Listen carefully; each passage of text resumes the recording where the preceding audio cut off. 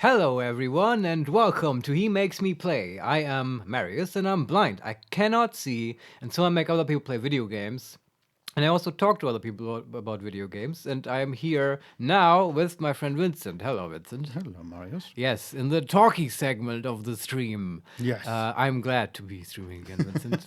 Yeah, me too. Yeah, I was it looking was forward to a that. lot of fun last week where we played the entirety of INDIKA, which I want to talk about today, probably, for a little bit, after having thought about it a little bit more.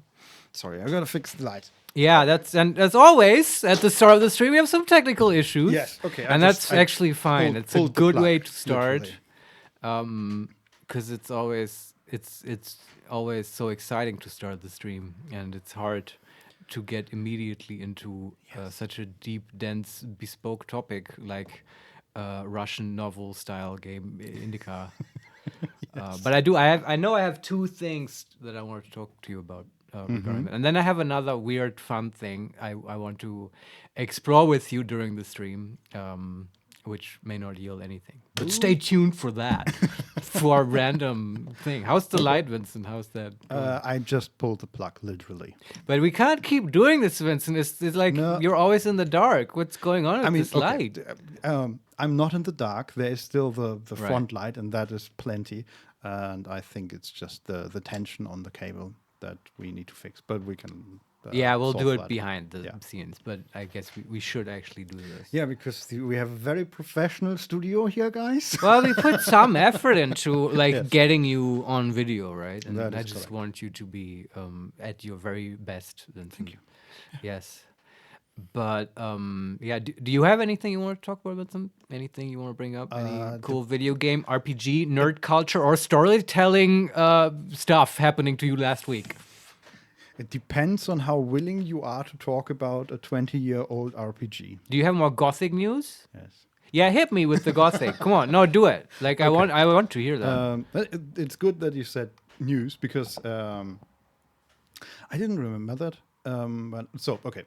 Just to bring our viewers up to speed again, I played Dragon's Dogma, the first one, because the second one just came out, and I never played the first one, and that reminded me of the exploration in that game was very fun, and that reminded me of the fantastic 20. Krna, Supatai IIE Subsup. Wow. Oh, okay, that was interesting. Hi. Yes, welcome and hello, the screen reader, I think. Yes. Liked you even more than we do. Apparently, it doesn't work well with multiple repeating letters. So, or maybe it works extra well. maybe. But yeah, in any case, you liked Dragon's Dogma, but you didn't like it as much as 20-year-old game Gothic 1. And but it reminded you of it, sort of, so you started playing it. Yes. And actually, the first RPG I ever played was Gothic 2. And a formative experience for many out there, I believe. And still one of my favorite RPGs of all time. But I never played one for a multitude of reasons. And so I finally went back and played it. And that was a very interesting experience. And before I dive into that, I will say, you said news. And I forgot about that, but they are actually remaking Gothic 1. Oh, yeah? And when was this announced? This passed me by. So I think they announced it in 2020 or 2021. And who is doing it? Like Piranha Bytes? That's the name of the original studio, right? Am I wrong? Yes, that is the name of the original studio. But they went under at some point, I think. They are currently in the process of going under. Right. Yes. But I don't actually know who does it now. But that's my question. The studio doesn't matter, but is it the original creators who are doing it, or at least parts of the crew? Some of them, yes. Krna, Okay. how you boys doing? Did I miss any streams? Last time you had to bring 5 buckets of water just for it to be spilled from the barrel. D. Wait, what? At the beginning of INDIKA. You were just that's sitting right. there. Yeah, doing sorry. Nothing. No. Listen, I thought, did we in real life carry water? Is this some water challenge bullshit like ice water? No, it's I don't know how much you've seen, but the game develops, and you do eventually have to do a bit more than just carry water. Yes. And no, you didn't miss any streams. We just stream once a week on Thursdays. Yes, usually. Sometimes we add a nice little Friday stream, but Sometimes, not last time. No, you didn't. You missed nothing. Yes. I do want to talk a little bit more about INDIKA today. Later today we'll get into actually playing games and stuff. But first, But first we do a bunch of talking, because this is actually, I mean, just to briefly explain the situation here. This, when Vincent comes by for us to stream together and to play, we usually just naturally have stuff we want to talk about and share, and it's always this intense, nerdy discussions. And at some point, we just decided, okay, we're just going to move it into the stream, because otherwise we have to start streaming an hour later. Yes. Because we will inevitably talk. And right now, just Vincent is telling us, or me, I guess, about his experiences with Gothic. Yes. And we were saying, yes, Don Gothic. Solarione, hello. Hey, welcome Hi. to the show. I am actually very interested in this. So it was announced that Gothic 1 will be remade, Exactly. And the way and they... part of the original creators are involved. Yeah, I do know that they secured the original composer of Gothic. Oh, wow. And they, I believe, also try to hire the original voice actors. I don't know how much of Amazing. the developing team is the same. Are they going to really stick to the original Gothic 1, or is it like a reimagining? Is it just like up-resing and, That is the question, because when they announced it in the form of a demo, but like a very, very early pre-alpha demo. So there is a playable demo of remade Gothic 1. Yes. Did you play it? I did play it at the time. Right. And it was like the first half hour of the game, maybe. And it's exactly like Gothic 1. No. Okay. It felt similar, but they did some changes. If I recall, I mean, it's been 3 years, but I recall that they changed the combat system a little, which might be a good idea. Oh yeah, combat absolutely. Throw that shit system. out. It's the most confusing thing ever. Yeah, It did not hold up. Yeah. Even if you go, the first thing I did in Gothic was spend an hour figuring out how to actually play it because the controls are so confusing and weird. Yeah, and you just die to stupid raptors like 5 times because your guy does nothing, because the control scheme is obtuse and you have to like hold control and use left, right arrow key to like swing your sword or something. Yeah, not even die to raptors. I couldn't figure out how to loot a chest. Oh yeah, that's also challenging. That's true, yeah. Yeah, they have a 2-button loot system where you have to, as you said, press control and then also press W, which is insane. It's just, I mean, it was from a different time, right? Back then, the sort of language for RPGs of what, we've got, the conventions weren't established yet, right? Yeah. And it's also, for some reason, I think it was in a time where they still sort of expected you to maybe not have a mouse, maybe, because it's keyboard playable, right, without a mouse. Yeah, absolutely. Yeah, which, if you play early Quake or Doom or whatever, that's, you turn on with the keys, with the arrow keys, right? There's no strafing, because, like, moving around while mouse look as active was not standard. Mm-hmm. Yeah, it's just, understandable, but they figured a slightly better version out in Gothic 2, which is the one that I got to play. Yeah. So I was familiar with that. And also in Gothic 1, I don't know, I did some very light modding to make it work on a modern PC, and it might be the case that I was able to use the Gothic 2 controls in Gothic 1, and the reason for that might be the mods. I don't know, but it worked a lot better then. But yeah, regarding the remake, so they released this demo, and we're basically just looking for opinions. Is this basically what you want? Do you want this? And so what did people say? Are there reviews for the demo? Mostly very positive, just generally very happy that they are remaking Gothic. And also, like, lots of small critique posts and ideas for different versions. Sure. And yeah, apparently what I didn't know is that they are still working at it, and they aim at a release for late 2024, so this year. What the fuck? Yeah, I was surprised as well. Well, I'm very intrigued. I mean, And I think they're even planning like early access in August. I might be making that up. crazy. I have to look in. Oh, hold on. There's a pizza app again. Man. Well, actually, I will use that time that Marius is spending at the door to look up the Gothic 1 remake. Not remake. This is all in German. That is not very helpful, but we'll get there. Is there any release date? Not yet, as far as I mean, there's a 2024 apparently, but no further details.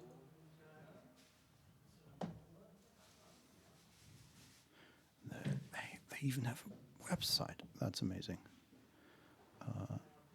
Alkema Interactive are working on it. That's good to know. And oh man, that's a Minecrawler, I think. That's pretty cool. Do we have a release date anywhere? All right, we got the goods. Hey, nice. It smells amazing. Well, it's just. We might have to take another break. Oh, and hold on, I'm not wearing my glasses. Oh no! I need. This puts me in a special personality.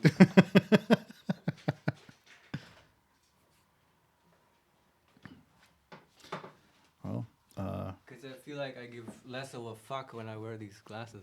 yeah, like people put.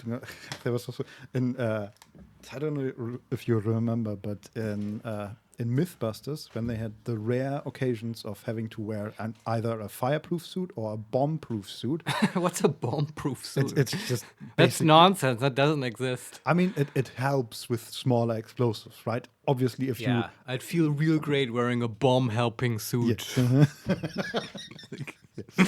But they were always doing like, just silly stuff because they are really thickly padded, and you're sort of because they are so It's protective. like a fat suit. Yeah, and you're also like you can't feel anything basically, just the Right. suit, and you can't really hear that well or even like interact with the outside world. So you're just story in your of my life. own own sort of bubble. Right. So, it invites people to do silly things. Um, Yeah, they even have I found the website for the Right. Gothic 1 remake. They do not have, as far as I see here, they do not have an official release date, Right. apart from 2024, which I saw. I mean, not that's on this something. website. I really wonder how this is going to work. Are they going to reuse existing assets? Is it? I mean, I have to imagine it's easier to make a game if you're not starting fresh from whole cloth, right? Yes, and But I kind of want them to do that. I don't know. yeah, I mean they the small parts that we can see here, like they have a version of the Minecrawler at the bottom of the page. That looks not entirely different, Right. but very much different from the original Gothic 1 Minecrawler. Just way more detailed, more not monstery, but more monstrous, more like Abominable. almost a little bit like a Zergling in the StarCraft 2 cinematics. Pretty cool. Yeah, it is very exciting. We'll have to keep a watch on this. Would you agree that Gothic is probably the prime jewel of like German RPG making? Yeah. It was a German studio, right? Yeah, I'm it not was a, wrong about this. German studio and a German publisher. And Right. for the second one, they changed publishers. And Joe Wood is also German, I think. Yeah, and well, we don't need to talk about the later Gothic installments in the franchise. But It ends with Night of the Ravens, and then they made a lot of very good mods. sure, And, yeah, and then some stuff happened. Yeah. But other than that, it's a complete flagship product for German RPG making. And or am I missing something? Am I being unfair? Is there any other big RPGs? I know that like I'm talking video games now, not TTRPGs. where probably it's the Black Eye is like the German I don't think export. I don't think anything can, at least for me, nothing can compare to Gothic in that regard. Yeah, but is there even anything to compare? Is what I'm saying. Are there any other German RPGs? Can you think of any? I do know that there is an RPG for a video game for Das Schwarze Auge. Oh, yeah? Drakensang, Holy which I shit! played. Oh yeah, is it any good? Yeah, I mean, it's been like, I don't know, 15 years maybe. Okay. But I remember it as being fun. I never quite, also, they never really explain how the system works. So you just sort No, of but like, hope that it works. Yeah. But that's the authentic TTRPG experience of playing absolutely, DSA. Yeah. I mean, they never explain the system in Baldur's Gate either, right? It's just, yeah. No, but they tutorialize you, right? You do Sure. learn it, and they put I think in Baldur's Gate. I'm gonna defend the hell out of Baldur's Gate, Vincent. You mean 3, right? Not the old ones. No, I mean the old ones. Oh, okay. I thought you meant 3 because there I feel like being pushed through that Nautiloid scene and stuff. You learn the game. The Totally. And mechanics. they even, I mean, in 3, they even show you literally the dice rolling. Right. Mhm. In, at least in Drakensang, they don't do that. That's the German Drachenstein, Dragonstone. Das Schwarze Auge, Drakensang is the title. In German too, I think. But, can you say that again? Drakensang. Drakensang. Okay. Yeah, like It's dragon not song. not quite Drachen.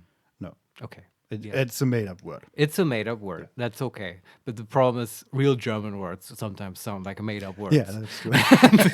So it's confusing. But I forgot what I was going to say. I think I was going to defend Baldur's Gate because you triggered me hard. But I think you're partially right about the old one. No, clearly they did not tutorialize as well. But I think they would occasionally explain the rules to you, but just by dumping a bunch of text on you, and that's not great either. Yeah, and the way they usually do it is that they hide the fact that they are rolling dice. Yeah, which the game can do that for you. I mean, that's fine. Yeah, exactly. And you just need to know that, hey, if that number gets bigger by you putting points in it, then that's better for that number. Yeah, but even that would have been too much for me as a child. Like, I did not know what the fuck I was doing when I was 11 years old. Yeah. And I would just cast Melf's acid arrow on people because it made cool sounds. If it works, right? It didn't, is the thing. Oh, It, gosh. like, I died in the mines every time in Baldur's God Gate. damn it, Like, I Marius. could not get past Mulehi.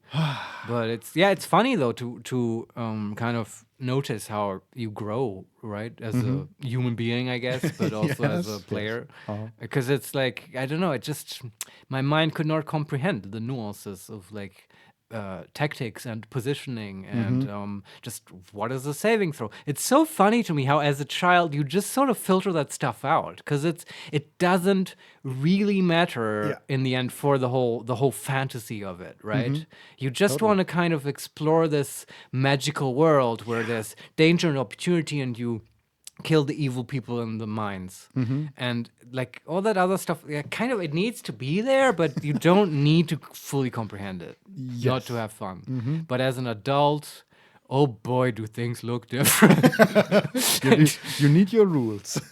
Yeah, and you have and your like structure intense discussions about like which probability distribution is better to use when like you want to accurately simulate a fireball, and like, go fuck yourself. I need more of that inner child, I think. Yes. Anyway, back back to Gothic and the back inner to child. Gothic, yes. Did you play some more? Did you beat it? I beat it. Nice. It wasn't that long, which surprised me. It was about just under 30 hours. Okay. Where the second one with Night of the Raven is like around 70 to 80. Yeah. And the mods that I played, there are plenty of fantastic mods for Gothic 2. There's a total conversion as well, right? Which you've played. And they are fully voiced sometimes, and it's incredible. The two that I played were Legend of Asun, which is German made, I think, and then there is a Polish mod that is fully voiced in Polish, and I played with German subtitles, not German, English subtitles, Right. which worked fantastically. Legend of Metana Arculos. Yeah, and that is so. I think we've talked about it before, but I cannot hype that enough because I think it's so awesome when people just have this passion project of making a total conversion for a game they loved. Yeah. So okay, before I talk more about Legend of Metana, it was interesting after playing Gothic 1 going back to Legend of Metana because I didn't realize how much they actually changed the interface, for example. Ah, okay. But yeah, I played the whole game. It was overall a fun experience. I don't think I would recommend it for people who aren't already fans of Gothic. Sure, yeah. Or Because maybe they will have the remake to play. yeah, Yeah. because it's a lot of things that I really, really love about 2, like the exploration, for example, and the leveling system where you get, for every level you get 10 points, learning points that you can then spend on either mana or learning new spells or investing in secondary abilities like thieving stuff. Right, that's 2 now. That's 2, yes. Yeah. And that's all sort of in Gothic 1 as well, but just not as refined. Right. And Yeah, makes sense. Yeah, and you see that at every opportunity, basically, where a lot of systems that are in 2 are not even there in 1, but they already have the animations for them.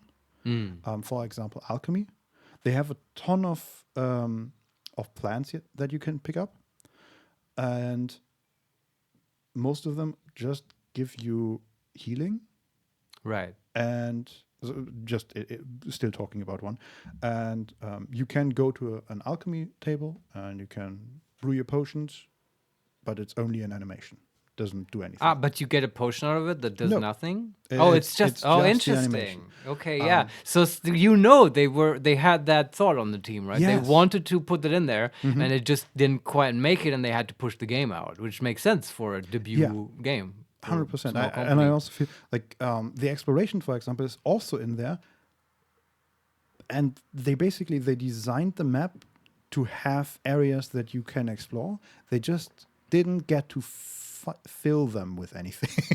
Sure, but I mean, me remembering, because I played Gothic 1 actually a long time ago, and that was my first introduction to the series, and I do remember like there being some exploration in the sense of, oh, you get to go to other environments and figure stuff out, right? Just going from the main camp to like the new camp and stuff and exploring that, right? Those locations are all fleshed out and you can like figure stuff out. It's like I think what you're referring to, I might call like extensive wilderness exploration, right? Where you just have the open nature and stuff. That's, I think there's not that much in it. Okay, I will say that the main quest basically leads you to all important locations. Yeah. But sure, on the way there, you can explore the world, and it's not like there's no exploration, and there's plenty of that. It's just it's a smaller scale, in right? Gothic Everything. 2, and every corner there's something to find. Yeah. And in Gothic 1, I often found areas where it seems like there should be something like. Going to the orcs, there is like a how do you call that? Like a barrier? No, palisades. There's a cliff, and there's like a small indentation into the cliff, and you can squeeze through that and find a campfire. Oh, yeah. And it seems like somebody was there for a while and spent some time there. There's just nothing to loot, nothing to interact, nothing at all. It's just, okay, there's a campfire burning still. Yeah. And one can only wonder what happened there. Yeah, there are plenty of these locations where it just feels like they didn't quite get to finish that part of the game. Yeah. But then... Nowadays, if that was in BG3, they'd have like a bunch of notes there that you can read. And, like they did have in 2. Right. So yeah, it's true. They did have it's that. Definitely, it feels like it's like 85% of the game they wanted to make. And then in Gothic 2, they figured out how to make all the things they had made in Gothic 1. work for them. So they made 110% of the game they wanted to make. It's amazing. Yeah. Well, maybe now with the remake, they can really realize their vision, their original one. I hope so. Yeah, because for all the bad things I just said, it's still, especially for me, as a Gothic fan, it's a great game. That comes through, Vince. Nobody thinks you're being a negative Nancy about Gothic. Don't worry. the only really bad part is the final fight. That is terrible. But apart from that, but that's rough in many games. Yeah, you know, but great voice acting, solid voice acting, interesting story. It's a super cool world still. Every time I enter it, I find myself entranced by just the story they wove there. I think Gothic has like a special place in my mind as well, but it's hard to put down exactly why. I mean, it does all the RPG stuff correctly, right? But it's also, I remember when I played it, the tone of the world is sort of a little bit different, I think, from other Western RPGs maybe. Like, because I have one scene in mind. I think this was in Gothic 1. You might even recognize this now, but there's like this part where you go to the new camp and it's about like, I guess, slavery or whatever. And there's a rice farmer there or something, and he has lots of people that he's basically bullying into harvesting rice. And there's also a guy there, I think, working for him, who's rumored to be like a super tough guy who's like a great fighter and stuff. Yeah. And I think you need to find like skill trainers in this game, and he's like one of the trainers, and he can like train you and stuff. And then you can go to him and he will ask you, okay, but why do you want to learn to fight? And then you get like conversation options, right? And there's an option for, because I want to like defend myself and stuff. Or you can say, because I want to fucking kill the rice slaver. And me being a dumb child, well, not dumb, but like slightly naive maybe, or thinking I can game this. I'm like, yeah, clearly he wants to hear that I want to defend myself and stuff. And then you pick that option and the guy tells you, oh, well, then you should just find someone who can teach you how to run, because that's the best defense, and just run away and you don't need my help. And then the game is just like, okay, done. You're done now. You're not going to learn this now because, the guy won't talk to you anymore. He, doesn't take you seriously. Yeah. And you just, why did you lie? Like, and I really learned that lesson as a child. Like, if that's what you like, because clearly I wanted to learn to fight to fuck up the slaver guy, because he wouldn't let me leave, and I wanted to leave, and then I reloaded a save game, and then but it's still, like, right? It was a very satisfying and insightful experience to me. But that kind of, how would you describe that? That like, the slightly rough but also disillusioning tone is something I associate with the Gothic series. Yeah. I always compare it in my head to Oblivion, because that came out around the same time. Yeah. And that's true, actually. Oblivion almost, it feels a little silly at times. Well, not only at times. It feels a little silly most of the time. I mean, sometimes it wants to be silly, Yes, right? And I'm definitely fine with it doing that. But you probably also mean when it's not trying to be silly. Yeah, it's when it's trying to be earnest and serious, it's not really getting there. And I feel like Gothic is always at that level. That's great. Thank you, Vincent. I think I just learned something, because I feel like that's the perfect word for what I was trying to get at. That I feel like Gothic has a serious tone, but like without failing at being serious. Do you know what I mean? Because it's hard to hit that. Because it doesn't mean that you can't have humor in your game. Actually, if you have no humor at all, it seems so unrealistic and over the top serious that it's almost like a self-parody, right? Yeah. But it's what actually is serious. Like, that's a weird thing to define. Yeah. But the weird thing for Gothic for me is then that they hit that so perfectly that it feels real. Even as a more than 20-year-old game now, I get sucked up into that world because the characters act in a way that makes sense for them. That, right, they are basically living in a fantasy, almost apocalyptic world where monsters are everywhere and death is around every corner. And it feels real. So you want to be involved. You want to survive, right? They Yeah. don't even. It's also super interesting. The main quest of the game in the beginning is basically just survive. They don't do the Oblivion, for example, thing where you very early on get a quest to save the world. You are the or- chosen one, and you have to save the Exactly. world. Yeah, Gothic does not do that. In Yeah, Gothic, you're fucked, and now you can Yes. survive if you're clever. you start the game the same way that everybody else starts this game in the mine, where they are thrown in as a convict, Yeah. and they have to figure out a way to survive.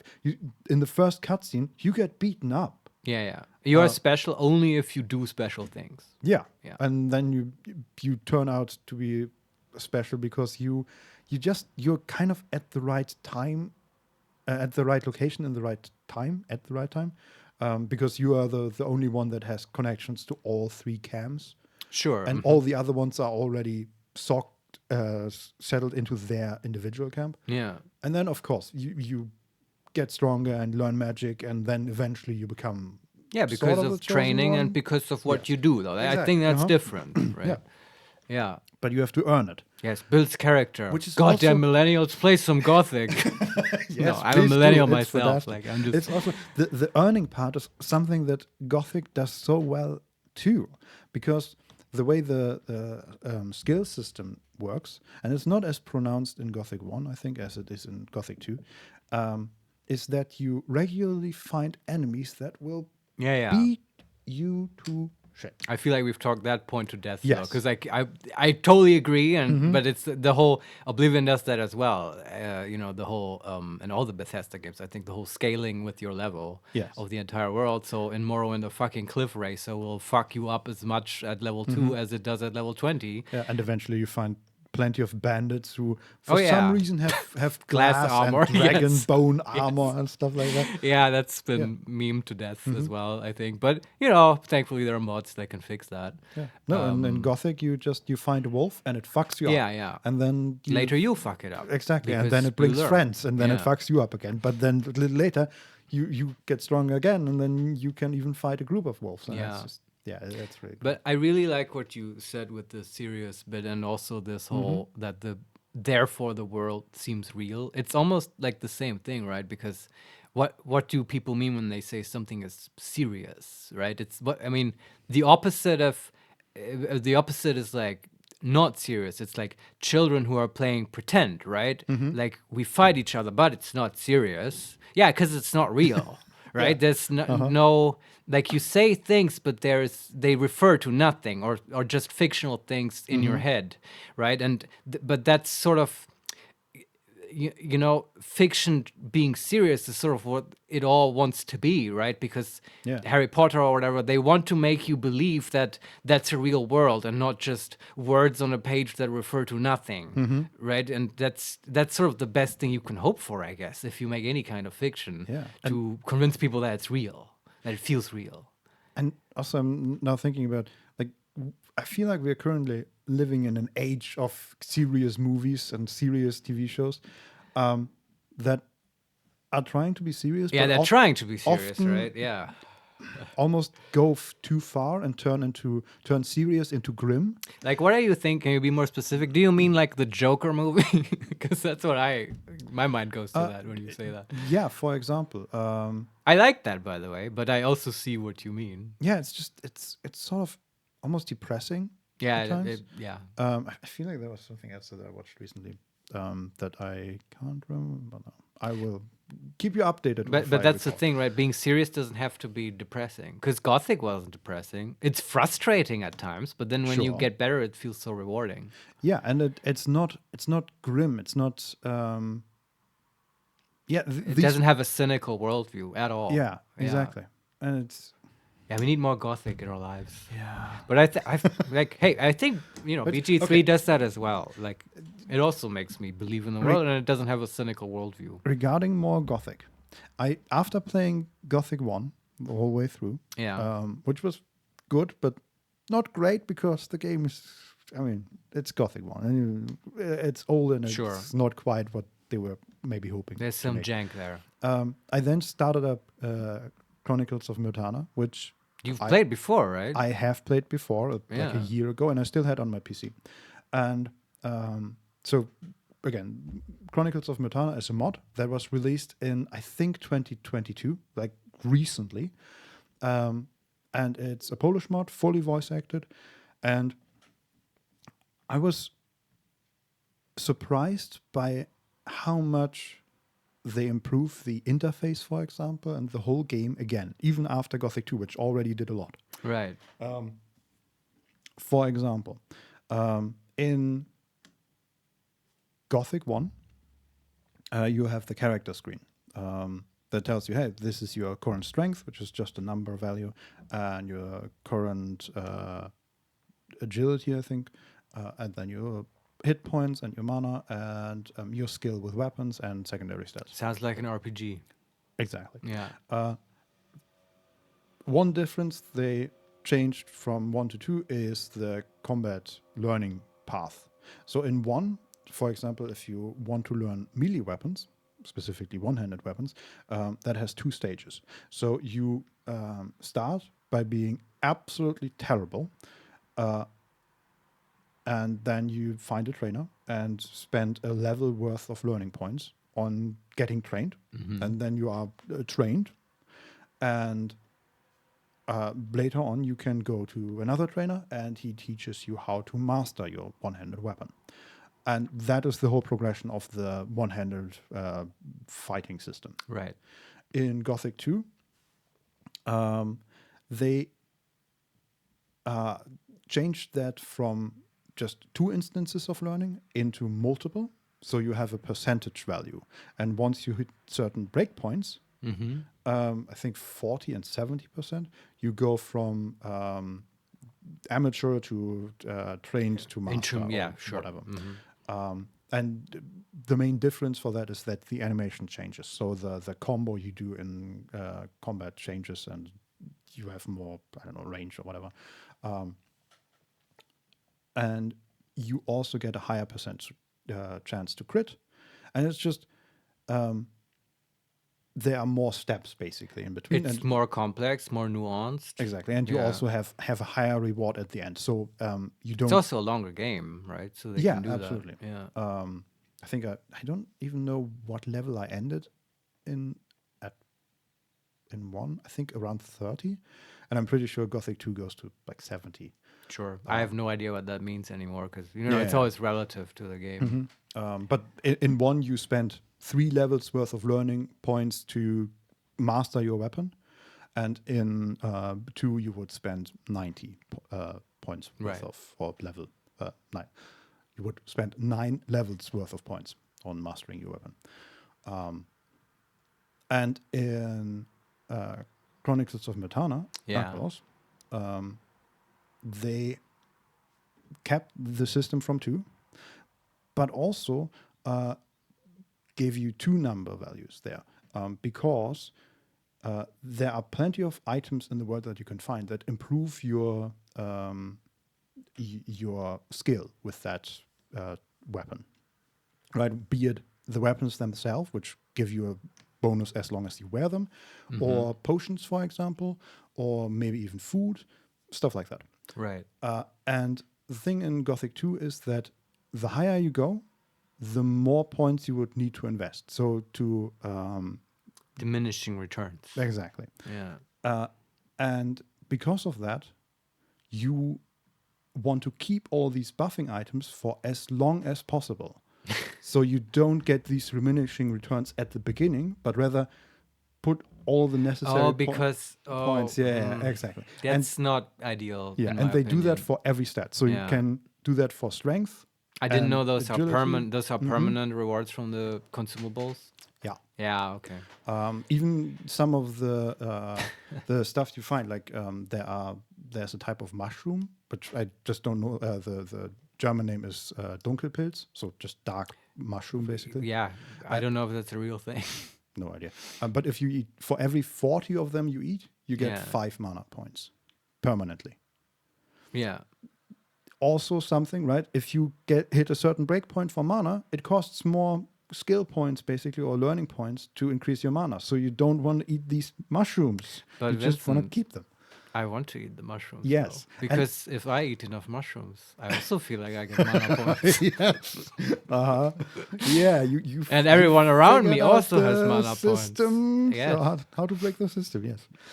And in Chronicles of Metana, they gave you basically 2 stats for every, or two numbers for every stat. The unmodified version, that is just the value that your own points gave you, which is also the value that the game uses for diminishing returns.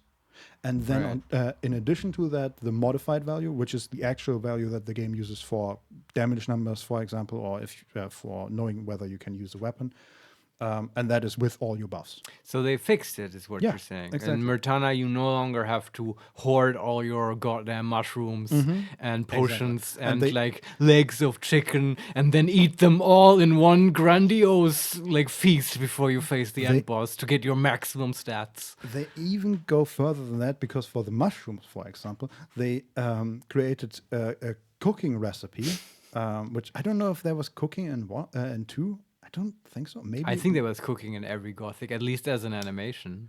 Yeah, but you can cook meat. That's true, certainly. But I don't think there's like an extensive cooking system, and there certainly is in Chronicles of Metana. Right.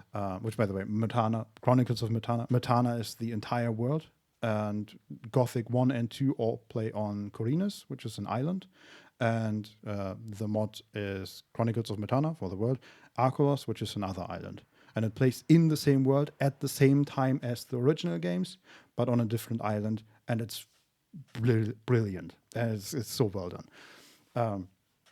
Just needed to get that in. My Gothic lore does not go as deep as yours. I bow to your expertise.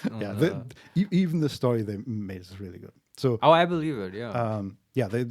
They improved the interface. It's really clean now. I mean, it sounds like it was clearly made by real lovers of Gothic and people who understand the story, the tone, the world, the lore, and also apparently the game systems very deeply, and were able to, and had the sort of game design acumen to then fix it, which is very impressive. I'm still so impressed because these people did not get paid to do that. It's at least not as far as I know. Maybe there was like donations and stuff involved. I don't know. Remember, it's fully voice acted. Yeah. It's I played, I think, 80 hours of that game, and it's fully voice acted. And in decently Polish, so, would you say? Yeah, okay. Definitely. I mean, probably made by fans, but it's not certainly not terrible. There were like maybe 1 or 2 instances where I thought, well, that's not a great recording of that person. Right. But in 99% of the cases, it's perfectly fine to great. And it's just, you can feel the love for the game in every moment of that mod. And you also know that this is made 20 years after the original game. So they improved a lot of things, and it's great. Yeah, I was for a long time hoping for something like that, for like the thing that is probably more the nostalgia thing to me that is Gothic to you, and that was for Baldur's Gate. I hope that real lovers of Baldur's Gate would like come out and like take the reins and like create a new and then we got Baldur's Gate 3. and I now dance in front of you and shit all over your Chronicles of Murtana. No, I'm sorry. I just had to bring that up. No, that's fine. I mean, we also got Gothic 3, but we don't talk about No, we don't talk about it. But maybe, with what's happening now, there might be some silver thing on the horizon. And also, we should take a break, I feel. But I did want to, I told this story, I have to now mention it to everyone else, that it's hilarious to follow Sven Vink, CEO of Baldur's Gate 3 on Twitter, because he was like... that game was so successful that I feel like they're almost being a little bit sort of annoyed by their own success, because he was like, okay, guys, this will be the last time now I talk about the development of Baldur's Gate 3. If you have any more questions, ask now, because then I want to move on to something new and talk about that. And it's just so funny to me that those guys are so, they knocked it out of the park so hard. But Now they're done. I understand. Yeah, they seem very, very done, and I get it. Yeah. It must have been exhausting, honestly, to work on a thing like that for so long. Which is why I continue to be so impressed with if it's done by people who are doing it basically as volunteer hobby projects, which I assume the Chronicles of Myrtana thing is. Yeah. Which that's seems like a big scale for a project. Yeah.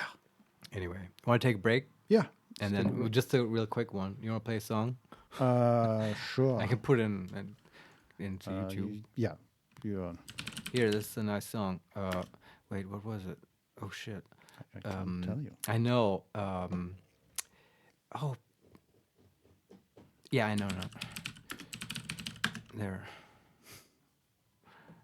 VR No? 360 Brain Dance. No, this is wrong. At Burning. Okay, then there's a 3-minute Sunrise Projector. No, it was like Taiko something Sunrise. This is so bad. We should have prepared for this.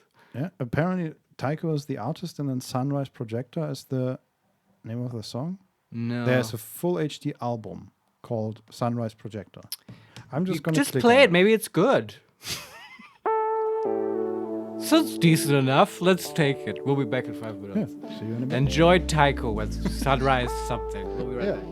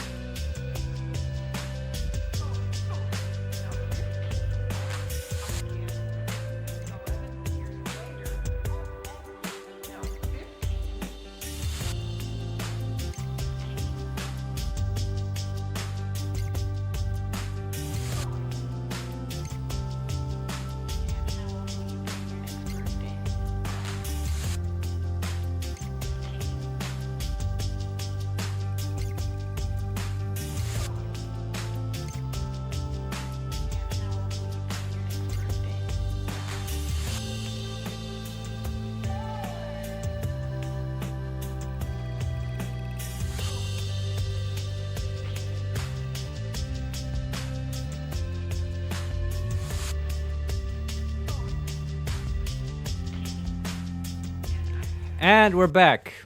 Hello, everyone. Vincent, Yes. I want to talk about INDIKA. We played INDIKA. Do we have too much? Just a little bit. Just to put a ribbon on it.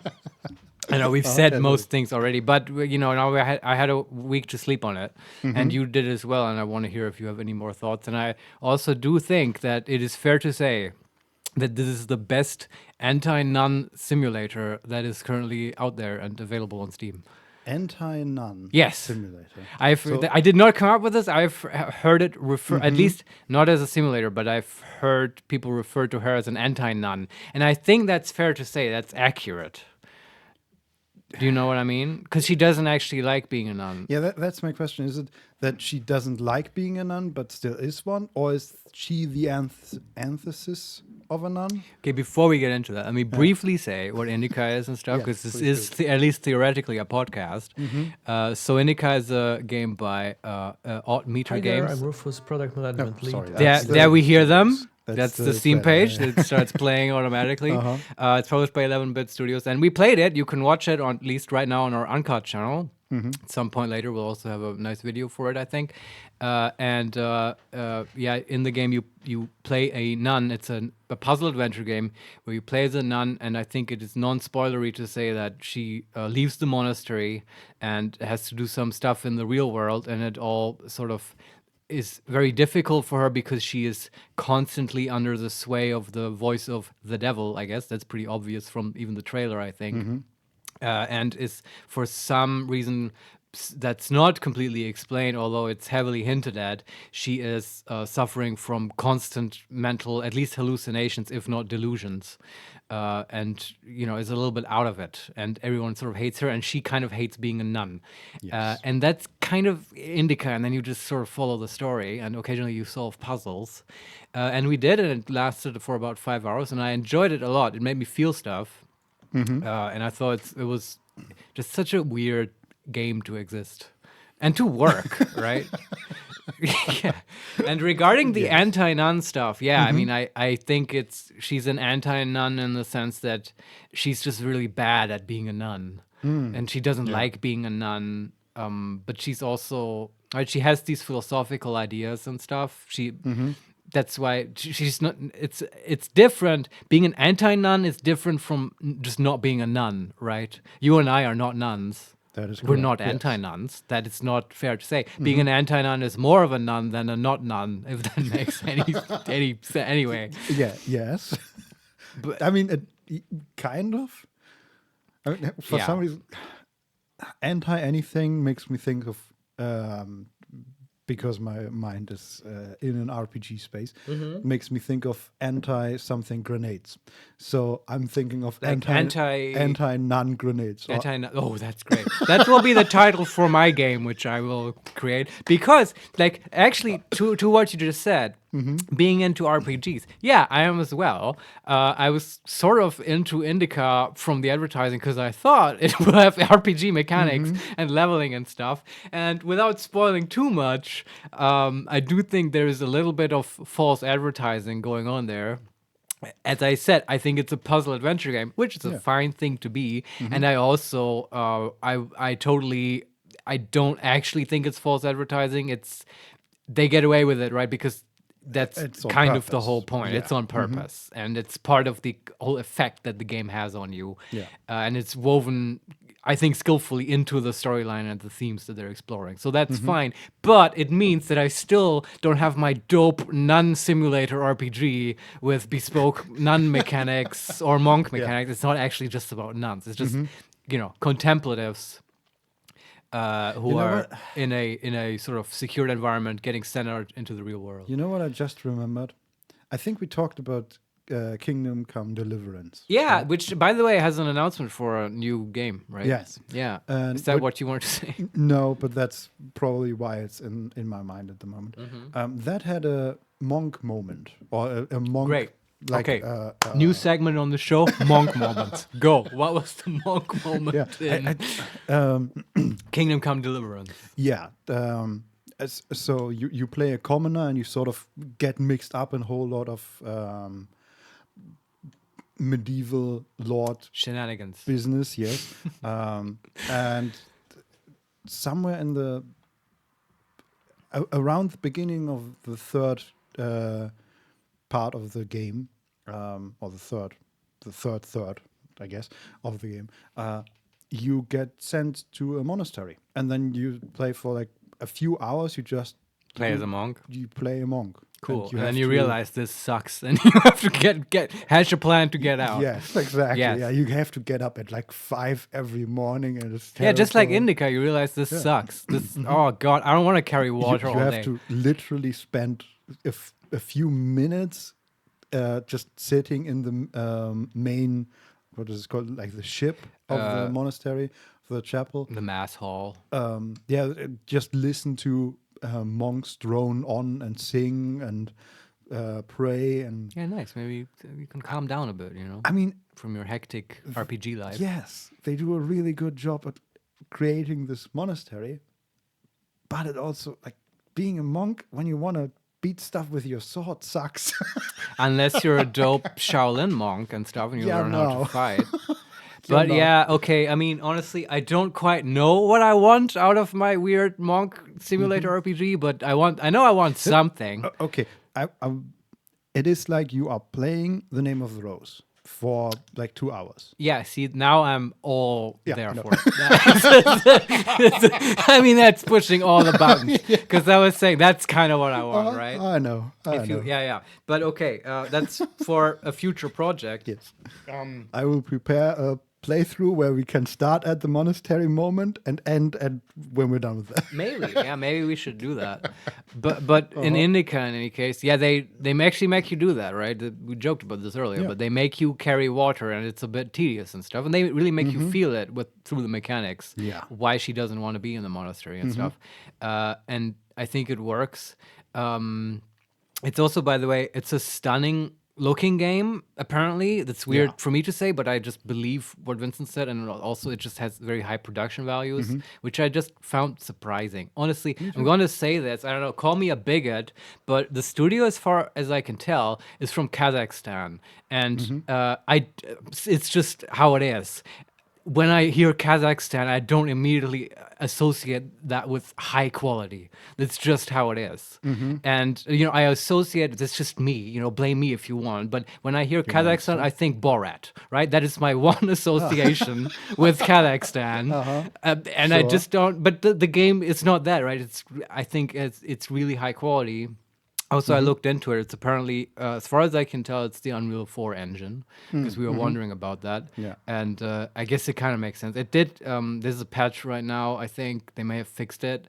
It was a bit unoptimized when we played it. Yeah, we had some stuttering issues Yeah. that it didn't really matter what, or No. at least it didn't seem to matter what kind of settings we played the game at. There were at certain moments just stuttering issues. Yeah, and very low FPS. Very much a Yeah. case of biting off a little bit more than you can chew, maybe, graphics engine wise. But maybe they fixed it now. I don't know. It wasn't game breaking. Don Solarione, originally they are from Russia, but had to leave. Oh, that kind of makes sense. Okay, thanks for clearing that up. Good I to like them know. more and more. I'll definitely be watching what they're doing, and I would 100% play an INDIKA 2. Whether they continue the characters or not, just in this style, very interesting. And there are two things I wanted to bring up that I sort of thought about during the week, Vincent. Number one is I just really found that super interesting how they use these weird segments. They do this in the game, right? It's normally you play the game, it's just third-person perspective, and it's just 3D in a sort of realistic environment. And then you have flashbacks and stuff into sort of arcadey video game segments. And Vincent Yeah. had to play these, and he struggled through. Like, they had played some version of Frogger or whatever. Yeah, they on the Steam page where I'm currently looking at pictures, they have this moment of jumping from frog to frog, and it was a rhythm game, and I am terrible at these. So Yeah, but I mean, you did, admirably well. I think it wasn't that hard. I made it hard for myself. Sure, because, but I just found that interesting though, just to use that sort of retro aesthetic as because they always did it when there was flashbacks, and there's just this sort of equivalence between that is in the past of our video game sort of real world history, and we now use that as this is in the past of the character. Yeah. I find that very interesting. Not sure if I've seen that elsewhere. And I also, and this is a separate way, they I think also use these arcadey mechanics, and that's almost more interesting. I think that very consistently these arcadey sort of flashy exploding mechanics are used to signify an increase in delusion or psychosis in the character of Indica herself. And especially they use it for trauma, right? Like, you know, there's without spoiling too much, I think you can talk about this without saying what it is specifically, but when you play, you eventually learn sort of why Indica is in the monastery and stuff, and some stuff in her past that happened that I think traumatized her a lot. And the moment that gets revealed, it's like, you know, literally everything explodes into coins and stuff. And then it's just like, haha, fun game. Now you have to collect the coins and stuff. And that's, I feel like that's a way to sort of paper over the actual trauma, right? You know how, you know, when people have bad stuff in their life, like, you know, that they can't even quite remember correctly because it was so traumatic, the memory doesn't even get saved as a coherent thing. It can, you know, that's the whole Freudian thing. It can come up through like metaphor and like other sort of, you know, little signals that the unconscious sends to you. Yeah, it's really, it's less that the memory isn't saved, it's more that the brain doesn't allow you access to it, but only in certain moments. It comes up in a sort of warped way sometimes, or through code. And I feel like they did that with here the code was the retro mechanics and stuff, right?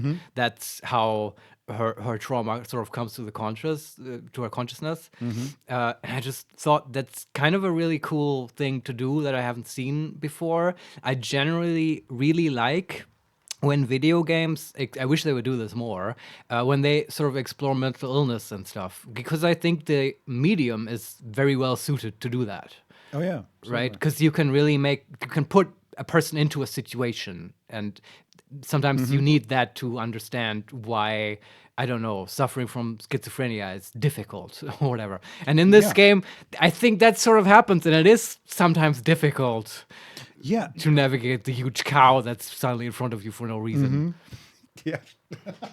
I forgot about that. Yeah, it had lots of good stuff like that. So wild. Yeah. And I guess other games that could sort of do this that come to my mind is like Hellblade, right? That's famous for having a sort of mentally ill protagonist, and you know, you having to navigate that. Hearing voices, and the character, yes. And not in a stupid way too. That's still, that game is still high on my list of stuff I want to play, but okay, list is long. I also as a not necessarily an example for mental illness, but after playing Indica here, I thought of similar games, and one that came up, and we talked briefly about it, was Brothers, A Tale of Two Sons. Yeah. And there's huge spoilers for Brothers, so if you haven't played it, go Who play the it. fuck are you then? It's fine. Yeah. But there's a moment towards the end of the game where you usually play both brothers, so there are two characters that you simultaneously play with like both sticks of your controller. Either controls one of the brothers, and you have two interaction buttons, one for each of the brothers. And towards the end of the game, one of the brothers dies, and then you have a moment where, as the younger brother, you have to do something that only the older brother could do at that time. And you need both sticks at some point, right? Wasn't it on a raft to like paddle or something? He can't swim, and you need to swim over like a small pond, basically. And how you used to do that is by riding on the back of the older brother. So funny. It gives me chills right now to think about it. It's so good. And how do you eventually figure it out? How do you cross the water? Yeah. Well, you act as this younger brother, but use the interaction button of the older brother. And so he finds the strength that his brother left him, basically, in himself. And there's just a counter example No, of it's this. a wonderful example. There's not only mental illness, but also moments of... It's grief, right? That's what that is about. It's the grieving process. You've lost your brother. You're grieving for it. And then... But also personal growth. That's what I mean. But Yeah, like when you complete the grieving process, that I would say often has growth involved in it, right? And that's what happens. That's exactly what you were describing, right? You learn that you feel the lack of something, but then you have to fill that yourself by developing your capabilities. To me, that's almost, this is a weird, dumb, cliche thing to say, but that's kind of that brothers thing with the dumb sticks and so. That's almost my Citizen Kane moment for video games. Yeah. Do you know what I mean? Even though it's Absolutely. I feel it's not as well known as it should be. But it's, if I want to explain to normal people, not like nerds like us, but like normal people out there with whom I seldom interact, but sometimes do, and I want to explain if conversation comes to that, right? And I want to explain why do I care about video games and how can mechanics and story interact? That's the example I go to because it's so, it distills it down to the essentials, I think. Yeah. Same for me. It's like the main example of exactly this for me. Yeah. And also, if I'm allowed to be a bit negative for a second. No, sorry.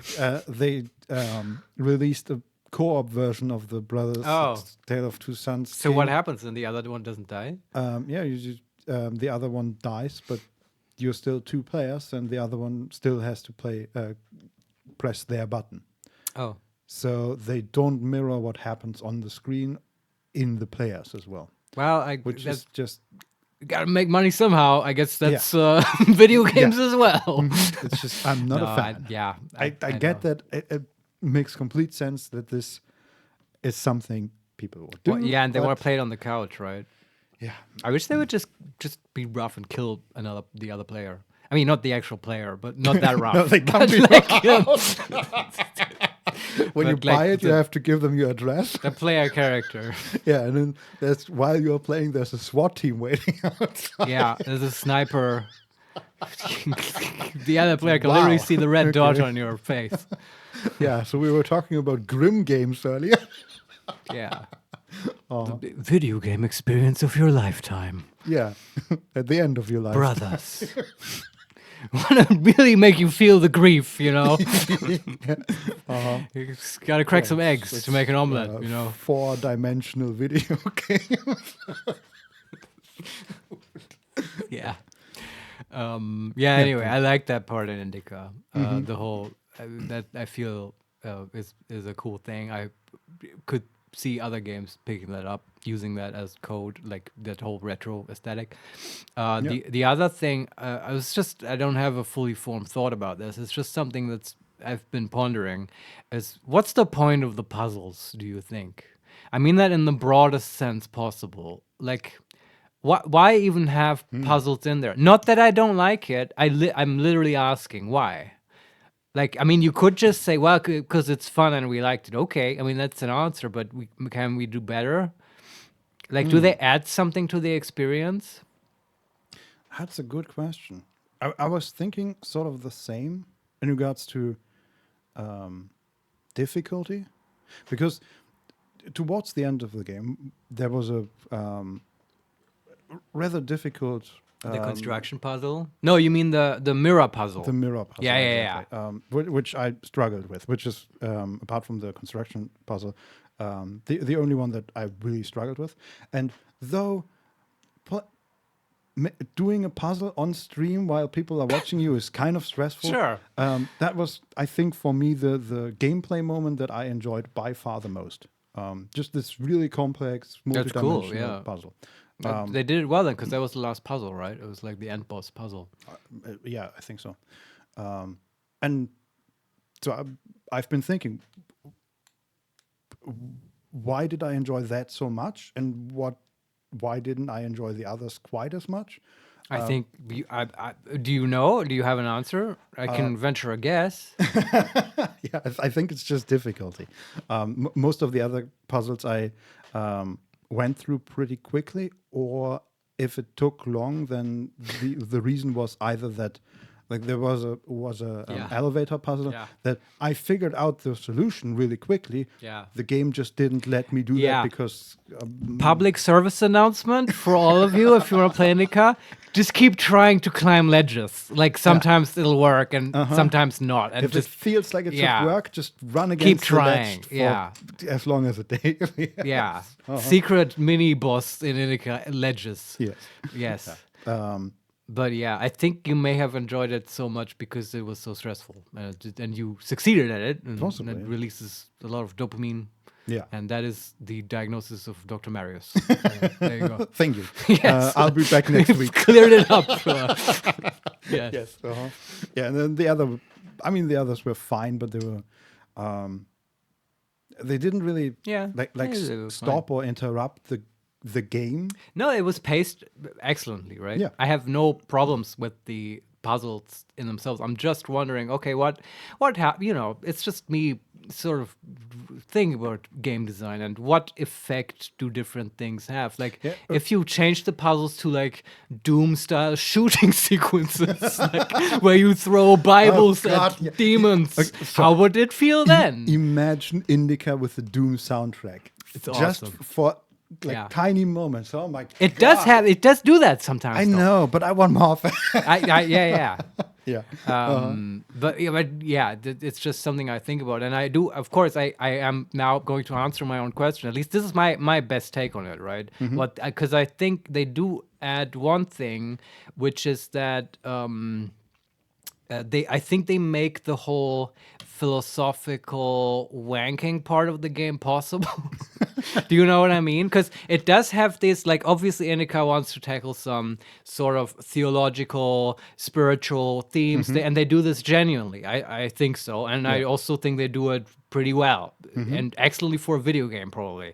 And, you get these questions of, just as an example, like, for one segment of the game, the entire theme will be, is faith like, is it done through works? Do you have to become active?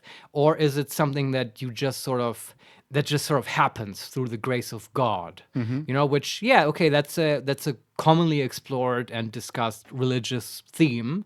And they will put stuff in the game, like little sort of lore tidbits that you can find, little story bits that sort of relate to that. And then just INDIKA and her sort of buddy, spoilers, will have sort of a discussion, like a very overt philosophical discussion about that, right? And I think that if you just were to take those discussions and played them to people, or you just write it down or whatever, it wouldn't be... Let's just say it wouldn't keep your attention. Do you know what I mean? Like, you wouldn't necessarily enjoy that very much. And I suspect that it's like the whole gameplay sequences in between, pacing that, stretching that out a little bit, getting your mind to engage with something else, something a bit more logical and stuff. I think that makes that whole ponderous stuff much more palatable. Yeah. Right? I 100% agree. Because, but it's interesting to me as well, because as I said, I think, okay, even if that stuff is well written, if you're writing a book or you have a show or whatever, you need to stretch that out way more before people will be willing to accept that kind of stuff, right? Especially if it's novel thoughts, right? Yeah. It's also, and this also with the whole psychosis and all the weird big cows and big fishes and stuff. Like the surrealists did this. Like they had their whole, with the pipe and stuff, and the burning giraffes and so on. They had this whole idea that in order to get the human mind to accept new ways of looking at things, you have to sort of shock it into being open, and that's the whole. That's one point of the burning giraffe, I guess, because it's look at how weird this is, and now you will agree with communism. I think that was the idea. I don't know. I don't think Dali was a communist, but whatever. It's just that's just something I took from this idea that maybe seemingly arbitrary puzzles that video games throw at you may have the same or a similar effect as like the burning giraffe, right? To sort of prepare your mind into being more open for novel ideas. Yeah. Because it's a 5-hour game and it's like it's a lot of like wanking philosophical religious stuff stuffed in there. Yeah. It's dense with that stuff. Absolutely. Yeah.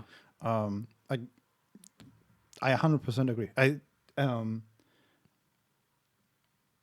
Last week after we played it, I had the thought that, and this may sound a bit cynical, but I was wondering if this is related in some way to mobile games. Yeah. Which, in hindsight, I don't really think anymore. It's because of the retro mechanics, right? That made you exactly. And these, like they have these short moments of like happy, colorful gameplay mechanics. Right. Which is sort of similar to mobile gaming, but this is like way more well done. But also, there's no like microtransactions or any of that shit. Like, which I associate with mobile. Should I have told you about the skins that we could buy for INDIKA? Oh, we can? Yeah, but that's more like no. Look, that's like Sorry, they aren't. But they aren't. Okay, because it would not have surprised me because people got to get paid, right? The idea of skins for a nun is just ridiculous. Yeah, beach outfit, obviously. Yes, like exactly. you gotta get paid, man. Oh, that's fantastic. It's like moving to Kazakhstan cost us a pretty penny. You know, we gotta. Yeah. So here's INDIKA in an Iron Man suit. Yeah, I mean, I don't know. As long as people, we're living in a finite physical reality. If that is what it takes for them to keep making games like this, go for it. Absolutely. And I would have enjoyed it. But you were talking about mobile games. So what mobile games do really well is keep people's attention, right? And there was, I mean, you put it much more clearly than I thought it at the time, but I think that was what I was getting at. That right, exactly. These moments of colorful, interactive, interesting gameplay. Yeah, just keep our attention. It's true. Yeah, it's that whole dopamine mill, right? Yes. It's like, I want to see more lights go off and stuff. Yeah. But it's so, I don't know. I hope they make more games. These guys, I enjoyed it. Yeah, I was.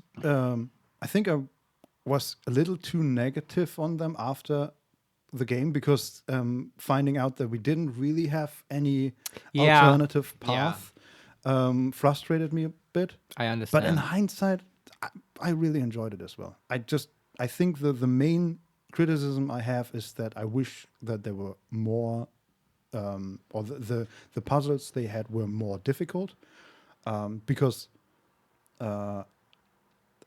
they didn't really interrupt the gameplay. You said the game was well paced, and I feel like it could have been a little less well paced to give me a bit of a moment of really engaging my mind, not only with the philosophical stuff, but also with the purely gameplay mechanics. Yeah, maybe where you have to actually put it down for a while and think about it. Yeah, and instead I have to turn around and place a ladder at the other wall, and then I climb up that ladder, and then that's the puzzle. Yeah, I agree. It's a totally fair criticism. In this way, it was probably better for the stream because I didn't spend hours upon hours. I mean, puzzles, there's that. Well, sometimes people enjoy watching others despair. suffer. Also, people were quite helpful, when we did get stuck a little bit. Yeah. So that's fun, but it's also you can easily finish this game in one sitting. Yeah. But I would if they bring out, as I said, if they make that whole big game that's more mechanical and stuff, I'm here for it. Yeah. Just please put actual RPG mechanics. Like that's the thing.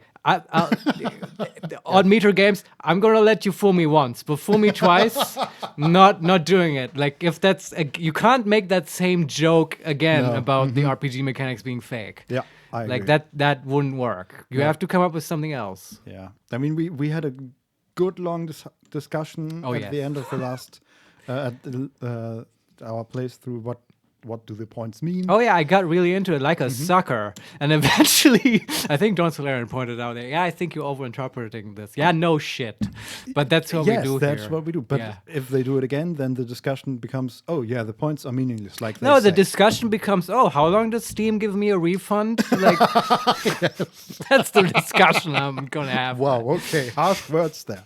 Yeah. Yeah, but I've in hindsight, I've sure. enjoyed my time with it. So, Yeah.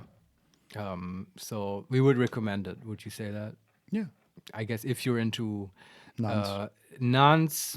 bespoke theological Russian stuff that's also extremely uncomfortable sometimes and about trauma and mental illness, yes, you should probably check out INDIKA. Yes. Anyway. And we have a game for you. Yes, we do. Yeah.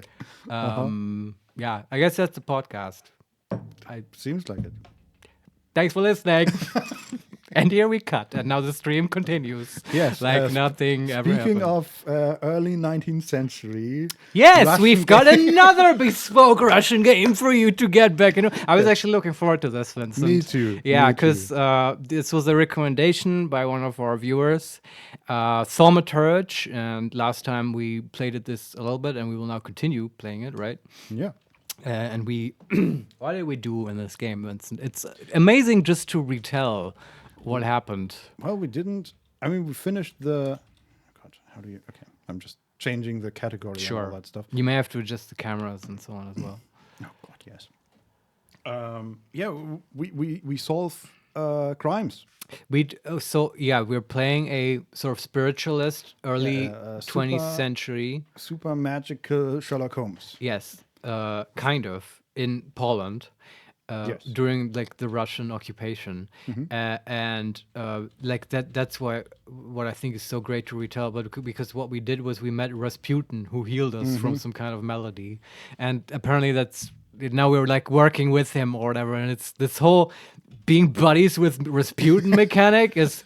I mean, that's one. It's a monk moment, totally. Yes. Also, I just think it's dope, and the way they sort of characterize Rasputin as this sort of friendly, chipper guy is like has me very excited. Yeah. And I think then you made fun of your twin sister for wearing pants. That is correct. Well, look. Okay. I'm going to start this game. Go. I'm just talking while you're doing stuff. So I just, consider where the game is from.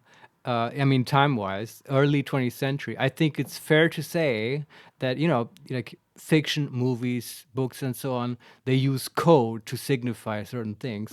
And if you have a woman at that period who is managing a business, constantly smoking, and wearing pants, I would say it's not unfair to say they are trying to code her as a potential lesbian.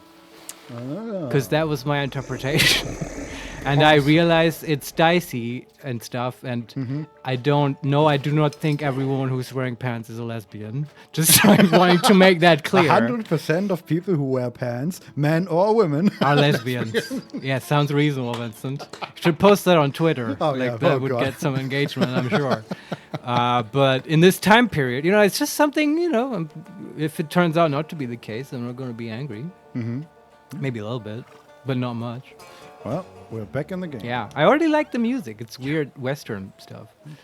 And now we're in Warsaw. Yes, I was gonna say that the whole plot, like what's actually happening is our father died, and we were at his funeral, met a bunch of people, were generally an asshole to everyone. Well, we were grieving.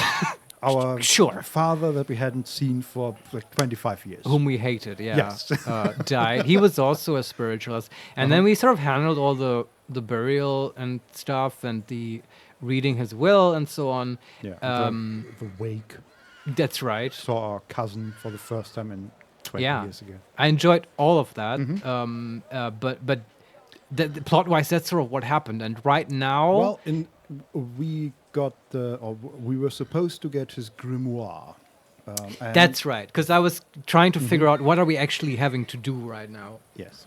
I think the overall plot is that Rasputin wants to prevent World War I because he has seen visions and stuff. Yeah, seems just more important for some reason, but Yeah, but I mean, look, these people right now don't know that World War One is coming. Yeah. Right now, it's just the sort of hazy vision of some drunk monk. No, not drunk, but he acts drunk a little bit sometimes. yeah, a bit So he's weird, just a weird guy. So it's okay maybe to not put that at the top of your priority list. But what are we like? That's still a ways away. Yeah. What are we doing right now? We ended last stream by just exploring some of the Yeah. the timed quest that we Yeah. have in Warsaw. Yes, just- and we got some flashbacks from our spiritual. Ubir was the name, or Udir, or something. yes, They're called Salutors, these spiritual very good, Pokemon. yes. And our main Salutor is Udir or something. Upir. Upir, thank you. Yes, Yeah, there he that's is. right.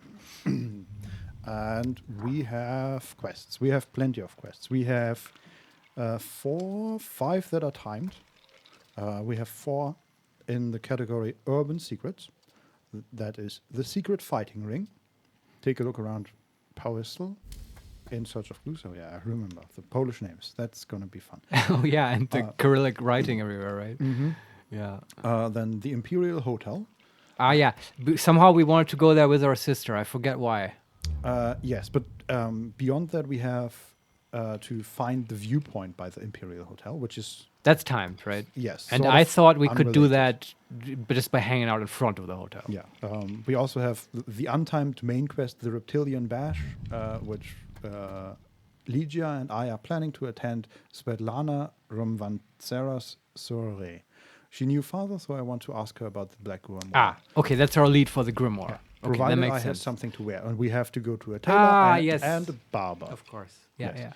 yeah. Then we have also untimed in the main quest, Taming Darkness, visit Rasputin at Right. an address. And then the third main quest is What We Leave Behind, which reminds me of what is the vampire movie? What We Do in the What we do in the Shadows? shadows. Yeah, that's a good one. It's true, yeah. They also have a series. I know. That's mainly what I know them for. And What We Leave Behind says, find out more about your father's dying moments. Yeah, okay, that's just the main thing. Uh-huh. And yeah, we have the Urban Secrets. Should we do the timed hotel thing? Sure. Let me just, we have the hotel, then Tales of Warsaw. Find out how to listen to the tales about Warsaw. Okay. Oh, what was that? This lackey seems to be quite a character. Could it be that he's some kind of whistleblower hiding behind the mask of goodwill? I want to find him. Maybe he knows some gossip, valuable information. Is that going to the communist cafe? Is that involved there? Because I know we also met a communist lady and we got arrested and stuff.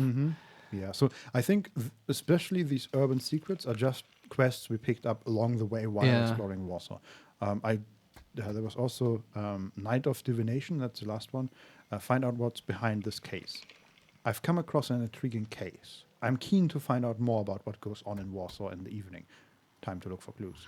That's a bit vague. I I have have no no idea what that is about. Yeah, no, but I know that we looked at some like poster or newspaper or something, and there was, the fighting ring, for example. And not sure about the Tales of Warsaw.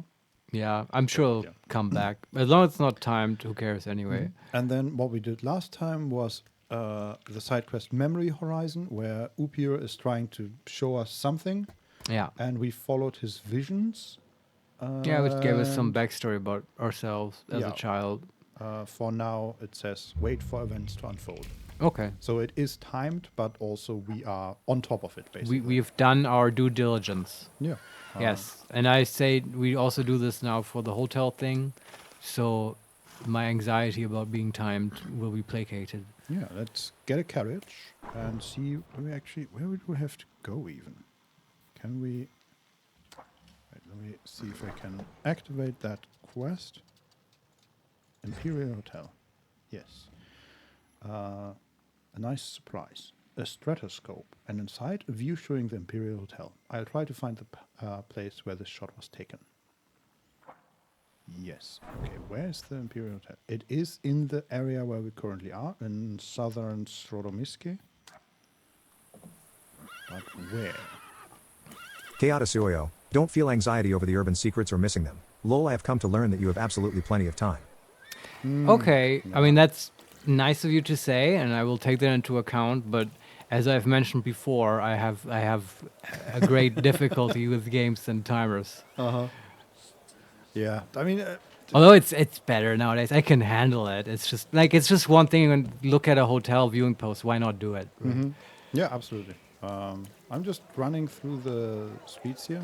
I wish, similar to Baldur's Gate, I wish that the camera would have a lower angle. So, So you can see further, huh? yeah, Yeah. there are, because it's night. There are. What's going on with Yeah. that? What is that sound? I don't know. There are a lot of locked buildings, and I assume. What is going on? Is that pleasure or pain? I can't tell. I don't know. I'm looking for the source of that voice. I don't know. We're I standing. mean, sometimes you have to just walk past, right? Yeah, we're standing in the middle of the street. There's like work going on some pipes, I think, in the ground. Right. There's a locked building here. There is a newspaper clipping outside that we can read. Yeah. A poster. Inaugural concert of the Warsaw Philharmonic, November 5th at 5 p.m., 5 Chestnut Street.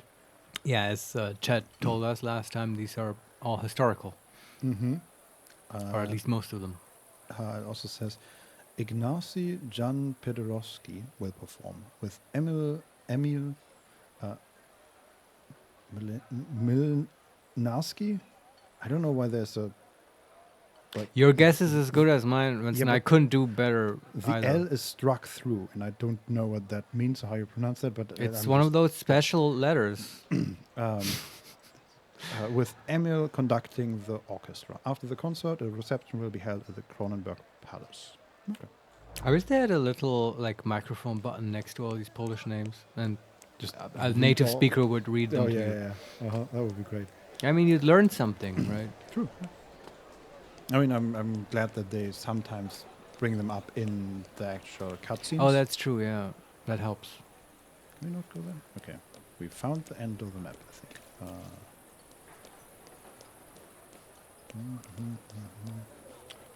There is another of these Chaotic stroboscopes. Oyo, remember to use your snip snappy powers while running around. Oh yeah, the Who knows snip what cool snaps. things you'll find lying in the mud. Completely forgot That's about such that. good advice. Thank you. Yeah. We found another of these pictures, these stroboscopes, that has an obelisk with, I don't know what that's called, like the, Pyramid. no, there's a symbol on it, the thing that Caesar used to wear, specifically in the Asterix comics. Laurels Laurels, yes. on his head. Exactly. That's painted on there, and surrounding the obelisk are 4 lions. Yeah. I bet that's an actual monument. Yeah, it looks. I feel dumb now that I don't recognize it. I mean, it's not enormous. Like, Yeah. I don't think you would know it. It looks Wait, more and like this is a local thing. picture of it, or Yeah. is Mhm. okay? A slightly moving picture of it. But why would that be here? I don't know. If God damn it, game! Explain yourself to us. we gain another level up just by finding it, that's All nice. right. Okay. Yeah. now- See, this game has actual RPG mechanics. Yes, but also a lot of level ups. Yeah. We found It's another true. locked bar. I'm just, man, it looks so nice. Ooh, that is. We can buy a donut at this shop. Is that historical? They have donuts. I mean, donuts are not completely insane. Oh, to I don't know. make. It's not. Did they have the machines to punch the holes in them back in the day? Yes, they did. They did? Probably had. Are you saying they from made that. it by hand? No, I'm just being I would silly. I apologize. Assume so, Marius. Yeah. You bake. You know how this goes. Anyway, Never I'm- made donuts. I'm gonna buy a actually. donut. Yeah, do it. I think they're like fried donuts. Yes, I think bagels are Cooked, I and think. then Yeah. fried or Oh, really? baked. Okay, Sorry. yeah. But donuts are just fried. Yeah. Yeah, which is why donuts are so much better and will kill you. Yes. 100% of the time. Absolutely. I think one donut is 100% fatal. Yeah.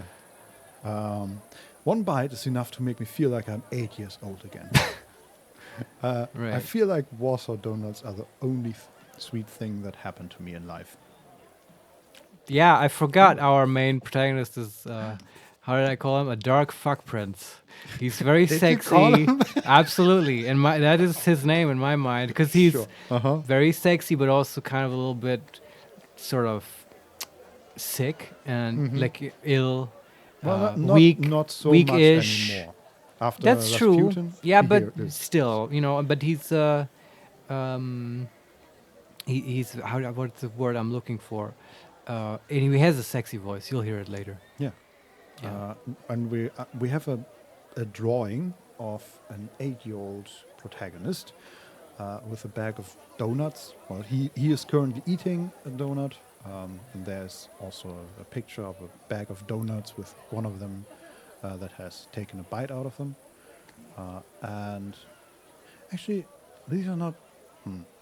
So, weird language thing. But a donut, when I talk about it, has, as you said, there's a hole missing. In Yeah, the it's part. a Tauros, topologically speaking. Yeah. Don Solarione, my dark fuck prince must be name of that Victor and Rasputin fanfiction. Yes, you're right.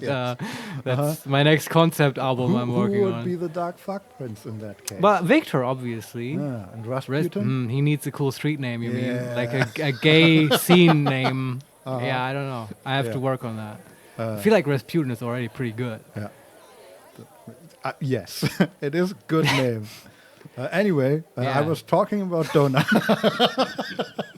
Continue. These do not have Are they Berliners? yes. Ah. We would call Berliners. Ah, German cuisine. At least I know this from Germany. So they are just Yes. filled with cream, or in this case, jam.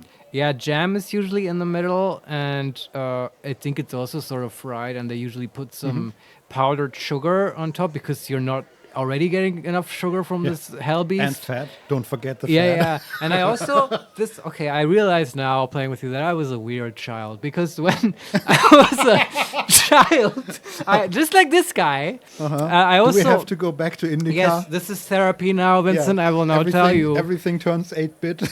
Yes, because I would, with my mother, I would visit the city as we did in the Western Germany back in the day, Yes. and I would get a Berliner and a dough thing filled with jam, and I would eat it, but then I would notice, ooh, mother, this has jam in it. I do not like it. This is too exciting for me. Also, I now got jam all over myself because it spilled out of this thing. No one warned me that this has jam. I want to go back home and play video games now. The way you told that made it sound like that happened like at least once a month.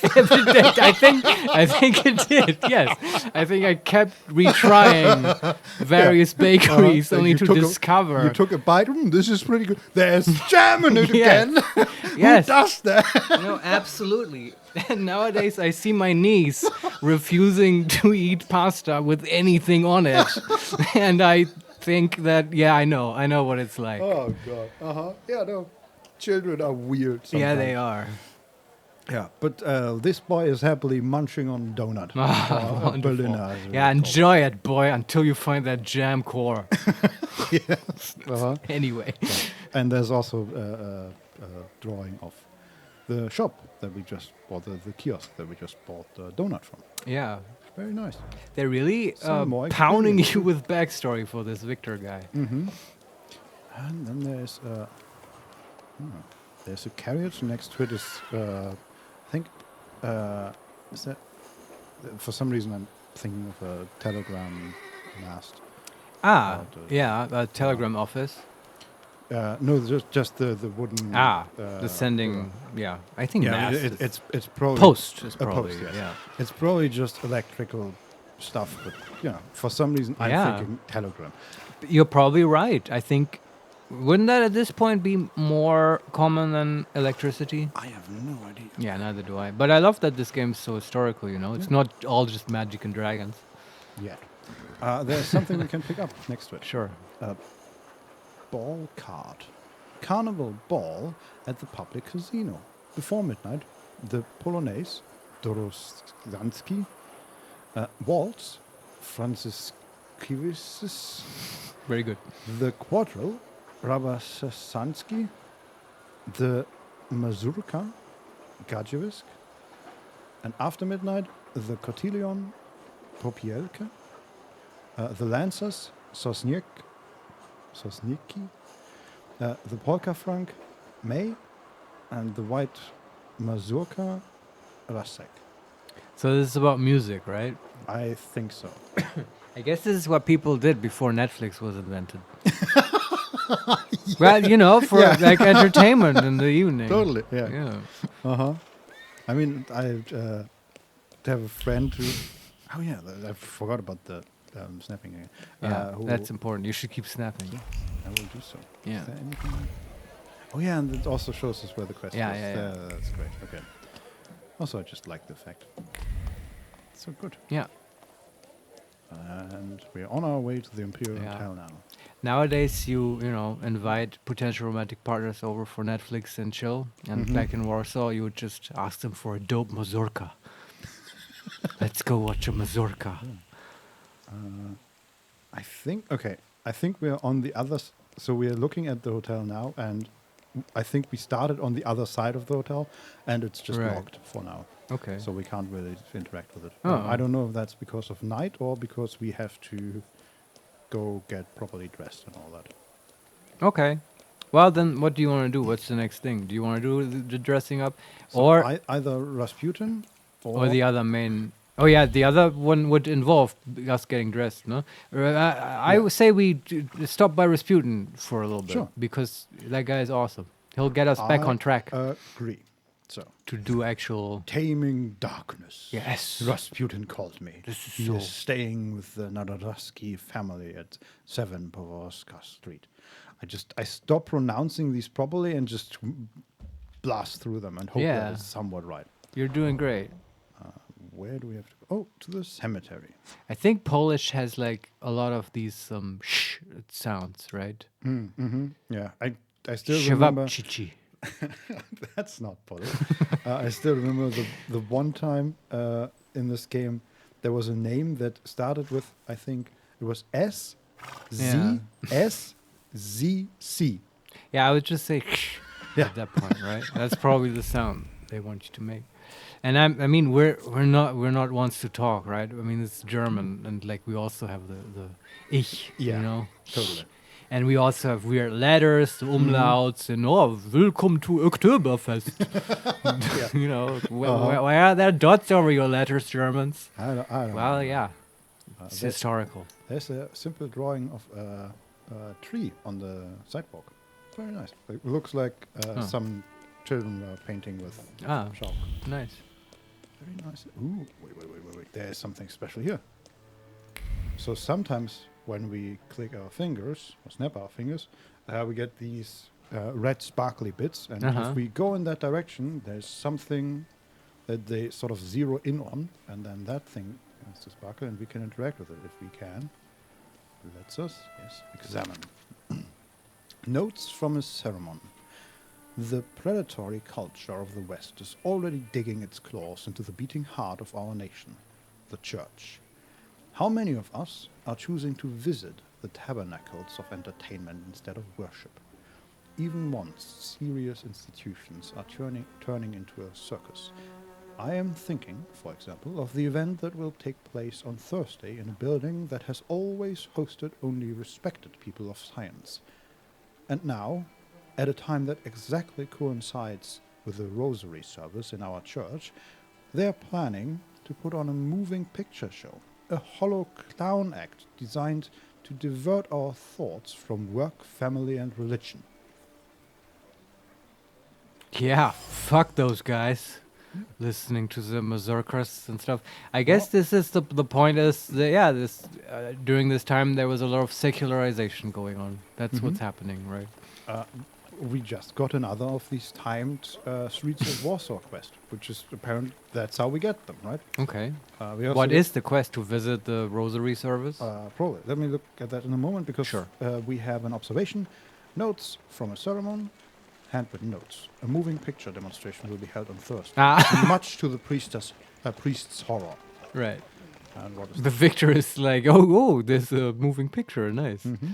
Oh, yeah, these. I don't know. They're just new stuff. Live photography demonstration is new. Look for clues regarding the new invention. Wise people are always worth listening to.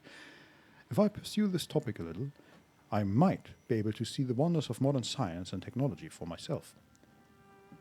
Yeah, they don't have movies yet. Apparently not. Yeah, And they don't even call them movies yet. moving pictures. Yeah. And then we have Green Square. Find the viewpoint by Green Square. I had a chance to look in the photoplasticon and found a shot in it showing Green Square. It came out quite well. Just which side does it look so nice from? Oh, is that the monument that we looked at earlier? Maybe. Probably. That's Green Square. Okay. Yeah. Okay. So, Yeah. 2 more quests. Sure. But these all, they feel a little bit like Assassin's Creed collectible quests.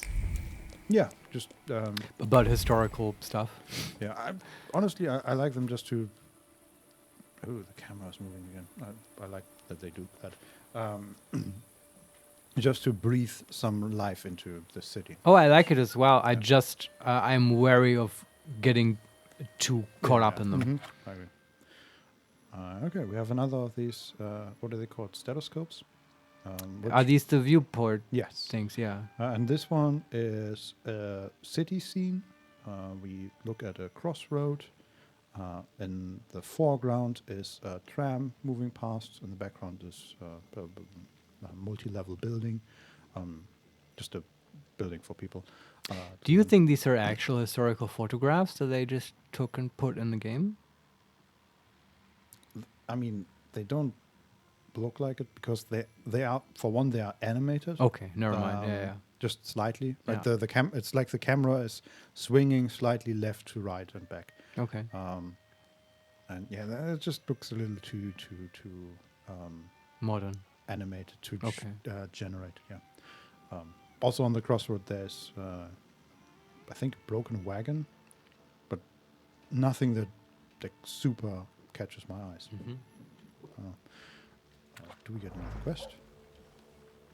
That London Bar. Find the viewpoint by the London Bar. Oh, okay. Our Victor here, he really likes his viewpoints. Yeah, he looks at a picture and his first thought is, man, I gotta find where they did that. Yeah. That's so important right now. Okay, but we found the residence of Pavlovska. Where Rasputin lives. Do you Yeah. call this a proper time for a visit? Oh, it's like What's night. going on? Yeah, that's the maid. Yeah. Which, It's a bit weird for us to show up right now. yeah. Interestingly enough, she stepped outside. So we are talking outside, and she's dressed in a nightgown. Yeah. We can introduce ourselves. We can say we're in a hurry, and that is the proud option, or we can leave. I can't. No, I get her point. Uh-huh. Can we just leave and say sorry? Sure. Can. Like, I'm not going to insist on seeing. Like, I don't need it that bad to see Rasputin right now. I mean, we can make it be day, right? Can't we? Yeah, I saw a bench earlier. And we can... We can just sleep I on the guess bench. I'll come back later. Yeah, that makes Come sense. back Ooh. into daytime. Wow, she is- Yes, Victor, talk Sorry. to me. Talk to me, sickly. Okay, these benches don't work, but I saw a bench that worked earlier. So there was a bench directly next to the residence, but that apparently wasn't a waiting bench. Well, there's also one of these misty things that we can interact with. Poster. The Technicians Association in Warsaw invites you to attend a series of lectures delivered by top Polish inventors, technicians, and people of science, held every Thursday at 7 p.m. at the association's headquarters at 5/9 Pawłowska Street. Admission, 20 kopecks. All right. One more quest. Poster. Informing about periodic readings every Thursday evening at the headquarters of... Yeah. Well, let's wait. Sure. Changing the time of day. This is a tutorial. Across Warsaw, you'd find benches where you can wait for another time of day. certain events can only take place at a certain time, so it is worth using them. Yeah. And Let's wait. we can. So we are sitting on the bench. Upir is next to us, and we can either wait here, or we can talk to Upir. Oh, sure. Talk to him. Why not? So, did you miss the city? Does he talk back?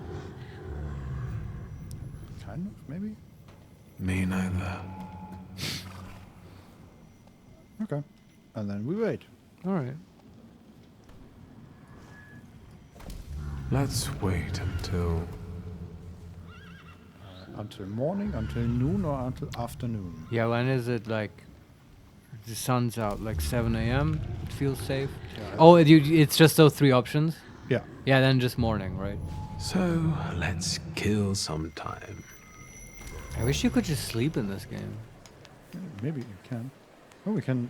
Next to us is suddenly a new event, basically.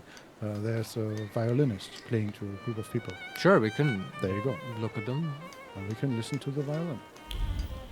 Very nice. A beautiful tune, as if the fiddle were alive and carried it on its own.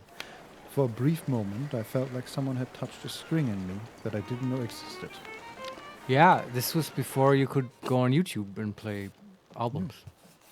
Or Spotify. And there we see another drawing of a violinist who looks not at all like the one we just saw. Is it Paganini? I don't know. Does it say the name?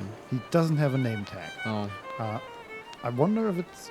I don't know if Paganini was still alive at this point. I wonder if it's Victor, actually. Probably not. No, but like it's advertising for that violinist, right? Yeah, I guess. But Victor isn't hosting or like playing at a show. No, I mean, this one is young, probably like 15 to 18. But are you seeing this as a poster outside, or No, this is a drawing. which you picked up from the street? No, I think these are... This is a memory. Yeah. Okay, then it Just- might be Victor. just like the I donut see now thing. what you're saying. Yeah. And I assume it looks like he has the stack of papers with him and he draws himself, maybe? I don't know. That's at least what it looks like. So yeah, there's a young adult playing the violin with a Right. bow tie and suspenders. And then there's a detailed drawing of another violin and older couple on a bench, sitting, listening, and sort of leaning to each other, maybe talking Yeah. or just Grandma and grandpa. enjoying each other's existence. Sure. Okay. There we go. Almost another level. Just from reminiscing. And there's a cemetery merchant that we can talk to. What is that? There's a quest there. Oh, that's the cemetery. Okay. Or can we buy a funeral plot for ourselves? Oh, let's talk to the merchant. Please, Sure. spare a kopeck. Get a steak for when your life is at stake. Make any vampire quickly retire. He An sells. aspen steak for you, sir? Premium wood, carved at midnight on the solstice. They're cheap. He looks like they're cheap. Like he wears a hat that is patched in multiple areas, and so is his shirt. Yeah, He's just selling pieces of wood. Like you could just make these yourself. you could. Are we gonna buy one? Has money been a thing in this game? Not Not As really, far as I right? remember. Yeah. Okay, what can we do? we can start talking about vampires, or we can notice the rest of his goods. Oh, sorry. He's probably just a normal street merchant, but he saw us and thought, Oh, right. right, there's a Yeah. vampire That's a interested dark guy. fuck prince if I ever saw one. Let's sell him some steak. Yeah. Oh, I love it. You must So, find the heart of Gothdom. Yes. I guess let's Talk to him about vampires. Talk to him yes. about vampires. Yes. Vampires? I don't think so. Aw. What do you mean? The dead rising at the cemetery? They must be vampires. Vampires are salutors attracted by blood and sizzling passion. Of course. There's nothing interesting for them among the dead. Our It's Victor. what people believe that matters.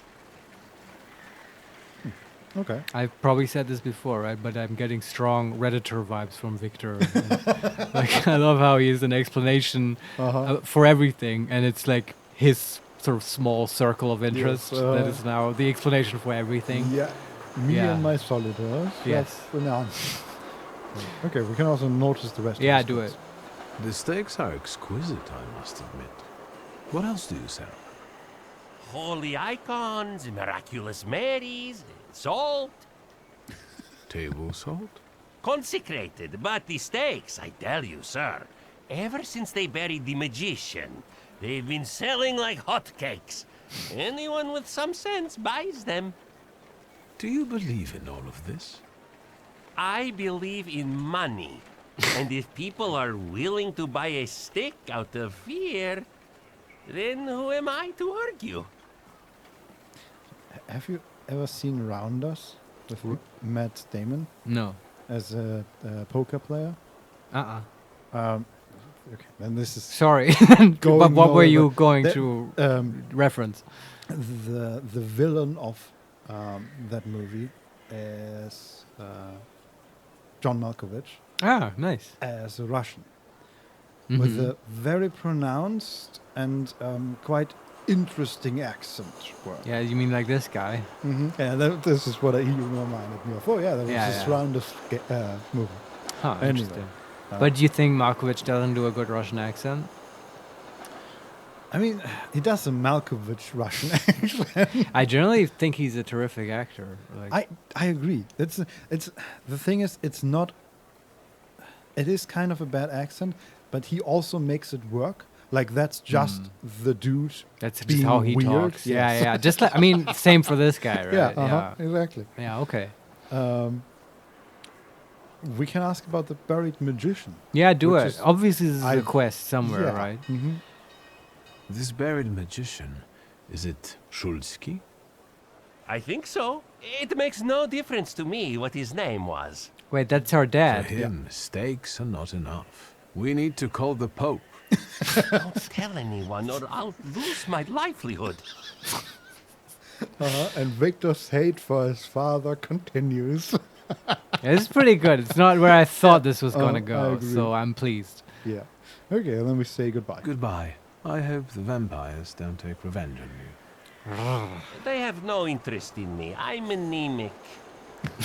Please, tell your friends. On Wednesdays, I sell 4 steaks for the price of 2.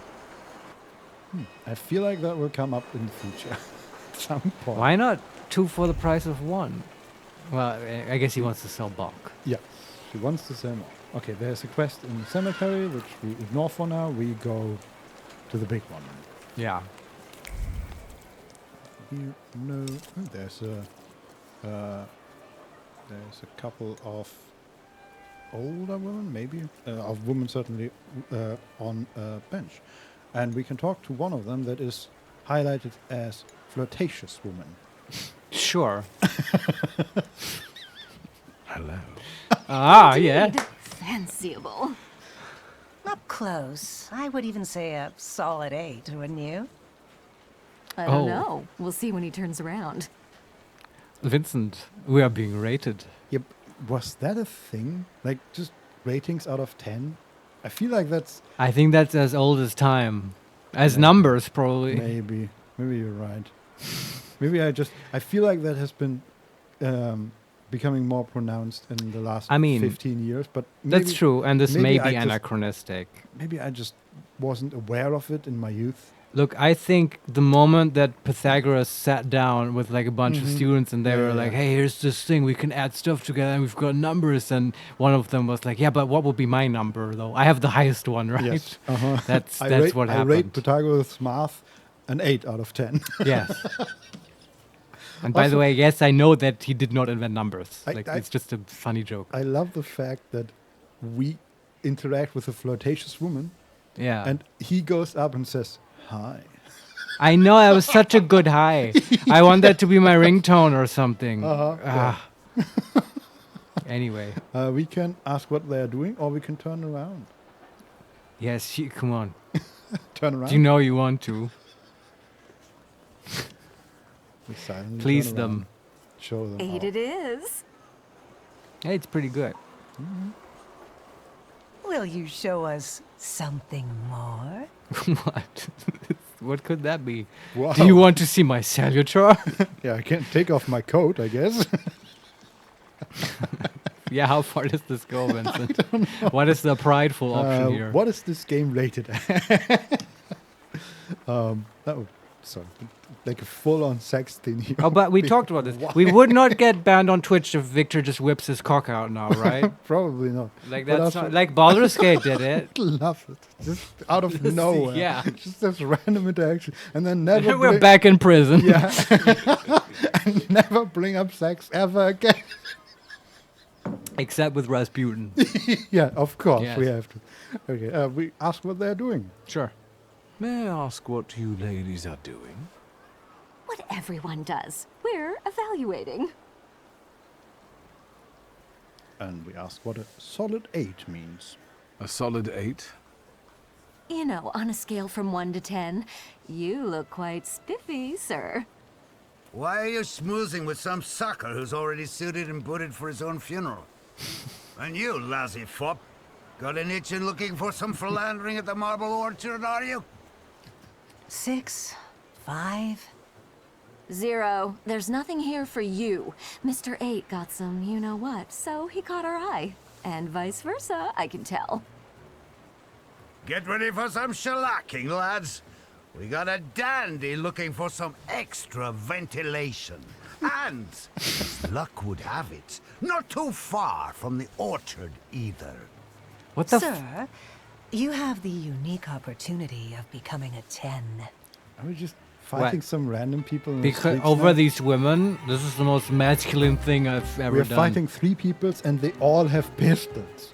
And What they, is this? They just want to like shoot us because Yeah. we're because like attractive to these. Yes, apparently. How impolite of Yeah. them. We will At now least. murder them. Yes. Because we can, because they don't know that we have magic. Yeah. All right. Okay. We can improve thaumaturgy, or rather, oh yeah, we can spend our skill points here if we want to. Right. Before we start, we can also change our skill setup.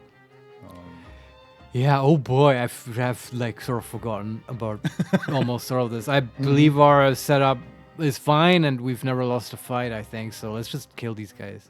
Yeah. Okay. Like, I don't know where to spend the points now. Yeah. Start the fight. Here we go. I remember that we can like call on the other cellular that we have. Yes. Okay. And I remember like we would debuff them and then hit them like hard. That was always our strategy. That's the idea. Yes. What do they do? Okay, they have traits now. Uh-huh. That's interesting. So we have Wua, who has 28 HP, 6 focus, and the trait Resistance. That a tram just disappeared from the background. Oops. Resistance. Reduces taken damage by 80%. Attack with Upier to disable. Oh, that's easy. That's good. Then we have the Admirer, 29 HP, 6 focus. Resistance, reduces taken damage by 80%. Require Dimension Force Mind 5 to disable. Oh, Okay. we don't have that, do we? We do not. Yeah. And finally, Importunate Romeo. Importunate Romeo. Or Romeo. Which is the character we just spoke to, Right. who looks a lot more smashing than the other two. He has 38 HP, 2 focus, and focus. Reduces impact on owner's focus by 1. Okay, but we can probably still break through his focus, right? Yes. And we also would need Dimension Force D4 to disable. Ah. Which we don't have. But we also don't need to disable that trait. Yeah, we can just blast it. I think we should start with that guy. Yeah, so we cast... what is it? Diversion? What reduced the focus? I think diversion, right? Yeah, we have Quick Attack, we have Planned Attack, which is the longer one, then Diversion. Yeah. which also makes every attack on the enemy deal the maximum possible damage. Yeah, let's do diversion. And Old Wound reduces focus by an additional 1 point if the enemy is in the suffering state. Okay, but he's not in the suffering state. But So, how much focus does diversion reduce? good question. Doesn't say. Is it on quick attack? We have something to reduce focus, right? We have on quick attack restores 3 focus. Oh, okay. That's not it. Yeah. I wonder. Diversion doesn't say how much. Oh. Reduces impact on owner's focus by 1. Diversion reduces focus by 1. Oh, so it does diversion not. doesn't So I do was anything. full of shit. Like we can't punch through this guys. Apparently not. Apparently not. Okay. Oh boy. But we can just. We can just kill him. Yeah, we can just kill. I mean, let's do that. We Yeah. also have the Upir to help, or the other Mhm. guy. Yeah. Oh yeah, and then we have concussion for when we break someone's focus. Okay. All right. So Just planned attack. quick attack or Oh, planned attack. Yeah, I don't know. What does quick attack do? Or quick attack? 5 to 6 damage and restores 3 focus. Okay. And planned attack deals 11 to 14 damage and gives 50% chance of interrupting the enemy's planned action. What is his planned action? Maybe we can consider His that. planned action is a stylish shot that takes a very long time to load, basically, and deals 11 to 15 damage. Yeah, but maybe that's perfect then to just do a planned attack on that guy. I agree. And the other one is also a stylish shot for only 9 to 13 damage and a penetrating bullet, which is a lot faster, for 4 to 6 damage. Okay. So, planned attack. Yeah. On Romeo. Right. And then we have Upir, and it suggests that we should switch from Upir to Bukawak. Maybe for this guy we can. I mean, switching's free, right? No. What does it say? Can finish off an enemy immune to focus deprivation, slowing and interrupting actions. Okay. So what does he do? We have Howl. Casts state suffering on enemy. If the enemy's health points is at or less than 50%, the skill additionally casts the state on a random enemy. But if we had something that interacts with suffering, right? Mm-hmm. Though we may not need it. Yeah, I mean, it's just a dot, basically. Yeah, yeah. Then we have the slow option, Bloody Wedding, inflicts damage equal to 8 for each enemy affected by the suffering state. Right. Okay. And then we have Doom, very slow. Inflicts 18 to 21 damage. The lower the enemy's health points, the faster the skill speed. Okay, that's like a win more thing. I think we just do the suffering inflicting thing, the first one on this guy. I guess so, yeah. So, or we could start with the suffering on the others, because that will take quite some time. But yeah, I guess just focusing one of them down. I mean, I don't know if he will be below 50%, but yeah, I believe we should focus. Also, I was wondering, when does the damage actually take place? Yeah. He receives damage at the end of every round. Okay. So his action will not happen before the beginning of round 4. So he won't be alive at that point. Probably not. Yeah. Let's do it. Yeah. Howl. Here we go. That's Howl. We get shot for 5 damage. And then it's our... Oh no, it's our familiar's turn again. He's still suffering from the Howl. Is he below 50%? No.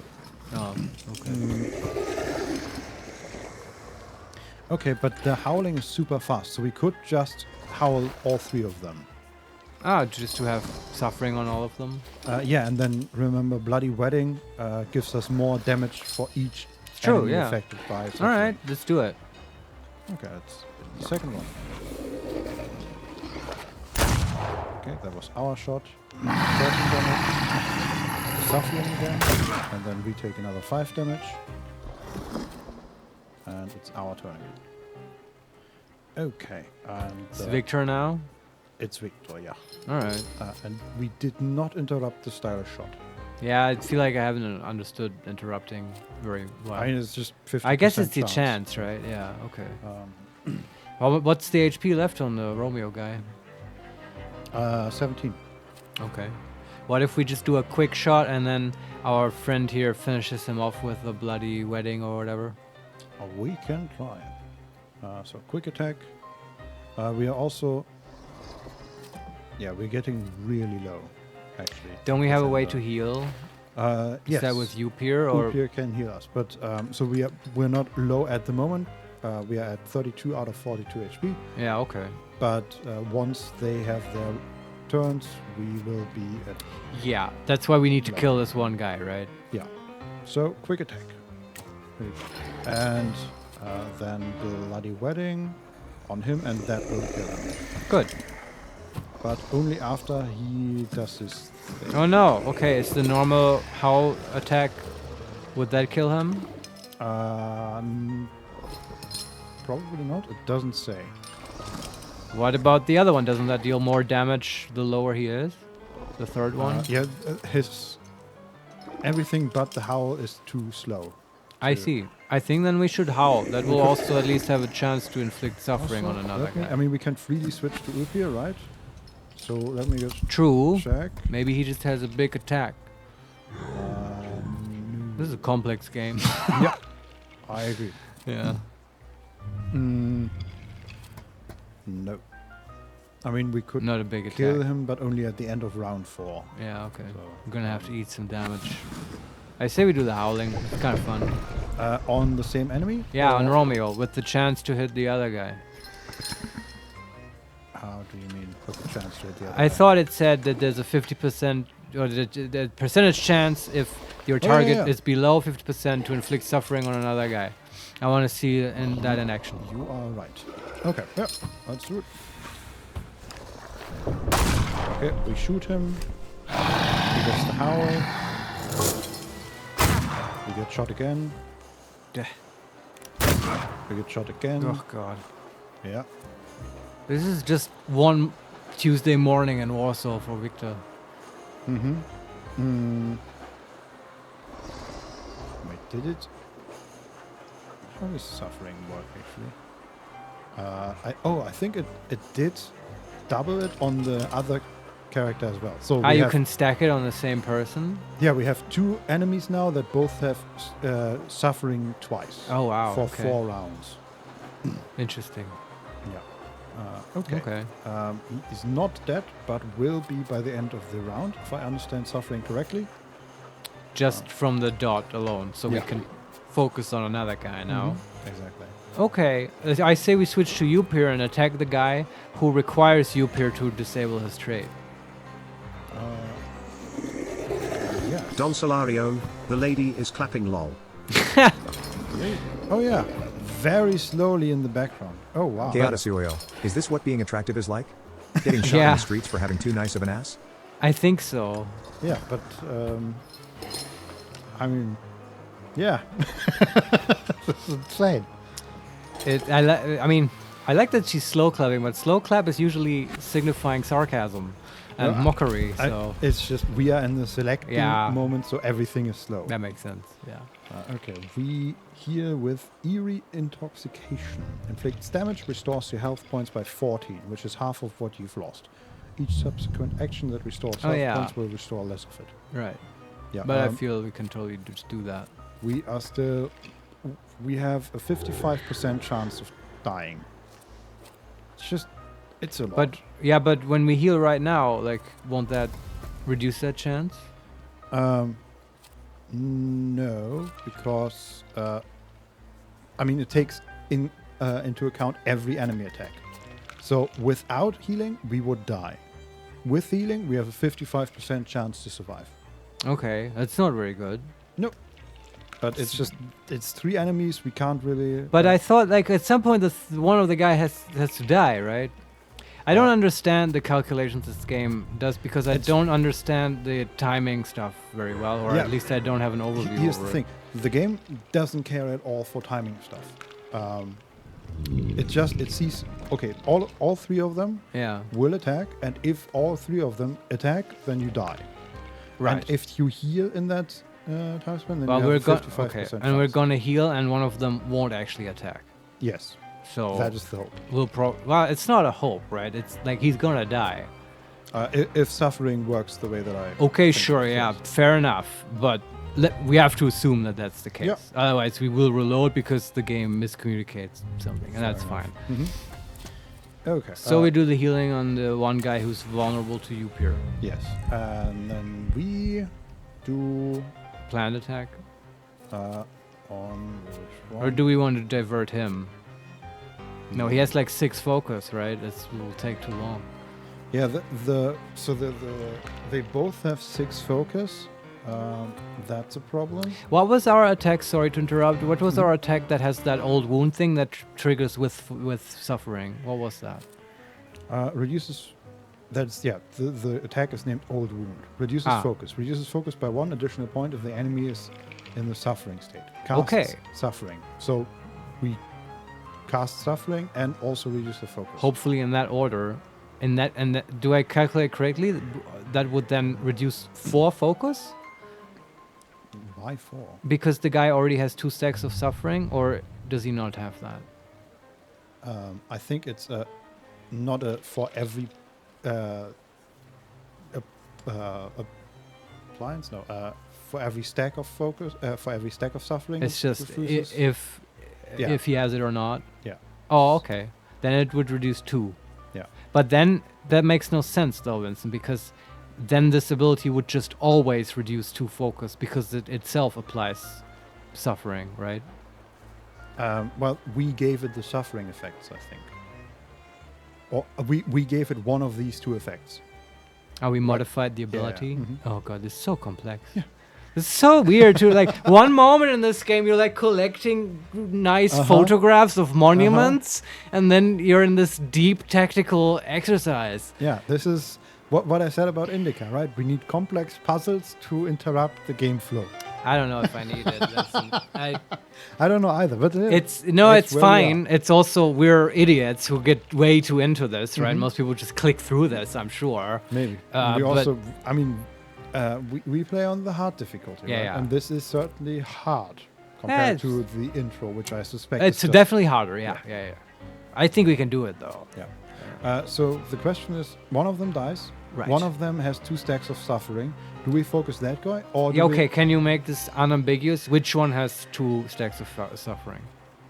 So, the guy that is about to die has 2 stacks, and then there's the middle character. What's his name? The Admirer, who is at 20 HP. What's his trait? Reduces taking damage by 80% resistance. And that's the trait. No, they all had some kind of qualification. Oh yeah, required dimension force mind 5 to disable. And he has the suffering stacks as well. Yeah. Okay. Well, I say we focus the other one. We could probably kill him faster because of the Upir thing that will disable his trait, right? That's true. Yeah. So we focus that guy. And we just do planned attack, and Upir does the healing, and I think that's as tactical as it's gonna get. For one, we actually have action reaction. I still don't know another thing which we don't understand. Oh, I think that's just... Is it rounds, maybe? So, there's a Roman numeral 2 above it, and next to it. So I'm not quite sure what the game needs to qualify us for the second option, basically. But yeah, we have action reaction now instead of our quick attack. And that gives a 60% chance of slowing the enemy's actions. Okay. Which is nice. I guess we just do an action reaction on the... Oh, maybe it's also... Wait, did we do a quick attack already? We did, right? We did last round. So maybe it's... You need to do that first, and then you can do the reaction. Maybe, so it's a reaction to your own action. That's confusing. Nothing explained that. I mean, action reaction is just the name of the skill. But I agree, it is confusing, and nothing explained that. So yeah, how do we attack the war? Well, I don't know if the action reaction will be better than just a planned attack. You have to decide. I don't know. Chaotisuyo, you're right. Action reaction is part 2 of quick attack. Happens after you've already used quick attack. Yes. That explains it. Thank you for explaining. Yeah. So currently it says action reaction does 2 points of damage and plant attack does 2 to 3 points, but that is with the Okay. 80% reduction. And Upier. Okay, Upier will attack after action reaction, but before plant attack. Then So we should probably use plant attack. Yeah, I agree. Yeah. Okay. And is this sorry to now talk about the strategy layer, but like that this is possible for all attacks, right? They all have these slots where you can put them in sequence. Is that am I wrong? No, we just get them by leveling up. But yeah, I think that's the idea, right? That you can then basically build these combo chains. Is what I would call it. Yeah, where you it's first have to do the first part, and then Yeah. the other Mhm. one is okay. Exactly. Yeah, It's yeah. just there's Okay. no building involved, in so far as that you don't have to slot Yeah, in yeah. anything or. I understand. You Great. just You unlock the them. next Yeah, level. yeah. Okay. Okay, planned attack. Here we Yeah. go. We get shot. We take 5 damage. We're down to 10, and then the guy dies. Perfect. Very good. We disable that one straight and heal, and we shoot him for 12. And we are at. Okay, we were healed to 26, and then took another 6 damage. So now we're at 20. All right. Is the guy okay. slowed? No, we didn't slow. Sorry. Uh, There was no slowing involved. I think suffering just ignores the 80% damage reduction. Oh, okay. Because the Interesting. Admirer is now down to 6 HP. How much does one stack of suffering deal? 3 to 4. That's not bad. No, and he has 2 stacks. Oh man. Yeah. Yeah. Okay. Yeah, it's quite nice. Okay, but so he dies at the end of this round. The question is, does he die before he attacks or not? This is unclear. Because he attacks at the end of this round. Yeah, I would guess that he then will get the attack off. Probably, yeah. But not, no, definitely. Unless we can kill him in one hit. Not with his reduction, I think. Can we do anything about that? No, we deal like 1 damage to him. Oh, and it's back to quick attack, by the way. Okay, Interesting. but he dies to suffering, that's fine, and we just Kill bash the other guy. wall Yeah.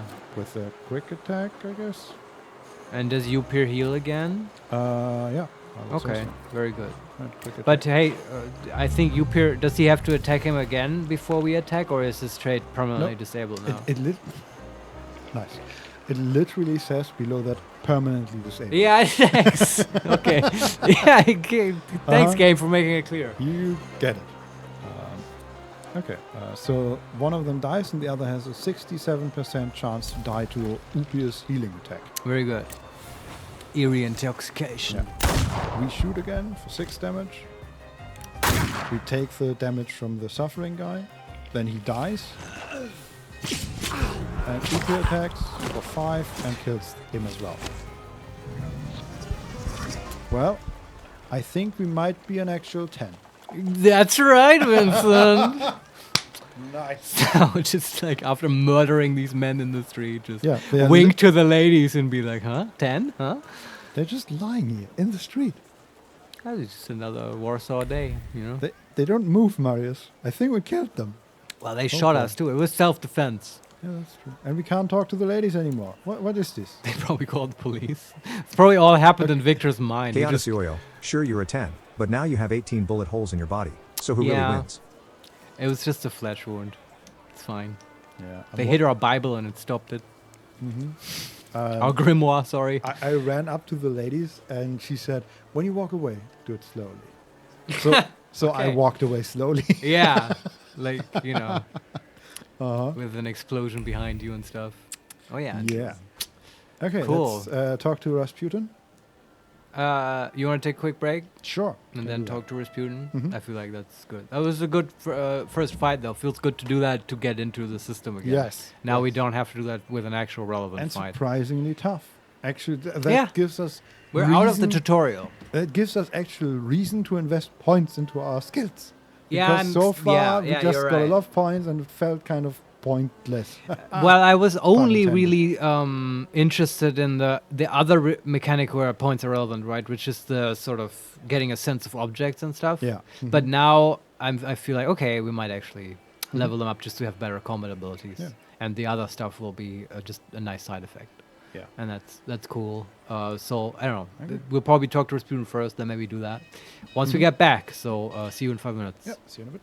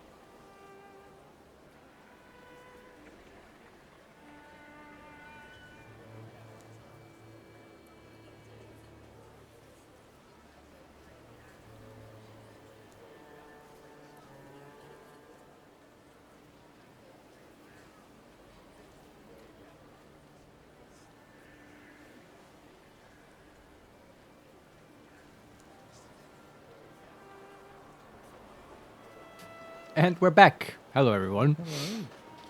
I was just telling Vincent about my new cool headphones. Yes. That are standing around here. We have too much technical equipment. We have in so this much. room.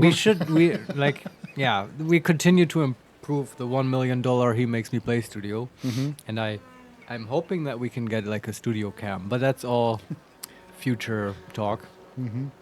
We just killed 3 men. Yeah. Let's talk to Rasputin about preventing World War One. As we do. Yes, sir. There's the maid again. And we can introduce ourselves. Or Did we you can- hear that I'm a 10? Because I'm totally a 10. Yeah. Alternatively, we don't say anything and just strike a pose. Is that an option? No. Oh, okay. We can introduce ourselves or say we are in a hurry, which is the proud option. Nah, I want to introduce myself. Don't want to be Not always. no, That's no, boring. Doing it always is the lazy option. fair enough. Introduce yourself. My name is Viktor Shulsky. Grigory Rasputin said I could find him here. I can sense he's in the drawing room.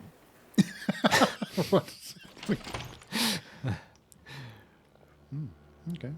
Took off our cloak. Very nice. And can we just open random doors here? Yes, we can. Cool. Okay, we're in the bathroom. There's nothing here. This is just like a city manor, right? Yeah. Of like a family. Intriguing. Okay. Observation. Apartment. The Nadazinski's apartment, while not too big, is impressive. It's well furnished and displays their wealth. Yeah, there you go. Right. This is the city manor of an affluent family. Yeah, and we noticed something on a side table here. Invitations. A pile of invitations to tea parties and dinners from Warsaw's noble personalities. The most recent one is from Countess Lermontova. I see. Montova. Lermontova. Okay. Yeah. One name. I'm just gonna open other random doors. This is the bedroom, just directly next to the bathroom and at the beginning. Okay. Nothing in there. This is the dining area. This is very unusual that the maid didn't lead us to the drawing room. I think she did, and she expected us To follow go her. in. Yeah, okay. And we just start exploring. Because it's a random video rooms. game. Yes. This is the kitchen. Something on a chair.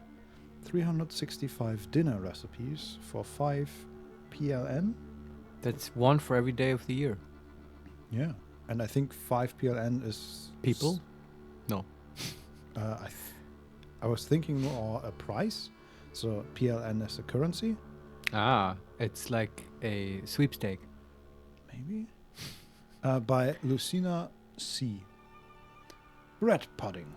Slice. Oh, okay. I see now. I'm so stupid. Sorry. That's what you meant probably, right? It's like recipes that you can cook for that amount of money. Yeah. Yeah, I understand now. So bread pudding. Slice your bread, whole meat is best, thinly and dry it out to brown. Then mash it into flour. It feels That's like a real thing. Sounds disgusting though, although I've never tried it. Maybe it's good. Also, I love that they... I mean, I know that's true, but saying that you basically make bread back into flour seems kind of unnecessary. I know, but you could say that about many things, right? Yes. Bread is so transformative. Sure. Because like you're not gonna just eat grain. That's not the same as eating bread, right? Yeah, and this is it's not quite flour. It's more like bread Paste. Yeah. Bread paste. Yeah. All right. Let's read the other 364. Crumbs I was looking for, but I guess this is finer. Take 3 tablespoons of this bread flour, a glass of French wine, a cup of sugar, add 8 egg yolks. That's a lot of egg yolks into it. Add some cloves, cinnamon, mashed vanilla. Pour a tablespoon of clarified butter and the foam of said 8 egg whites. Mix together, pour into a saucepan greased with butter, and sprinkle with breadcrumbs and put it in the oven for a quarter of an hour. Okay, I call bullshit on, like, what was her name? Comtessa something who wrote this. Lucina C. Yes. That's like, I don't know where she comes from, but I cannot get all of these fucking ingredients for 5 PLN. No way. With the cinnamon and shit. Yeah. I mean, No way. The cinnamon on its own. And vanilla? I don't know. Hello. I don't know what 5 PLN is. Neither do I. It doesn't stop me still, from having an yes. opinion. Mm-hmm. But it's, I mean, come on, you know what I mean, right? It seems expensive, this bread pudding. I mean, some of the cinnamon, vanilla. Vanilla is hella expensive. Yeah, especially in 1905. Yes, because they didn't have synthetic vanilla. Basically, all vanilla in the world was imported from Madagascar at this time. Yeah. I literally read a book about this once. Mm-hmm. And some German chemist eventually came up with a formula to like synthesize the vanilla fruit. Immediately destroyed the entire economy of a very large island. Well, you would think that, except he didn't, because sometime before there was a communist coup in Madagascar and they burned all of their vanilla supplies. no. So he really just came to the rescue to an already dwindling vanilla industry in the world. In that case, well done, Mr. German scientist. So yeah, welcome to our vanilla facts segment. On Yes. this, show. How about we continue? We should put this book down, or we'll never Yes. get away from this. Yeah. Okay, and then there's there's a dining area, and then there's the main hall or the main room where Rasputin is, and the maid, and at least an older couple. Right. And we can listen here. Okay. We walk in, and oh no, wait. Okay. The listen. I thought we were listening to the conversation. No, there is a music player. Ah, music. Okay. Let's see if it's Chopin again. Does it play anything? No.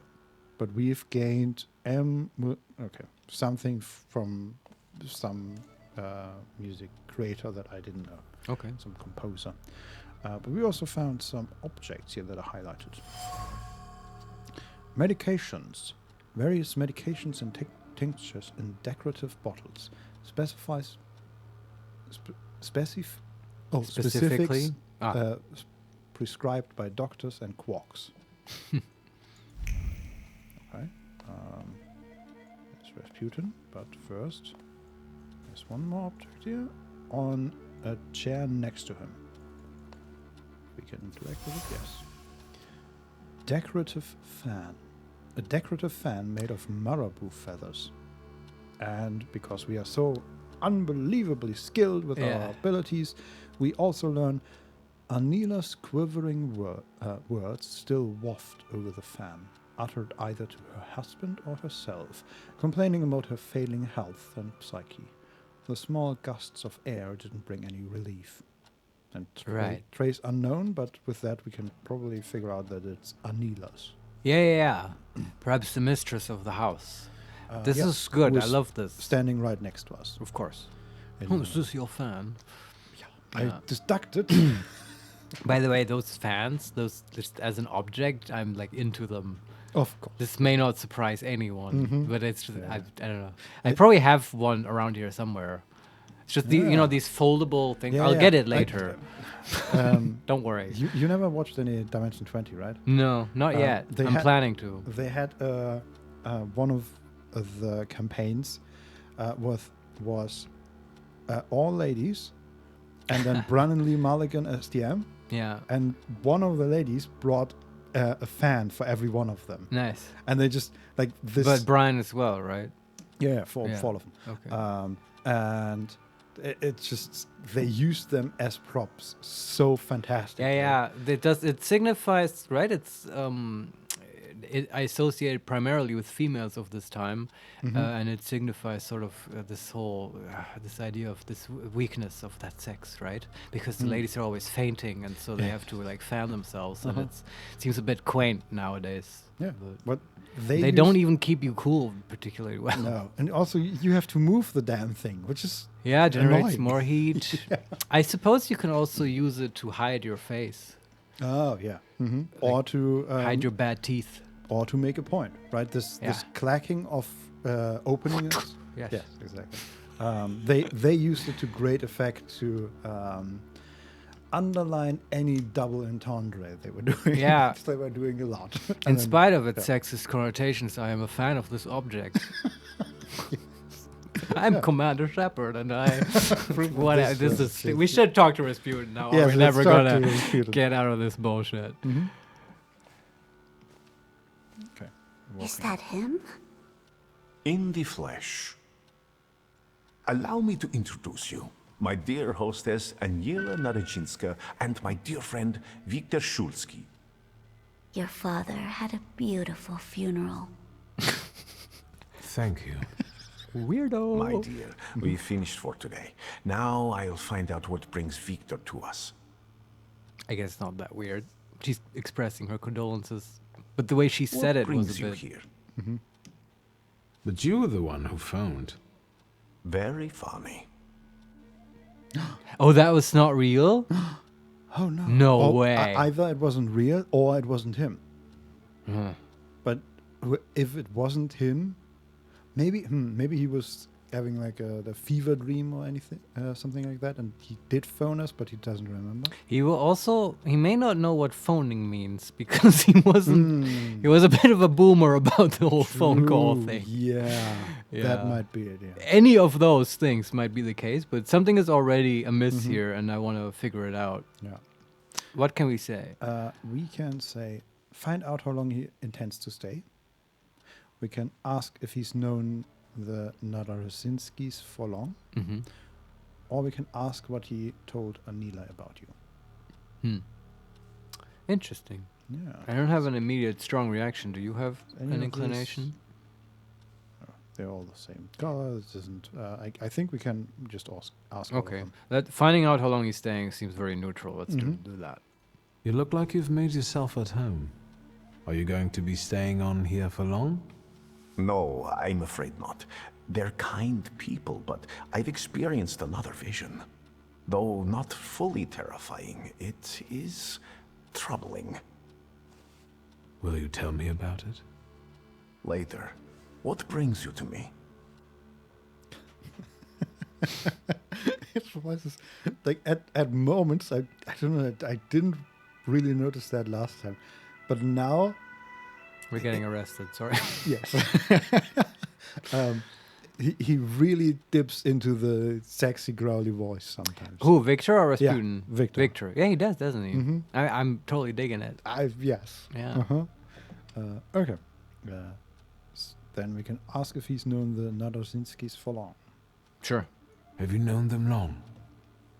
No, but Aniela and Lucian are my two good souls. They took me, an impoverished preacher, in under their roof. And I'll never forget that. Are you helping them too? I am a balm for Aniela's frazzled nerves. But enough of that. Tell me what you need.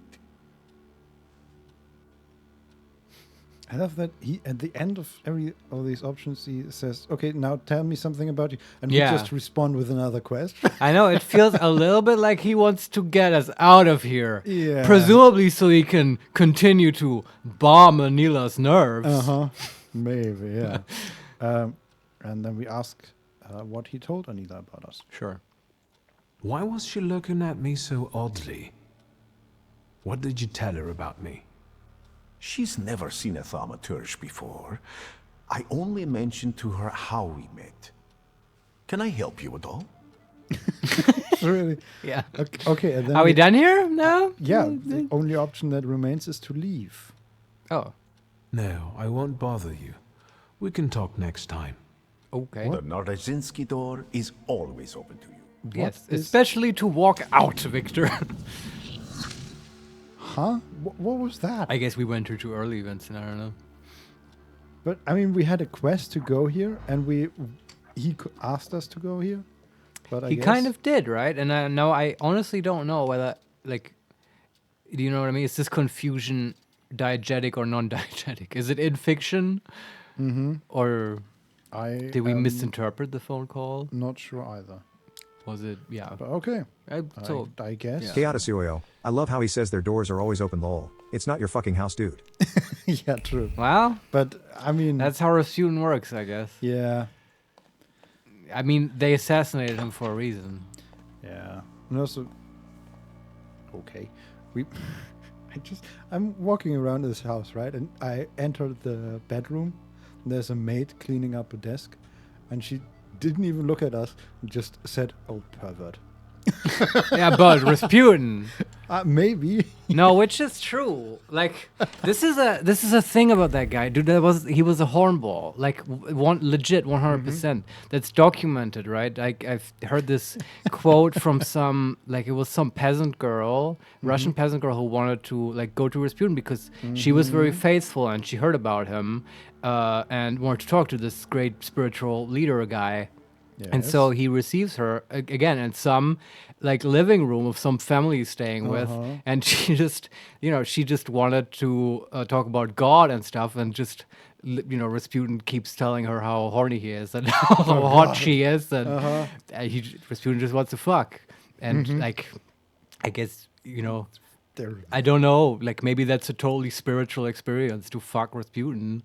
But I'm not saying that, you know what I mean? Like, the guy was probably not, like, fake, but also an incredible hornball. Yes. And I like that the game is sort of recognizing that. I think that's what she means with the whole pervert thing, right? Yeah. Okay, we leave. Yeah. So how can we do an actual thing where we can progress in a meaningful way? Good question. Do we get our hair cut? That's the other that's thing, right? That's the Yeah, next let's do the thing with our option. sister. And for that, we have to get dressed up and stuff. Okay. I think also the barber is somewhere around here, so we are already... Oh, what's that? Drink hot chocolate. Oh, we can earn some more XP by remembering our childhood. Sure. A sweet aftertaste with a hint of bitterness. A postcard from the overseas world where the song of heavenly birds meets the rattle of slave chains. And we're drawing again. It's hot chocolate and woman making it. And in the background there's the cafe. Very nice. Yeah. Very European. More XP. Okay, and getting arrested again. Yeah, something happened. There is the barber. All right. Yeah, they're sending everyone. Apparently. Oh well. He's called Fancy Hairdresser. Cool. Perfect. Come in. Okay, we asked for a haircut, obviously. Please set my hair to rights. Yes, sir.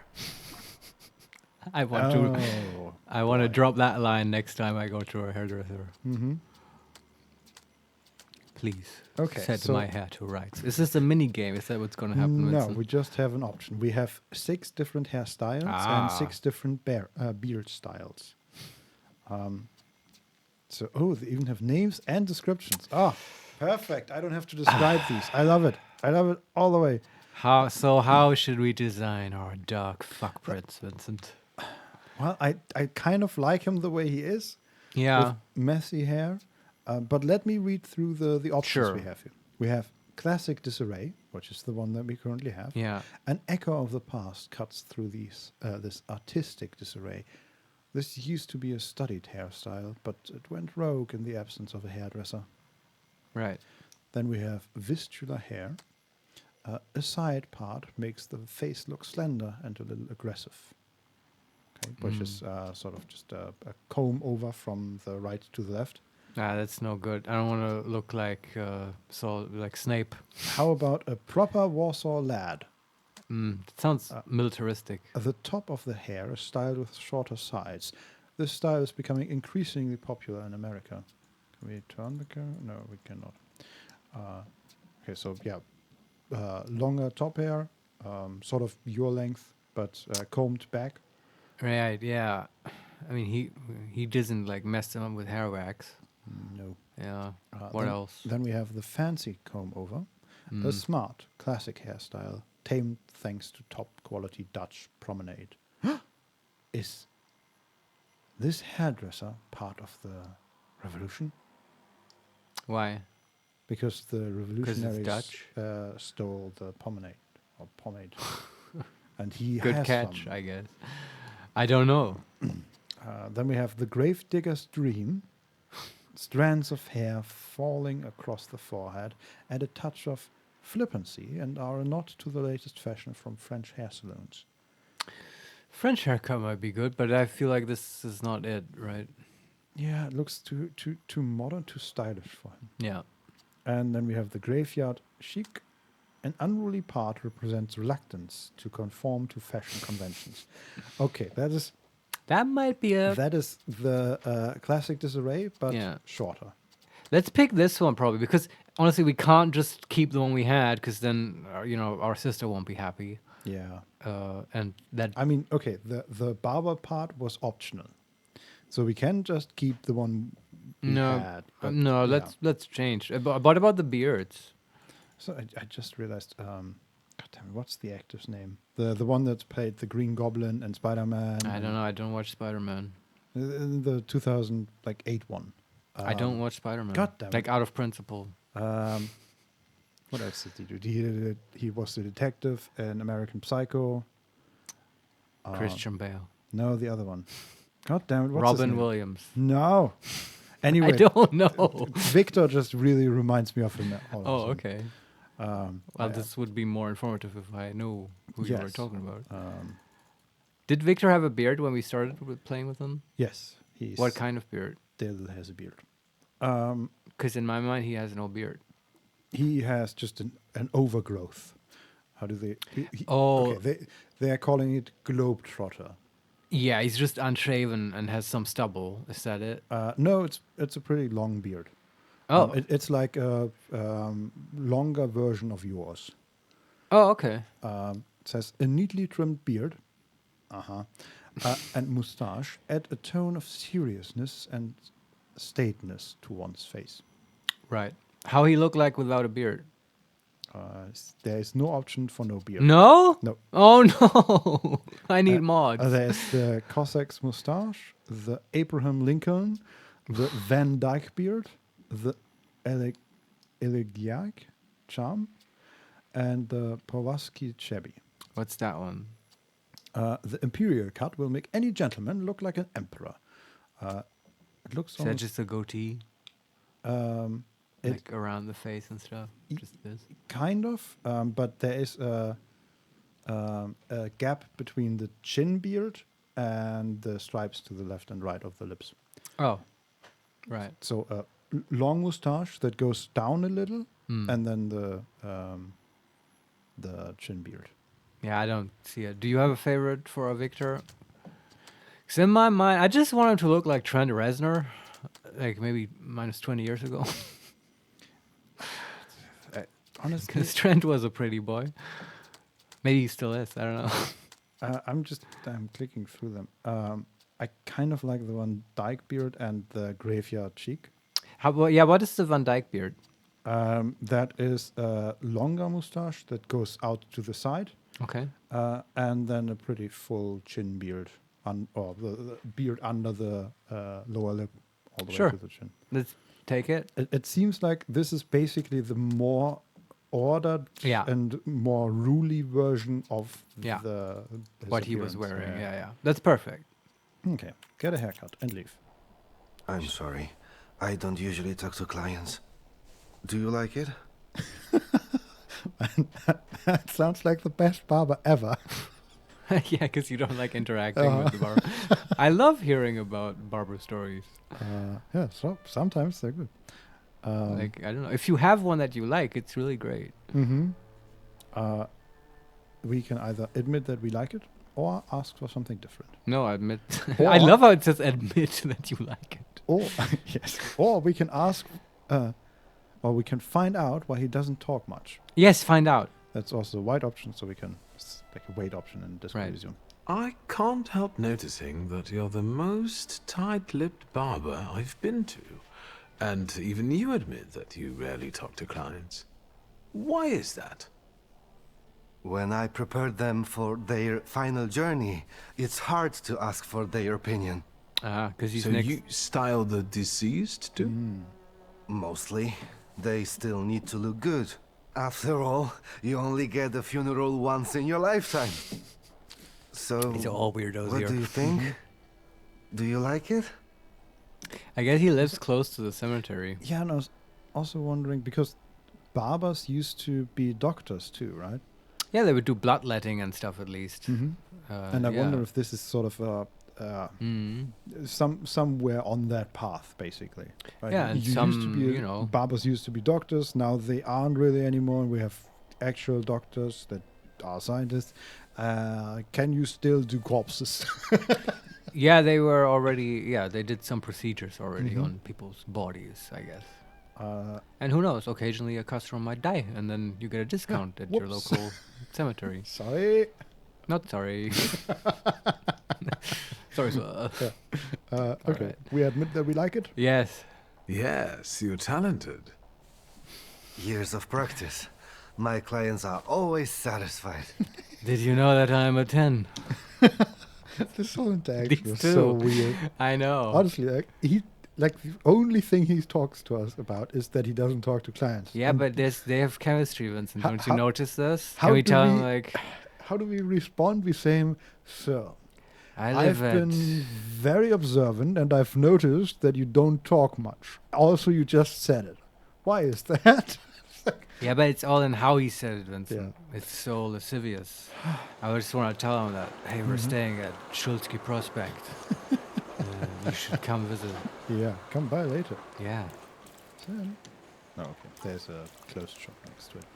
And then we catch a tram and get some clothes. Yes. All right.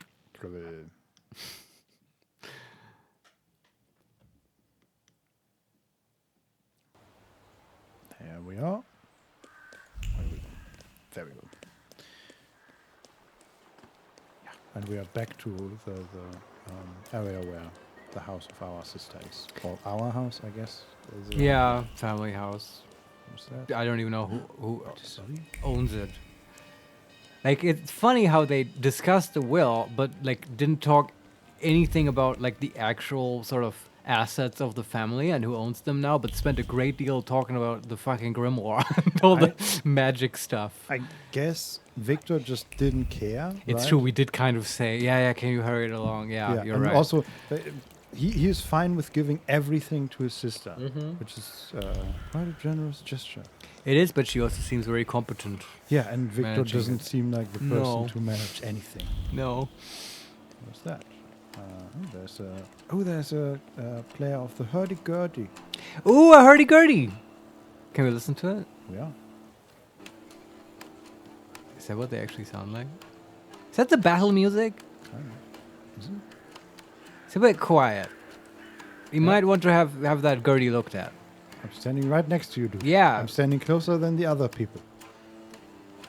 My leg is touching your hurdy-gurdy. It's a bit not very impressive. No, there's also... I can see why this didn't stick around. We can relax here. Is that also hurdy-gurdy now? Okay, that's better. There it is. Upon hearing the sounds of longing, your thoughts are unwittingly carried off to somewhere to the distant lands of Brittany, or the steppes of Zaporizhzhia. Yeah, also Witcher. True, yeah. Yeah. I mean, also Polish game. By the same developers, at least some of them, right? Right, yeah. Learned that last time. Then the musicians turns the crank more violently, and the buzzing of the dog brings a dose of sobriety to the soul. Yeah. And we paint again. Yeah, we see the player with his hurdy-gurdy, and some people dancing in the background.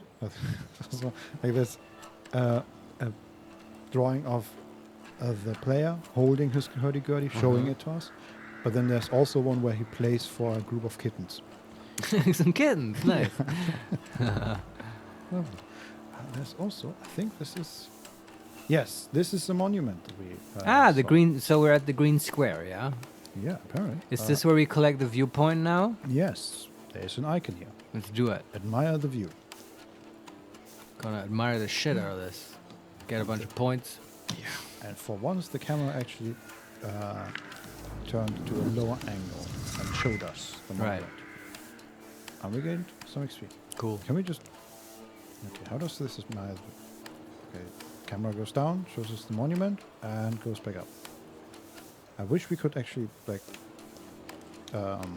change the perspective or rotate the camera around, or even just decide when it turns back up, but okay. This is Russian Poland. You do not decide camera. Yeah.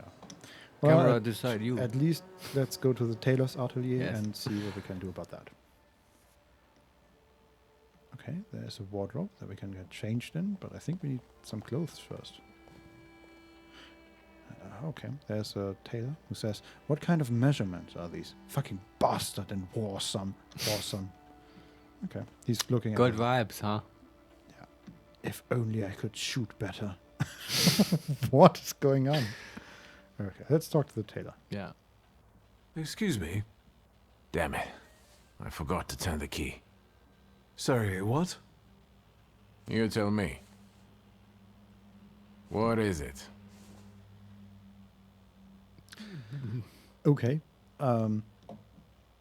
Interesting. We have two options that are grayed out. Something continues to elude you. Keep searching. Yeah, we need to touch his objects. Mm-hmm.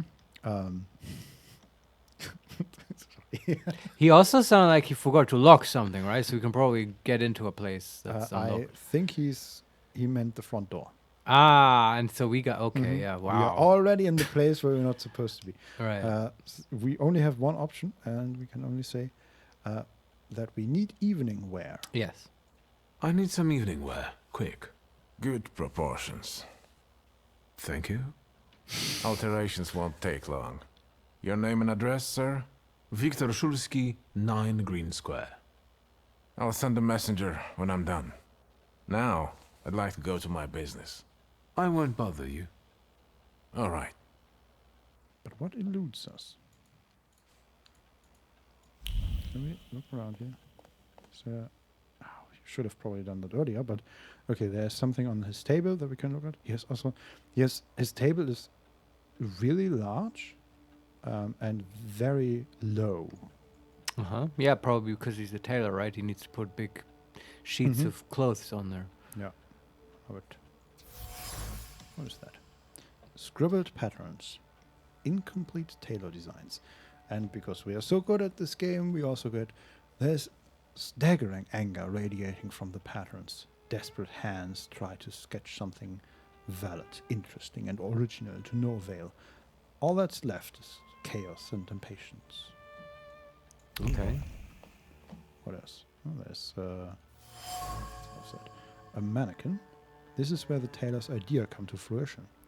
And because we continue to be fantastic at this game, we also get...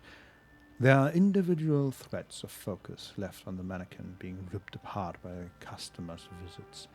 All the ideas that aren't good enough are rejected. Nothing but more alterations. That's where his anger comes from. He can't express himself artistically as a tailor. Mm-hmm. Okay. Okay, and then in the first room, there is an imploring note. The note was written by the tailor's impatient customer, urging him to promptly complete the order. Otherwise, they'll threaten to revoke their advance and ruin the tailor's reputation. And finally, we have on another table coffee cups, dirty coffee cups.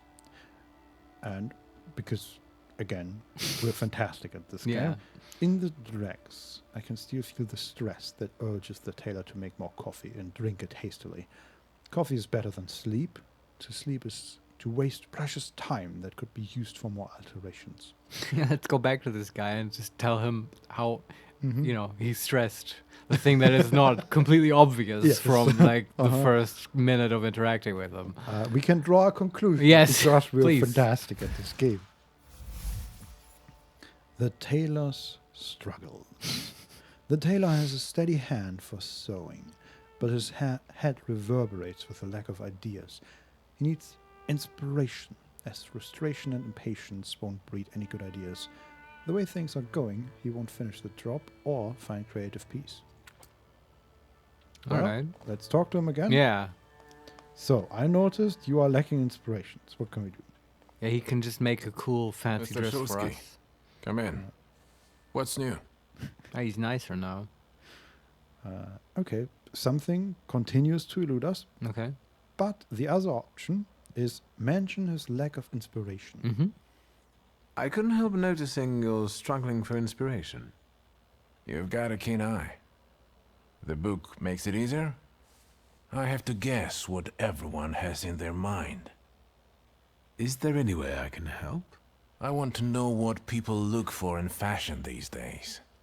Back in the day, all you needed was 2 padlocks and a space for your Johnson. I don't know what else there is to it. If you tell me that, I'll be grateful. I'll sew you anything you want in return. Let me sharpen my senses. I feel like now we need to talk to those ladies. I bet they have fashion advice. Oh yeah, definitely. Also, I love the tailor's design. Like his clothes are well put together, of course, but he also he's sort of crossing his arms in front of him, and we can see that on his left arm, near his hand, there's an anchor tattooed. Ah, interesting. And he has on his hip, sort of hanging from his vest, I think, as a pair of silver scissors. Right. That have like a specific form that makes them just feel very tailory. Yeah. It's just wonderful. Yeah, it used to be a very... I won't bother you. Sorry. All right. Just leave the conversation. Important profession. Because everyone needs clothes. Yeah. Also, that's quite obvious from the amount of space he has here. Right. Okay, just looking around one more time. Is there anything else here we're missing? Because I feel like there was something. Yeah, but maybe that comes up way later Yeah. in the game, right? Or through, it's gated by the first quest. I'm just now I'm worried about that because in the intro, in the prologue, there was this old woman in that village, and we never figured out It's true. what Elude does for her.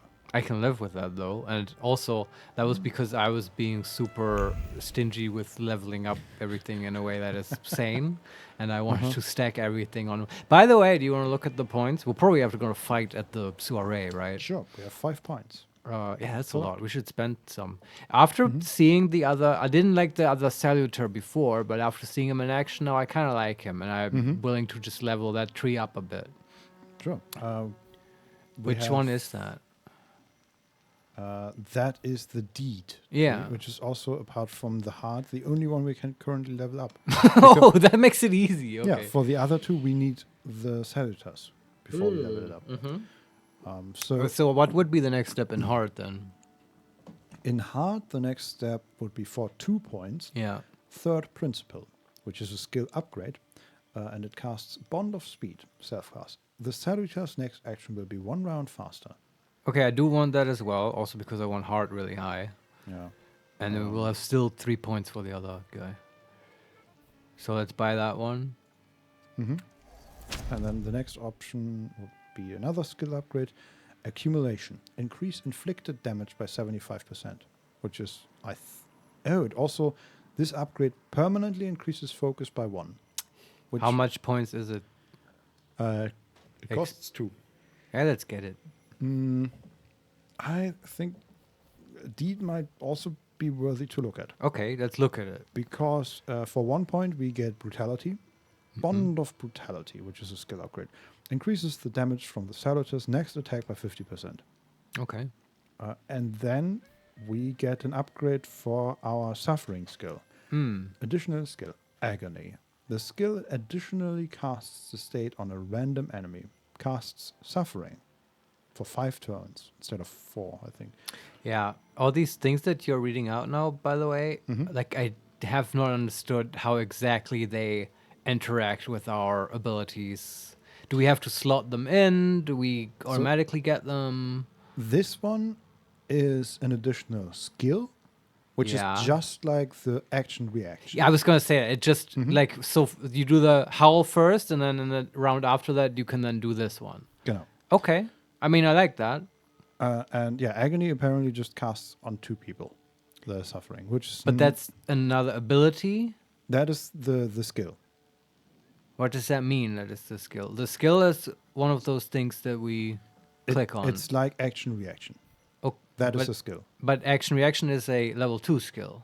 Yeah, and and you're agony saying agony is the level 2 of the howl. Genau. Yeah. Mm-hmm. I don't know why I keep saying genau. I think everyone understands. Yes. It's like it's. I just realized I don't know how long I've been doing that. It's okay. Yes. And there was the level before that in the D tree. That was brutality, which is a skill upgrade, which we slot into a skill. That's what I mean. I don't like.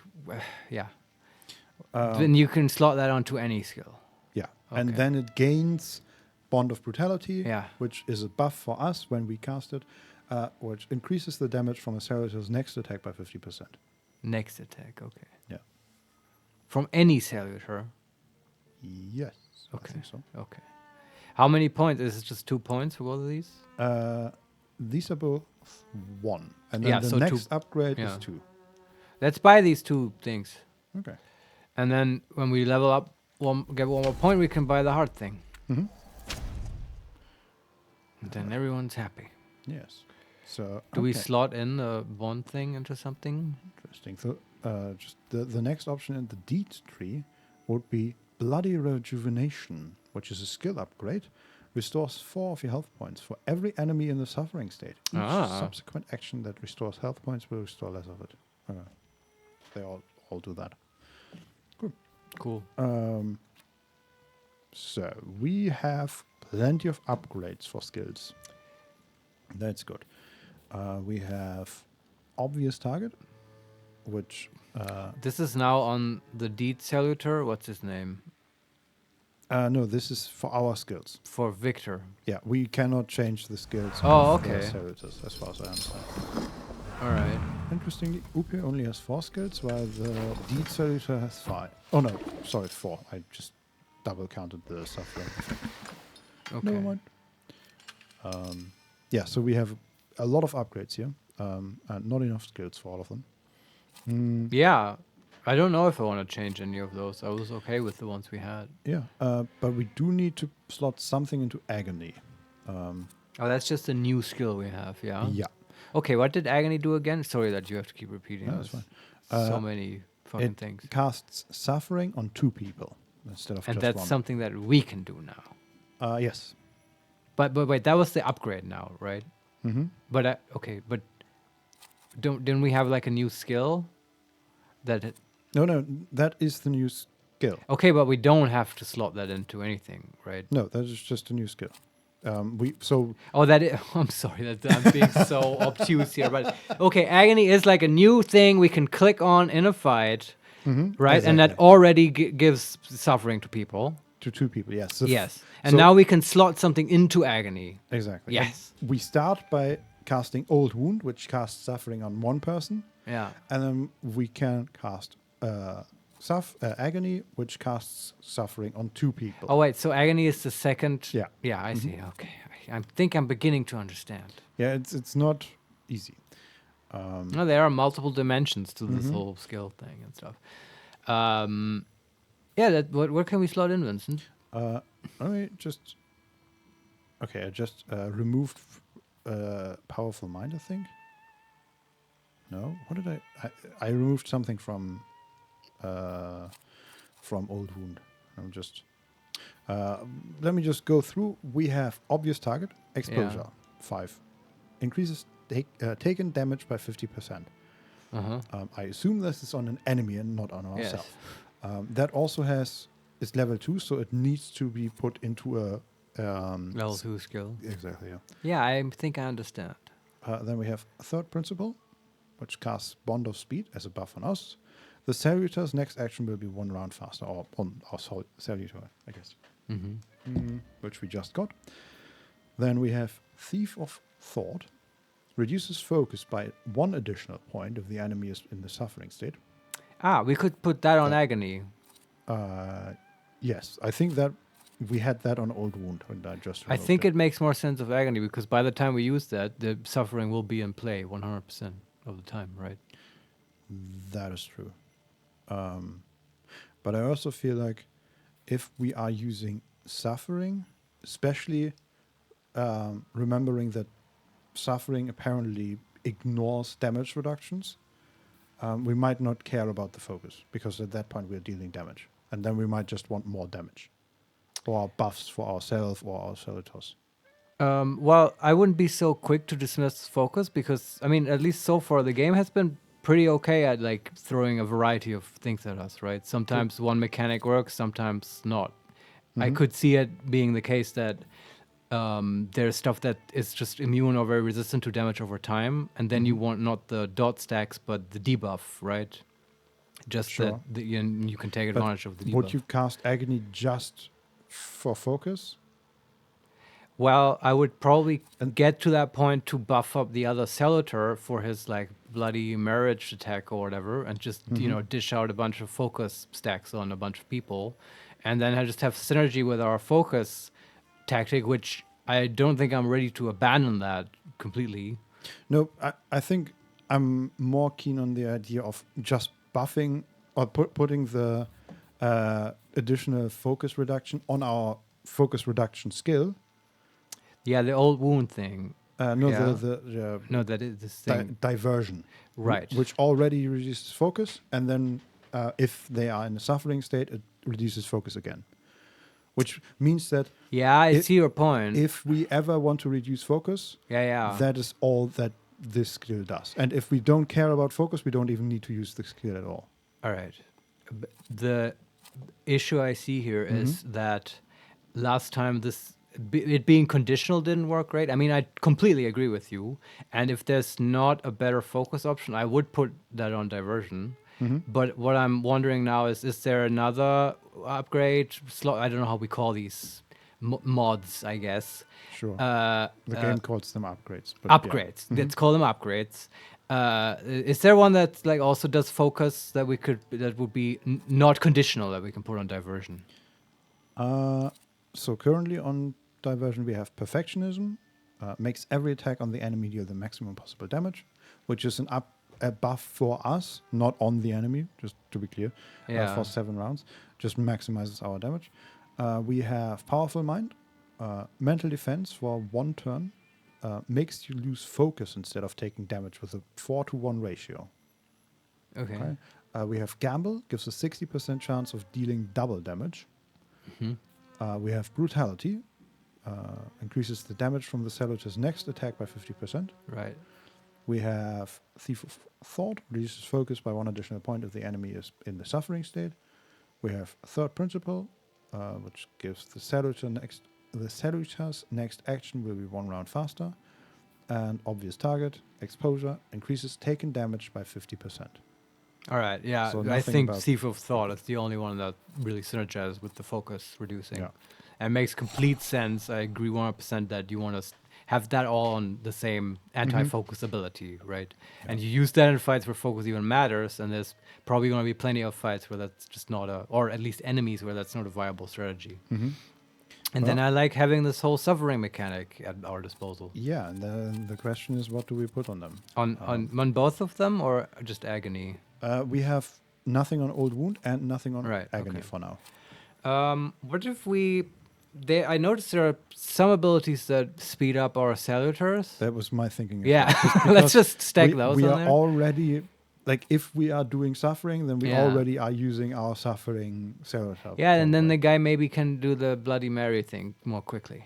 Yeah. Okay, so we have Third Principle, which only goes on second skills. Okay, so that goes on Agony. And we have Brutality, increases the damage from the next Servitor by 50%. Yeah, that might, if that applies to, it should apply to his Bloody Mary thing. Yeah, the only other option that I really see is Powerful Mind, which makes us lose focus instead of HP. Nah. The other deal... Okay, Perfectionism increases our damage, but if we deal focus... I don't know if that works. Makes every attack on the enemy deal the maximum possible damage. Let's do the Brutality. We also got it right now from the tree, right? Sure. Okay. Do we want to change anything else? Probably. I think the rest was fine. Yeah, I'm just... Okay, we have 50% chance to interrupt the enemy's planned attack on this planned attack, which is good. We have Quick attack restores 3 focus, which is great if we ever need it. And the action reaction, what does that do right now? Gives 60% chance of slowing the enemy's actions. Yeah, I can. That's fine. Yeah. I don't know what else we could put on that.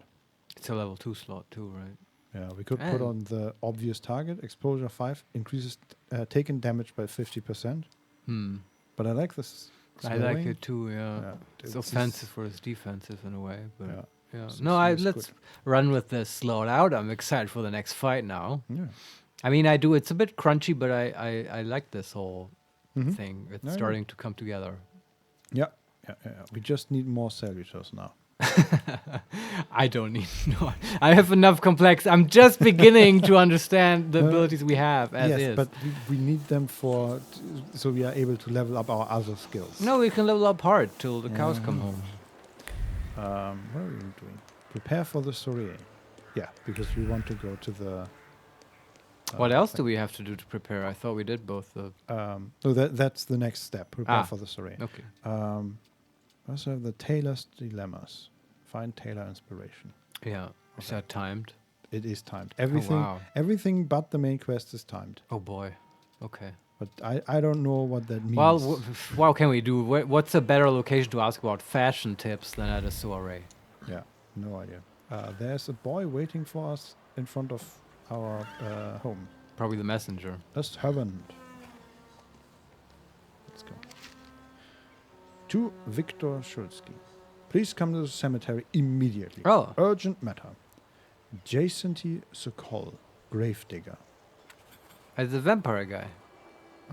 Well. Well, let's go. In that case. Our father has risen. Yes. Victor, I have become vampire. Oh, not again, Dad. I have joined the children of the night. Go back to bed, Dad. I love doing that. Sorry. I know. Let me activate the quest. Talk with the gravedigger.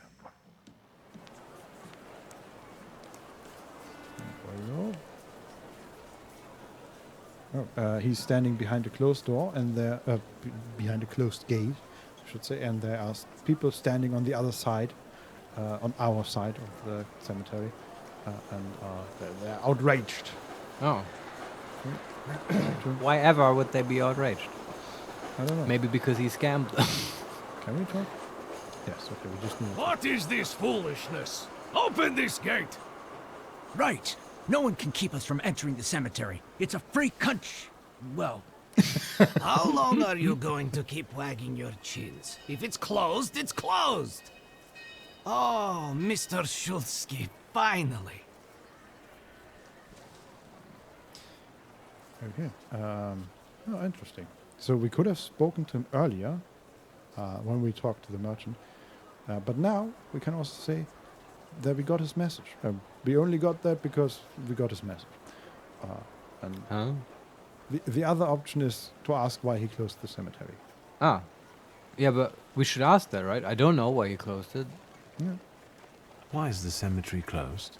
I won't talk about it out here in front of these boors. Come inside. You're letting him in, gravedigger? What the hell is going on? Shut your mouths or I won't open till Judgment Day. This is about your father, you know. Why are they so keen to get into the cemetery I don't anyway? know. I mean, probably because there are people they care about or used to care about. Yes, but it's often not like such a high urgency thing to do, right? Yeah, but I mean, it is a public space, sure, right? So people will get irate about anything, I guess. Yeah. We can say that we'll come back later, or we can enter as per the gravedigger's request. Enter. All right, let's see what this is about. Bah! What did my father do this time? I've got 2 pieces of news, so to speak. There's bad news, and I'm not sure what the other one is. Which do you want to hear first? Bad news. Tell me the bad news. Today some rebel rousers came here and started making trouble. They ravaged your family tomb. What do you mean, ravaged? I couldn't believe it either. I sent you a note immediately. What about the other news? One night, I went out and saw the dead lying around. But not in their places, you know? In the pathways. And then I saw their graves dug up, as if the dead crept right out of the ground. And these bodies are still lying here? No, of course not. You can't do that. But if you want to learn more about the case, they might come out again tomorrow night. People are starting to talk about resurrections and the end of the world. Resurrections and now these maniacs. Judgment Day seems to be upon us, you know? Okay, so I guess at night we have to go here and investigate. Sorry, I love the fact that he threatens to the guys outside to keep the cemetery closed until Judgment Day, and then we come inside and he tells us, so Judgment Day is today. I guess, yeah, I didn't make that connection. And he's closing the cemetery because of the rabble rousers and the defacement of the tomb. I think so. Also, maybe because he's seeing dead people right, laying around. He's like thinking, oh, they might call into question my competency as a gravedigger of the dead story. Yeah, it makes sense. We can ask about the troublemakers, we can ask about the resurrections, or continue by saying we'll go see the tomb. Ask about the rabble rousers. Those vandals that ravaged the tomb, what did they look like? I closed the gate because they're still hanging around there. Why don't you see for yourself? It's those guys. Well, maybe we just shoot them. That usually solves things. Sounds reasonable. Ask about the resurrections? Yeah. According to my knowledge, dead bodies don't rise on their own. Were there any witnesses? Any noise at night? Traces? Nothing. Just the stiffs in odd places. Okay, and then we'll go see the tomb. Okay. Goodbye. Get rid of this scum at once. So, just to get this straight, he has problems with people desecrating graves. Yeah. And instead of taking care of it, his first reaction is to call the people that are related to the person that the grave is for and tell them, can you deal with them? Yeah. Okay. I mean, that's why. It all seems a bit weird, this interaction, but I understand that he messaged us that our tomb was like desecrated. Sure. And I believe that I get this. If I want to make sense of this, then I can do that by assuming that this whole asking us for help is an additional thing because he knows we're like a thaumaturge and stuff. Yeah. It might also be the case that he didn't want to call the police. He'd rather have us call the police. I don't know if there's police here, but yeah, something like that. Yeah. I feel like there's stuff I'm not aware of. Yeah. But I'm willing to shoot these people for him if they did bad. We can talk to them first. Yeah, briefly. But for, the very first thing is we need to look at our tomb. Yes. It also says here's an observation, trouble with the family tomb. There are some shady characters hanging around the family tomb. The Powasky gravedigger couldn't chase them off, so he closed the cemetery to visitors while waiting for me. Right. Okay, let's go to the grave. Hello. Is this the way? Yes. Oh, there's so there are some people standing in front of the grave.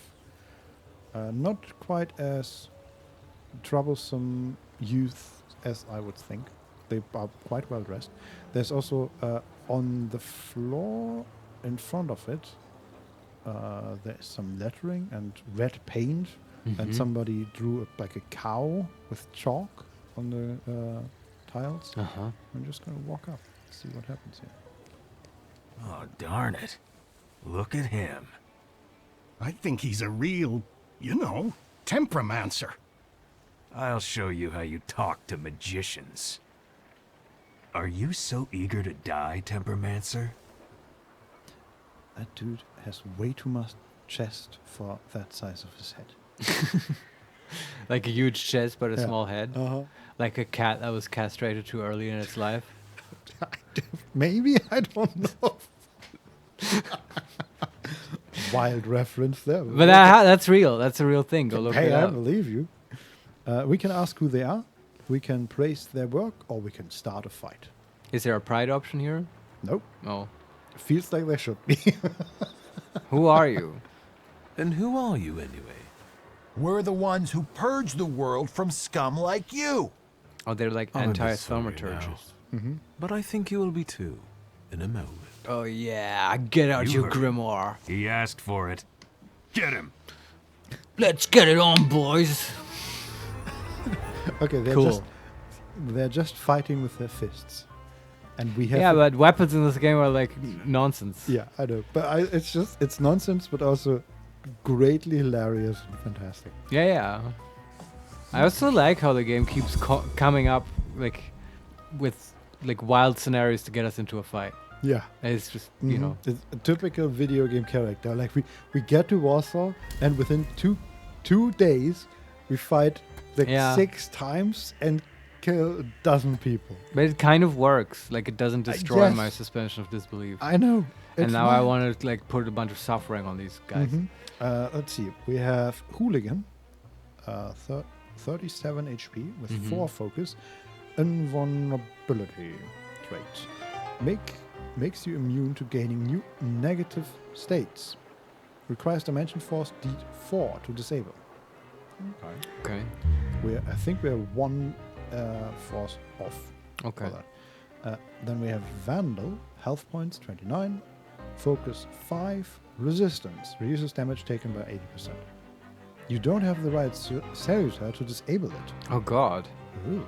I guess we focus the other one. And then Rioter, health points 36, focus 4, invulnerability, makes you immune to gaining new negative states, attack with Upia to disable. Ah. Well, we found our target, I think. Yeah, we start with that one, right? And just hit him with Upir. Yes. Do we even need to do the focus thing? Like, we can probably kill him quicker than just probably bringing down his 4 focus. Yeah. So just planned attack and then do the most damaging attack with Upir. Oh, and there's also... Although, remember, our quick attack kind of does interesting things as well. I just noticed they actually... this is the first time that they actually reduce focus. So they will... that's the one we're currently targeting. That is the one with invulnerability, but it is disabled by Upir. Yeah. He does a quick attack at the end of the first round. Counter attack prepping. Inflict damage and reduces focus. Casts counter attack. The first attack on this target incurs a counter attack. Oh.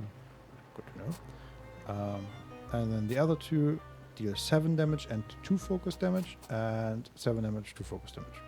Yeah. Do we have some way to heal focus? Yes, our quick attack heals 3 focus. Okay. Yeah, I guess we want to do planned attack, something slow anyway, because Upir needs to hit first. So I guess we just do planned attack. And next round we can recover focus. Yeah. I mean, the invulnerability only helps against debuffs and dots, right? It doesn't actually make him invulnerable. So we can just maybe kill him. Wait, I thought he has 80% damage reduction. No, that's the second guy, the Vandal. Okay, but the third guy whose ability gets disabled by Upir has invulnerability, makes you immune to gaining new negative states. Oh, I thought that was the first guy.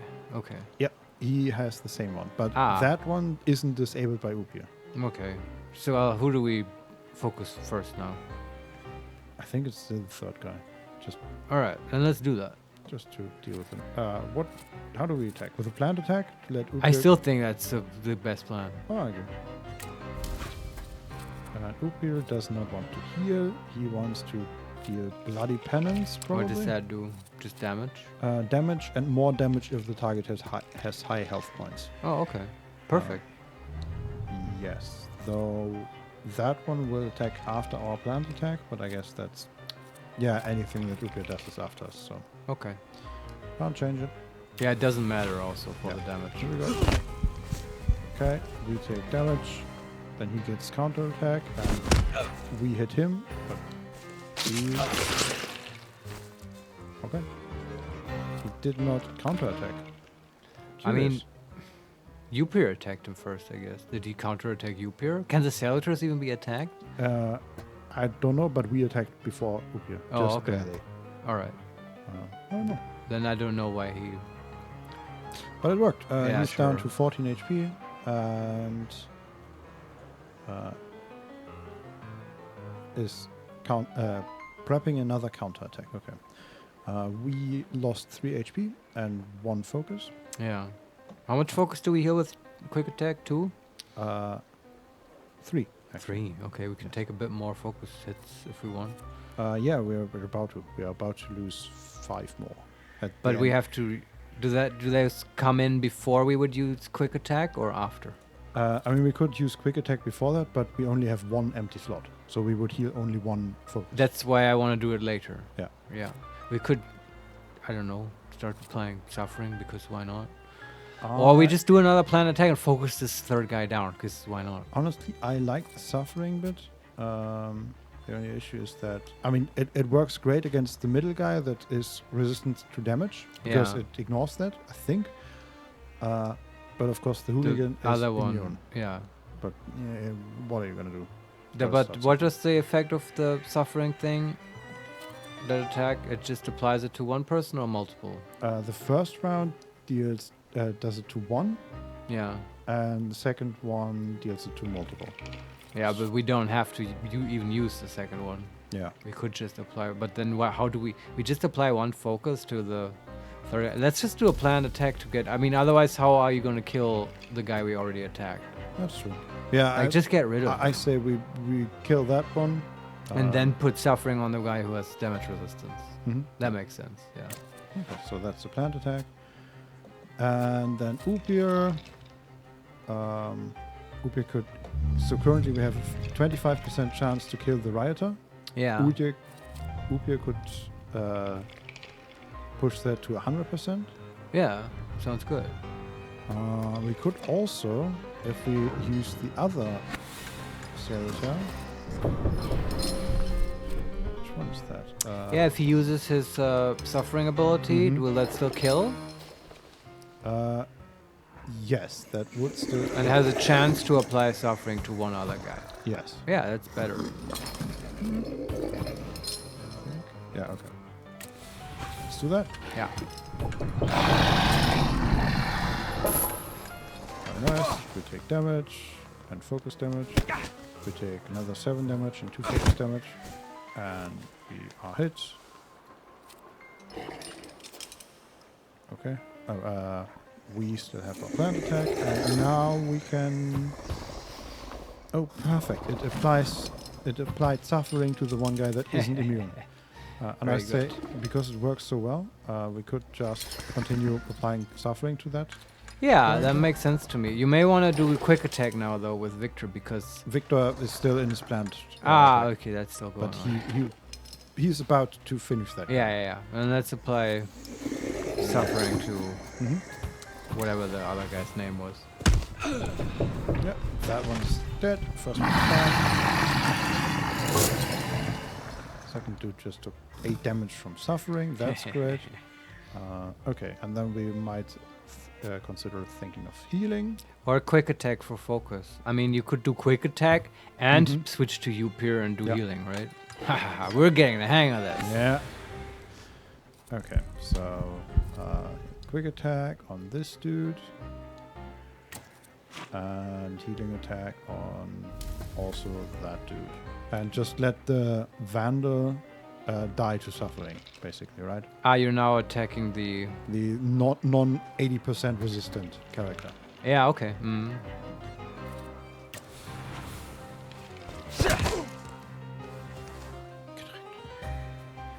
Oh yeah, that is a quick attack. Okay, we can also use the second one now. We can slow someone at least for 60% chance. Could slow the guy who has the suffering stacks on him. They have different options. No, they're both doing the same. So yeah, could do that. Yeah. Action reaction would deal 2 damage in that case, which is kind of... I'm expecting it to never deal a lot of damage though, does it? To the other guy, it's dealing 8 to 9 damage. Yeah, it's just how much do you want that slow, I guess. It's unlikely the other guy will kill us, I suppose. So you cannot... I have no strong opinion. Focusing the other guy down is also great. I think the suffering guy will probably get one attack off and then die before he gets the next attack off. Let's just focus this sucker. Okay, let's swoop here. We are healed. We attack. We get attacked for 7 damage. And 2 focus, and 7 damage again on 2 focus. Okay. And now this dude. Oh, now they changed their tactics. They're both doing defensive switch. Inflict damage and reduces focus. Okay. Casts fortitude. Reduces taken damage by 80%. Yeah, it's not gonna help. Well, which one is doing that? Both of them. Ah, okay. They are just mirroring each other. Okay. And what's our focus like? We are at 1 focus. I think we do quick attack again. Yes. Just keep punching. Yeah. And do you need to heal right now? Not if they... I mean, they deal damage, but then we are at 12 HP. Okay, I mean, here's my suggestion. You do quick attack, you switch to the other Salutor, you apply more suffering stacks on the one guy who already has some. He will die at the end of this round. Okay, then you apply suffering to the other one. Sure. Because he's invulnerable and immune to negative states. Oh, that's true. We can't apply to him. Okay, then just keep beating with Upir and heal if you need. I guess we just beat them down. Yeah. I was just thinking that probably the suffering stacks, the dot stacks would go through the 80% fortitude defense, right? Yeah, totally. So that's a good way to deal with those defensive things. Agree. Okay, that one is dead, so only 1 remains. Right. Who has fortitude, reduces taken damage by 80%, is... These fights are all balanced very well to teach you the game, at least on hard mode. I agree. Okay, yeah, we can, instead of attacking again, so what is he doing? He does more defensive switch, so more fortitude. Yeah. So, yeah, we can do old wound and just hit him with suffering, I guess. Sure. Okay, Upi heals us and deals 1 damage in total.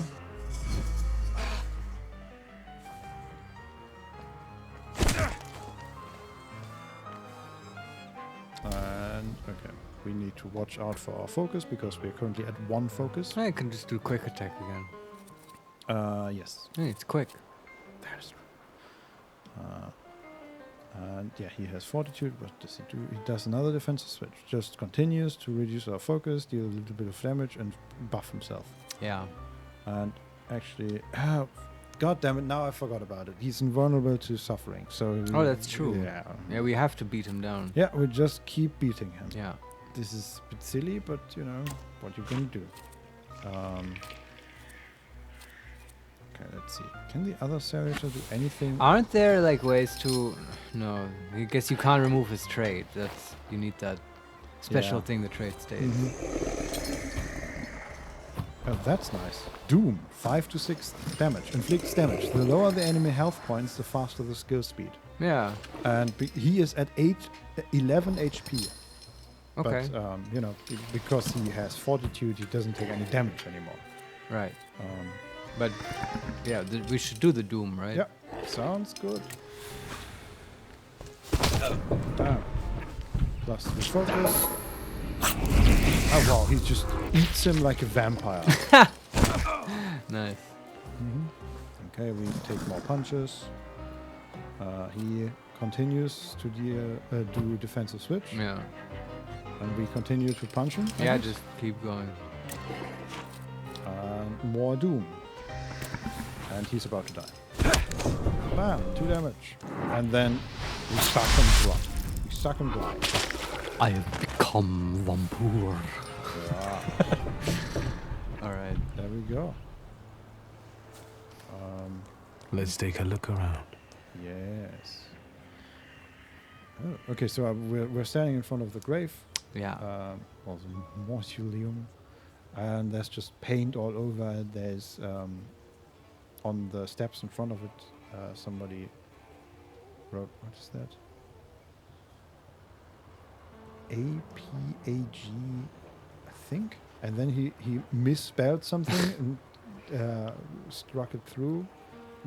Then wrote demony and WTA. Demonic. Maybe it's supposed to be Polish. I don't know. At first, I thought that maybe they're misspelling magician, but now I don't know.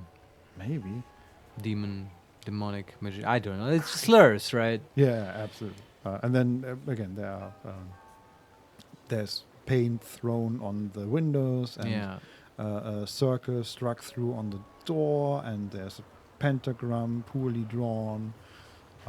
They're like anti-magic Banksies. Yeah.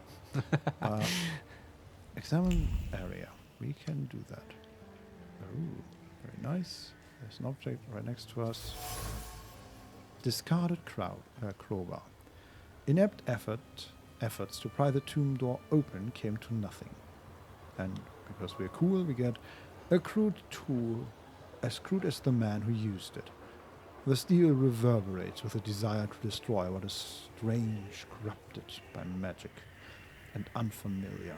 Just like they were instructed by the WAS. Ah. What was the WAS, Vincent? I don't know.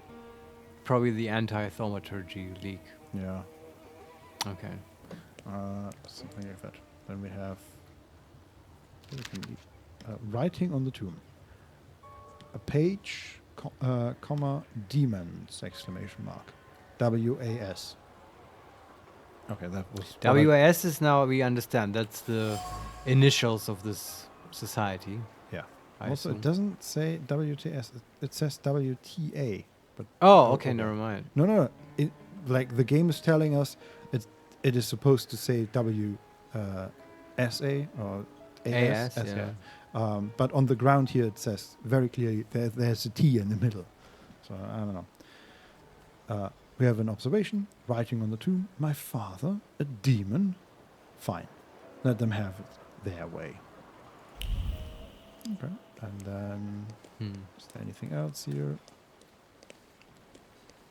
I bet our sister won't be happy. Though she will be pleased that we just dispensed with the vandalizers already. Yeah. Then there's a bench here, and we have the quest currently. They're alive, and we finished all the clues here. We can talk to the gravedigger now. Yeah. Or we can wait until the night. Yeah, but that's dumb. We do that later, right? We first have to go to the soiree. Yes, but then we shouldn't. I think. Then we shouldn't talk to the gravedigger. What? No, but because okay. This is part like. If that's how the game works, then fuck it. Like, you know what I mean? It's then we don't do the zombie quest, I guess. Mm-hmm. Then we miss that part. I'm just gonna, assume that the game won't be that dumb about it. I think That you think that that you only get one shot at talking to the gravedigger. Yeah, I think the zombie thing is a sort of optional, additional part of this quest. And the game doesn't expect you to do it. I agree that I also think it's optional, but I'm very strongly assuming that it's time bound, right? Because it literally said they come at night and there's a in-game time mechanic. Yeah, there's a bench here for us to wait. Yeah, but do you know what I'm saying? I don't think the zombie thing will pass you by before you make it be night or the game progresses towards night, right? Us talking to the gravedigger won't turn to night suddenly, right? No, but it will end the quest. Yeah, that's what I'm assuming will not happen, because well, I guess we'll find out. Yeah, we will. And if that is the case, then that's dumb, and I'm happy to just pass it by. Fair. So something here. Yes. Obituary. The late P. Vitaly Goryemki gave up his spirit to God on September 3rd, 1905. The procession of the body to Powazki Cemetery will take place on Friday at 4 in the afternoon from his home at number 7 Milnar Street. The bereaved wife invites the family and all well-wishers to a somber rite. Do we know what date it is? I don't. Has that been... Also, I don't know if... Do dates matter in this Yeah, game? I don't quite know yet. I feel like no. I mean, I think if dates matter, they would indicate at somewhere on the screen what the date is. What the date is. Like they do in Disco, right? There you had weekdays and they sort of mattered. Exactly. Obituary in a newspaper. It was published a few days ago. The funeral has been held recently. The crumbled newspaper page oozes with someone's cool, cynical calculation. They use the obituary page as a map to find those waiting to be dug up. Okay. Like grave thieves. Yeah, it's not... I mean, maybe this means it's not zombies, it's people... Just normal grave robbers, right? People used to do that, right? Dig up people to grab their jewelry and so on. Yeah. There's another one here. Notes from a ceremony. It's not hard to see a... Oh, yeah, okay, we didn't read that. That's the same with the movie and stuff. It's not hard to see that hateful fads and entertainment from the West have spread among our youth. And right under our noses, too. I'm talking here, for one, about the infamous teacher who was giving lessons on how to twitch in frenzied fits. And he had the gall to accept money for it. Unfortunately, owing to a few vigilant parishioners and my own intervention, this shameful demoralization will soon cease. So probably same writer? Same guy, yeah. Can't wait to meet him, shake his hand. Congratulate him on his stellar work. Notes on how to compose a ceremony. There's something going on 18/4 Smentarna Street that has the priest worried about being a potential pernicious fad from the West. What could that be? Jazz music? Probably, yeah. It's a bit early for jazz, I feel. Yep. What came before that? Jazz? Blues? That's not really... I think, well... I mean, something that you started can dance to, apparently. Yeah, there's this whole genre of so-called ragtime music. I think that was sort of the precursor to jazz and blues in that was the US. In the 20s, right? Or was it earlier? I think that was even... Ragtime was a bit early even than 20s, but 20s is sort of the jazz age, right? Okay, fair enough. I'm no expert, it's just that's me my neither, associations. Okay, let's talk to the gravedigger. Yes. So, Mr. Shulsky, you gave those lads by the tomb a good belting, huh? I could hear the echoes. Yes, we killed all the rats Thank for you. But they weren't too keen to talk, and I have a few questions to ask. Maybe I could help, you know? We can ask what the WAS is. Oh, yeah. Or we can ask if he likes his work with this, which is a grey one. So a wait option. It's just a weird question to ask, but let's ask it. Yeah. It's a rather grim job you've got here. Well, you know. I'd rather do this than struggle with drunkards in a bar or bolts in a factory.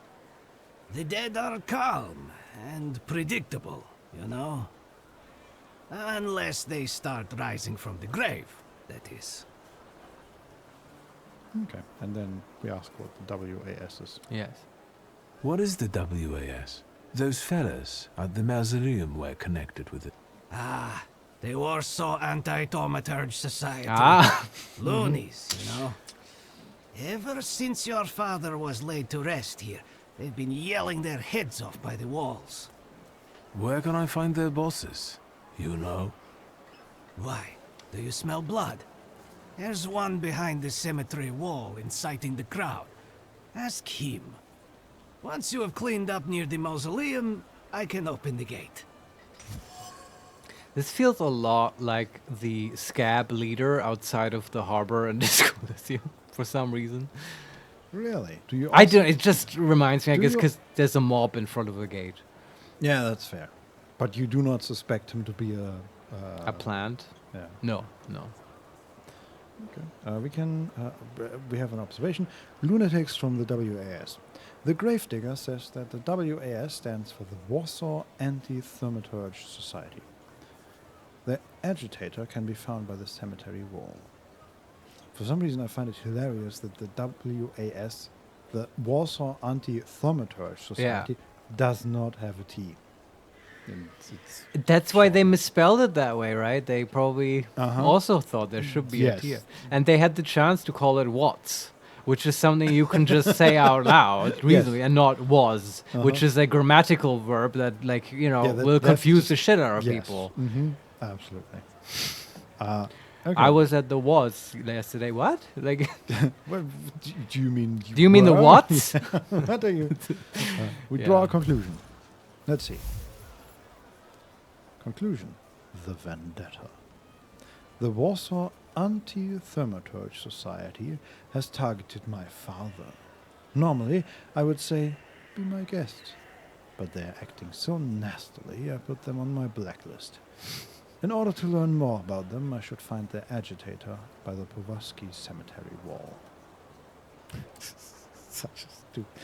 I put them on my blacklist. Okay. Victor. Yeah, this is total Redditor. Like, this is Redditor writing in his journal or whatever. While he's holding his katana. Yes, exactly. Let's Naruto run over to the guys by the gate. Yeah. And then we leave. Goodbye. Good luck with the WAS, you know? Let me know when you get rid of them.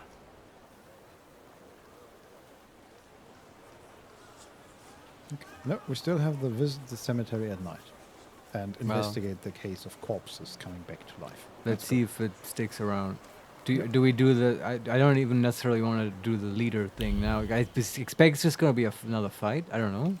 I mean, he said we basically can't leave right now, right? Because he closed the... Oh no, the cemetery door is open. Never mind.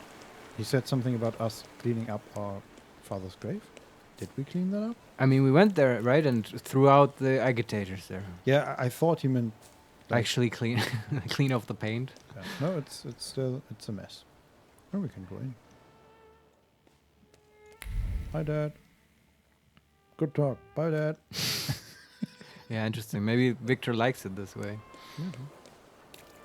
Yeah, also the inside is completely fine. Yeah, okay. It's just the outside. We couldn't get in. Okay, so let's... I say we go to the sister. I kind of want to get to the soiree thing. Yeah, well, let's just do it. So... the Reptilian Bash.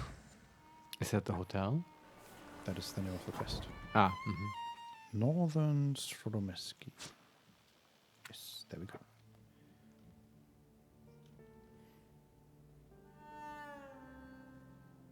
Very nice loading screens of our sister's house.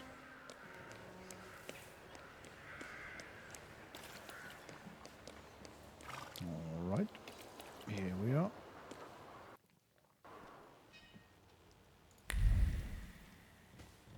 There's the package from the tailor. Excellent. Perfect timing. Yes. A present. Maybe it's not from the tailor. Well, I don't know. I see you went to a barber. That's something at least. Recently I met a bearded guy who's not especially fussy about his appearance. And yes, people welcome him everywhere with open arms anyway. He means Rasputin. Maybe he's a natural charmer. I've heard that can get you into the Imperial even without a tailcoat. Very funny. Are you getting dressed so we can go, or have you changed your plans? Get dressed and set off? Yeah. Yes, let's go and see if I do fit in. In that case, I'll go get changed too.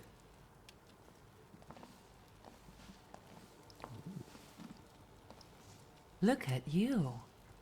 And here I worried I was the only one who looked good in trousers. Very chic choice.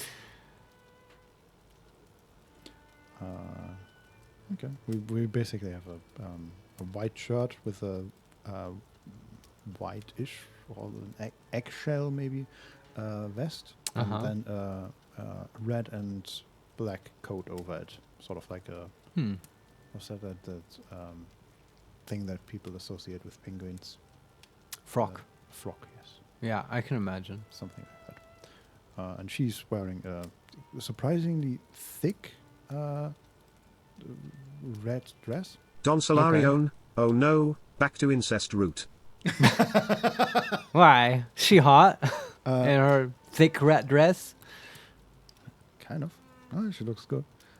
I mean, I agree. They have sort of incesty vibes, kind of. A little bit. They're just very close, you know. Yes.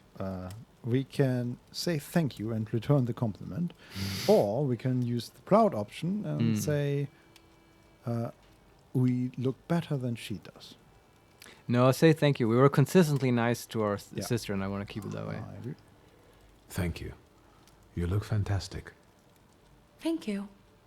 You think Papa would be mad that we're going to a party right after his funeral? No, I sister. hope so. Victor. He could have kept from losing the Black Grimoire. Are we ready? Yes, the carriage is waiting. He hates him so much. Know. Yeah, it's so good. Yeah. So this whole conversation is like, do you think he would be mad? No, sister. I think we are Prana, truly free. hello. Just got back from gym, eating and enjoying your stream. D.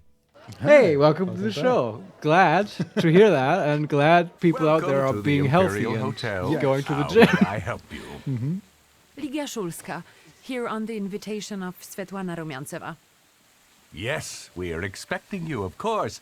The soiree is taking place in apartment 237, second floor. I wish you a thrilling and successful evening.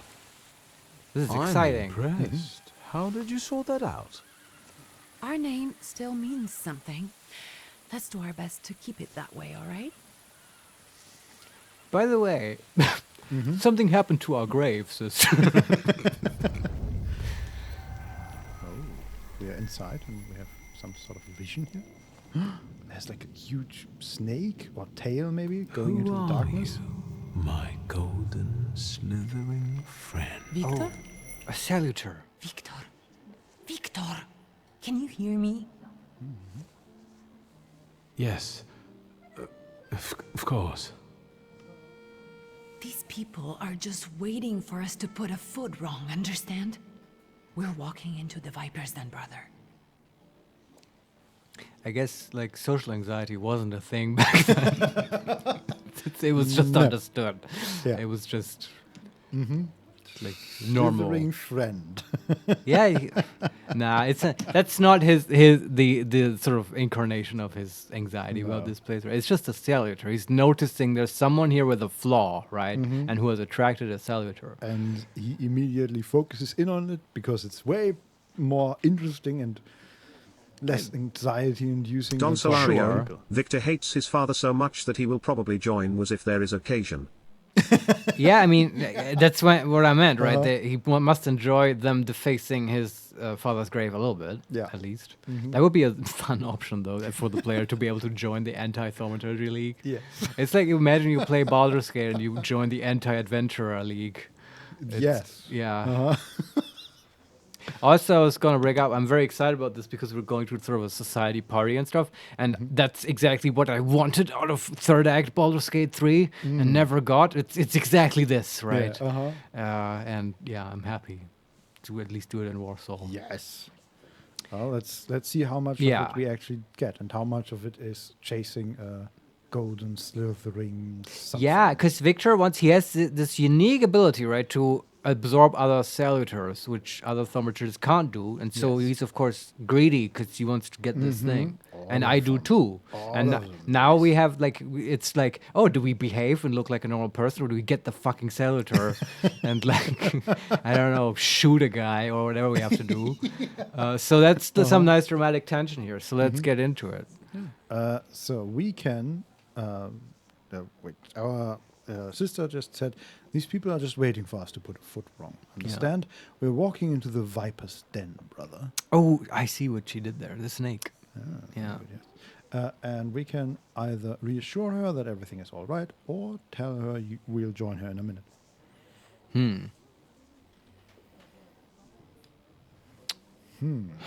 Already a decision.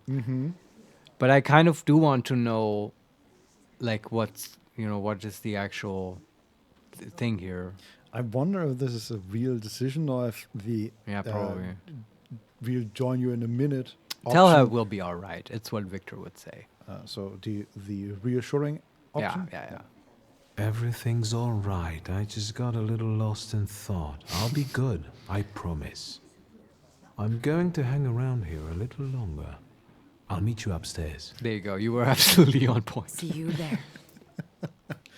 He sounds like he had a brownie before the party.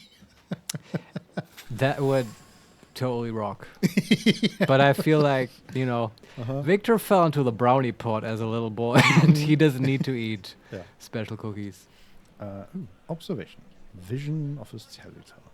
I heard a long hiss and a rustle of scales. That can only mean one thing. There's a cellular somewhere in the Imperial Hotel.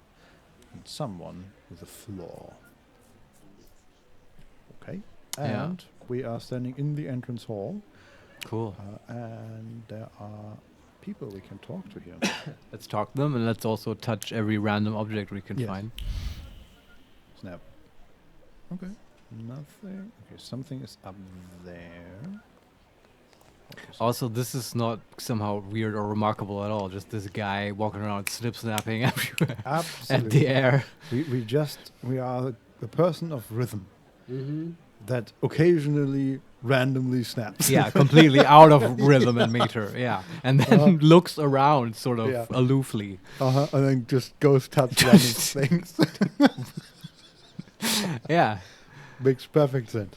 There is a poster here. That's Seance poster. A poster advertising the mysterious Madame Samira. The poster's surface radiates with the positive emotions of passers-by who've laid eyes on the advertisement, such as curiosity about the mysterious psychic or excitement revealed by a quick heart rate. Apparently, Madame's seances are quite popular. That's awesome. I totally want to go there. Suyo, you're right. There is absolutely nothing abnormal about a man with a gigantic book hanging off of his ass. Oh, does he have that? Oh, yeah. Is that a normal... Okay, that is the grimoire. So, I'm sorry, but I have a lot of questions. Is there like a FAQ video about you two I could watch or like a page I could read? That's a good question. Not really. So far. That is something that we have thought about making, right? Like a channel trailer that explains that.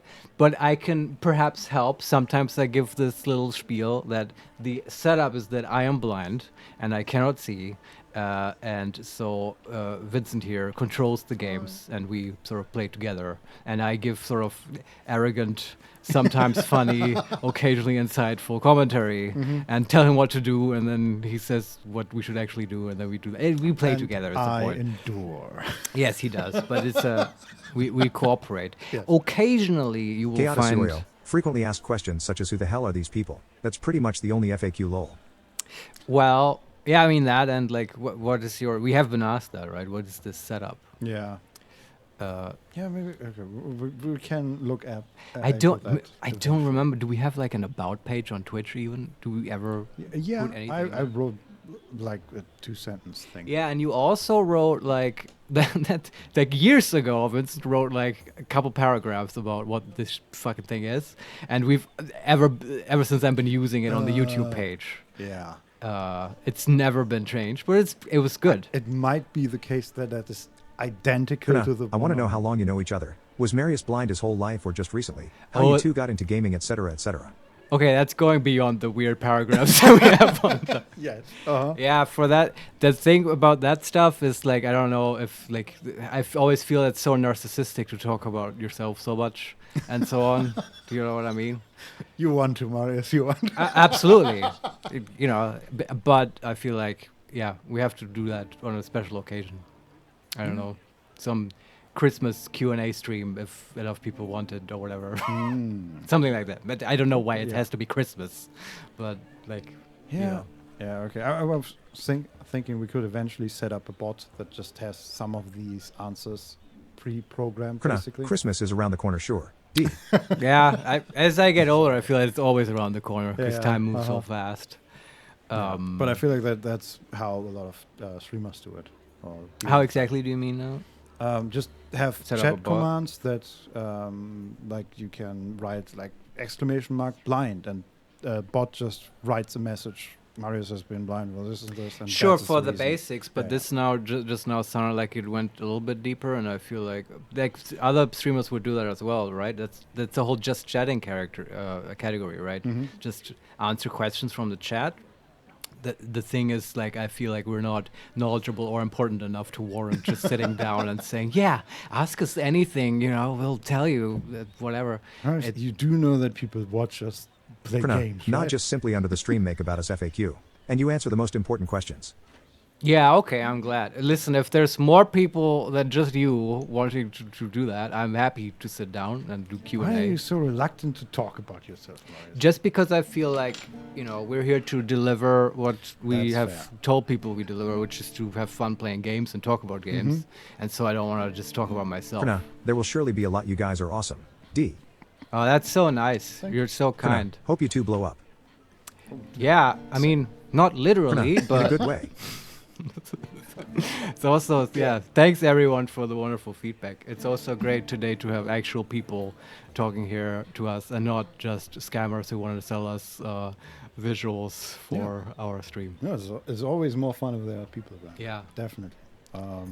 But yeah, we might do this whole thing, Q&A, whatever, if it's warranted one day. But right now, we're here to do an awesome soiree. Though I have to say this now. Yes. This whole, because we just had this Madame with the seances, which is awesome. I want to, do that in this game. Feels like a fun thing to do for various reasons. Definitely. And I learned this sort of historical fact about seances and this whole idea of spiritualism in the 19th century, where people really got into ghosts and stuff and, talking to the dead and stuff. There's a reason why that got so popular. And it's not just because people believed in that stuff. It's so the 19th century was, especially in Victorian England, where lots of seances were had, was at the same time highly sexualized time and also a highly repressive time, right? Sexualized in the way that, they like nobody got to talk about sex ever, but it was always constantly on people's minds, right? It's like those two things work together. Yeah. And like the way men and women interacted was very restrictive and just regulated very heavily, right? And you couldn't just meet girls or boys. Except when you go to a cool seance, where it was one of the few occasions where men and women got to sit around the same table, maybe even touch each other because they have to touch the same glass and stuff. And, people got excited and stuff. It was okay to get flushed or behave slightly differently because maybe you got possessed or whatever. And, you see what I mean? It was exciting to people. I think at this point in history that heavy repressive Victorian era is already a bit over. But I just wanted to bring that up because I love that fact about seances. Yeah, I didn't know that. Yeah, I thought it was interesting. And now with that in mind, I want to go to a seance and woo the ladies with our 10 out of 10 Victor with a sexy voice. Yes, Yeah. Absolutely, yeah. Also, something I noticed about this is completely different. Samira is also a League of Legends character. Just like really? Upir is pretty close to Udyr, which is a League of Legends character. And At this point, that can't be an accident, right? Maybe not. That must be... I'll keep a look. If there's a third, then we might have a copyright strike on. Clearly, there's some LOL fans on the dev team. Yeah. Okay, well, that's All right. Madame Samira. Okay, can we find any other objects here? No, but we can talk to some people. There is Sofia. Sure. A group of 3 ladies. Yeah. Let's take them one by one. Well, someone new. Good evening. Good evening, Viktor Szulski. Irina Orlova of those Orlovs. This is Natalia Obolenskaya, and this strangely quiet soul is our delightful Sofia Skawan. Irina is exaggerating. Nice to meet you, Mr. Szulski. The Governor General's daughter herself. How do you do? Thanks for clarifying. Governor General's daughter. Right. Sofia Georgievna Skalon is this year's debutante and enjoys a lot of interest. She's a young socialite who relishes the attention she elicits. And the governor was the sort of incompetent Russian plant guy, right? That the Tsar Nicholas II, he installed him, right? And he was sort of championing him.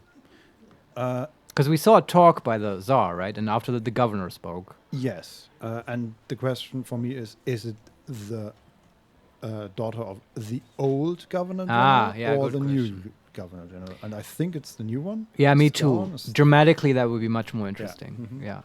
And she also seems sort of, just from the little bit she talked, she seems like a good person, not like her father. So that's very interesting. True. We might, who knows? Maybe get to him through her. Oh, yes. I'm already thinking about the revolution. Yes. Okay. We can ask them if they're having fun. And we also have something continues to elude you option. Interesting. Okay. Yes. Want to ask them if they're having fun? Sure. How are you enjoying yourselves? We can't complain. Seeing as we're debutantes, we're getting a lot of attention. Really? Maybe you'll tell us something about yourself. Lady, I'm a 10. Just turn around. Let them come to their own conclusion. We have a proud answer. Of course, we have a proud answer. Well, let's look at all of them. What are they? That is the only new option we have. We can tell them about ourselves, which is the proud option. I totally want to do that. They were asking for it. Yes. Here we go.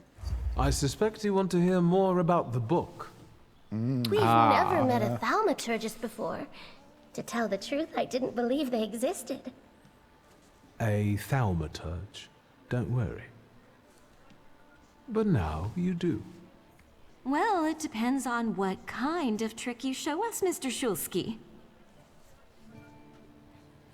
Oh, and that's probably the something continues to elude you option, right? Because now we can. We don't have a read on her. Not yet. Not yet. Can we come back maybe though? Yeah. I need to slip away for a moment. Okay, good. Oh, no, what a shame. Chaotisoyo, that's crazy. I wasn't forced into a proud option. I wonder if it's because you guys have been feeding yours.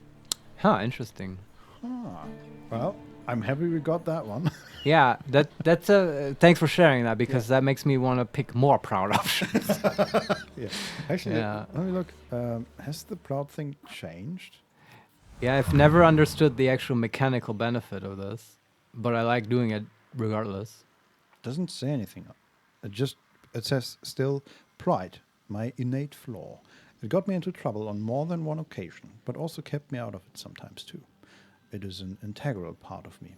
Upir follows this law, increases the hard dimension force by 1. Yeah. But I'm sure the game is keeping track internally of exactly how often did you click it. Definitely. Next to the ladies is a bird cage, I think, that we can examine. Yeah. Procession of slender legs. Revenue? Something like that. Of colorful feathers and sweet voices. Unlike vaudeville dances, these beauties make their lovers part with their fortunes unwittingly. Okay. He's drawing them? Yes. I think these are pheasants. Oh no, they're just a bunch of birds. There's definitely a pheasant in there, but also a lot of different... Birds of paradise. Yes, some of them certainly birds of paradise. There's at least 2 that look like they could just be random birds of the street, but and who then knows? Just a chicken, because this is Russia now. Well, you're not... I mean, they are pheasants, but it's not that fun. But pheasant is much more stately than a chicken. That's true, yeah. A mere chicken. Yeah, but if you draw them without their tail feathers, then... It's closer to a chicken than you would think. I guess I don't really know what a pheasant is. My fowl knowledge is very limited. A chicken-sized bird. All right. I think they're actually maybe slightly smaller. I don't know. There is also a group of 3 gentlemen, and we can talk to Sergei. Let's do it. What did we come here for? These soirees are for old people. Good evening. May I? Please, we're not discussing anything consequential. You keep on worrying about yourselves. I intend to make the most of this evening. See, I told you he was in love. Miss Scowan is out of your league, my friend. To say nothing of her father. He's into Sophia? Mm-hmm. Ooh. This is also something I enjoy, like making these arrangements happening. Oh boy. Making them happen, yeah. Let's mess with some teenagers. We keep listening. Yeah. Old Scowan and I are practically on first name terms now. You'll see. I'm sure. So, one eye-catching girl has already got an admirer. What does that leave us, Maxime? Not much. The dull, the silly, or, well, the old. En parlant de Ligiashulska, she just passed this way. Pigs will fly before someone fancies her. She'd actually prefer Sophia Scowan, according to what I've heard. Well, what do you think? I'm not gonna do a little victory dance here, but in my mind I will. Well done, Marius. My intuition, Yes. look, I was not a sexist bigot, is my point. Like, the game was clearly but the girl signaling has pants, something. and that is yes, a clear obviously. sign. Then I have to make fun of her being a lesbian. But I guess that if I am bigoted in the game, it's just as much. So, also, like, how the fuck are these people talking about my sister? Come on, did you see her in the dress? She's like hot and stuff. Yeah, but she's also a good bit older than the 3 of them. I guess they are sort of teenagers, right? Yeah. Still, come on. Victor is also looking quite angry at this talk. And we have an observation. Infatuation. Sergei wants to impress his companions. He hopes they'll see him as a worthy candidate for Governor General Scowan's daughter. Sergei has plans regarding Sophia, but they are yet to be realized. All right. And we can either leave them alone, or we can introduce ourselves. I want to introduce myself. Yes. My name is Viktor Shulski. Well, there we have it. What, do we fight now? We have a proud option that's literally start a fight. Oh my god! But sister, I was defending your honor. We're walking into the Viper's den. She leaves and not like she's 2 steps up the stairs. I know. We literally told her, don't worry, everything will be fine. Yeah, she hears gunshots. Yeah. And we kill like 3 15-year-olds. Oh my god. I don't know if I want to start a fight, Vincent. I love, though, that I feel like, in this game, I feel like, okay, I have meaningful choices here, right? I feel like that will have real impact if we, like, do this now. What's the alternative? We can say that we don't like what they're saying. Okay, but not start a fight. Just, be a gentleman about it. Yeah, that's good. Let's tell them we didn't like that. That's fine. Draw some boundaries. I don't like what I just heard, especially about my sister. And what are you going to do about it? Okay, now we sort of have to. We kind of navigate ourselves into this a little bit.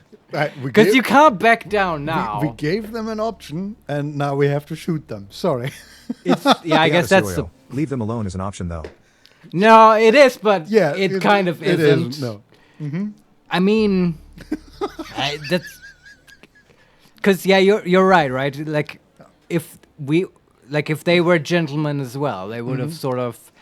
maybe not even apologized outright, but like made a nice joke about it, right? That's people who are like socially skilled. Yes, and they aren't, and neither are we. Well, and they're not willing to do that, right? Yeah. That's a challenge, what this guy just said. Yeah.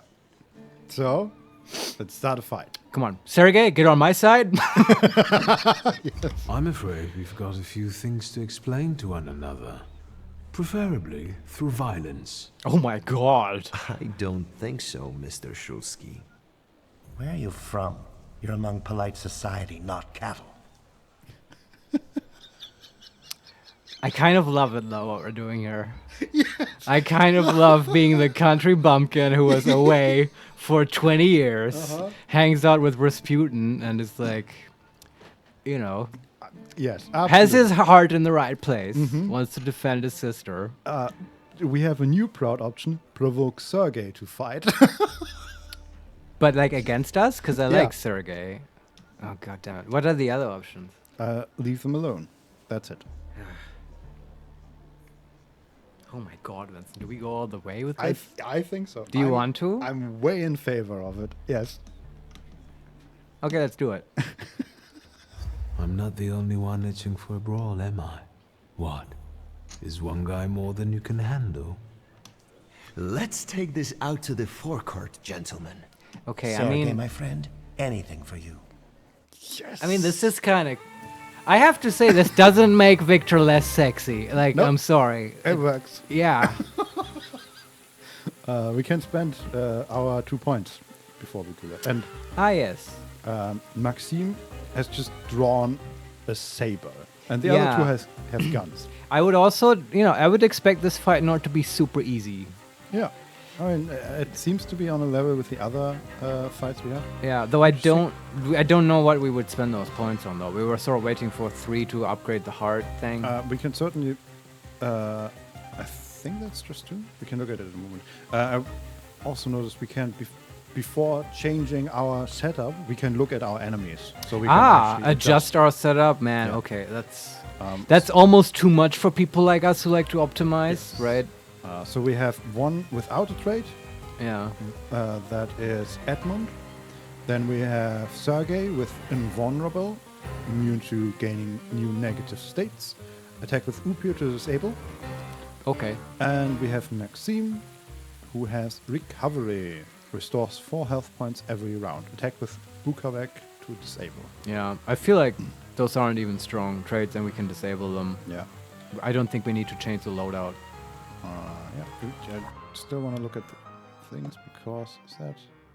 No, the next hard thing costs only 2 and will also give us an additional focus point. Let's buy it, yeah. And accumulation increases inflicting damage by 75%. Is that a level 2 ability? I don't know. Can't really see that here. Okay. Or upgrade, I mean. What's that? Yeah, that's level 2. We could slot that on action reaction instead of the slow. Sure. Killing people is usually better than slowing them. I agree. Oh yeah, and it's a straight up upgrade.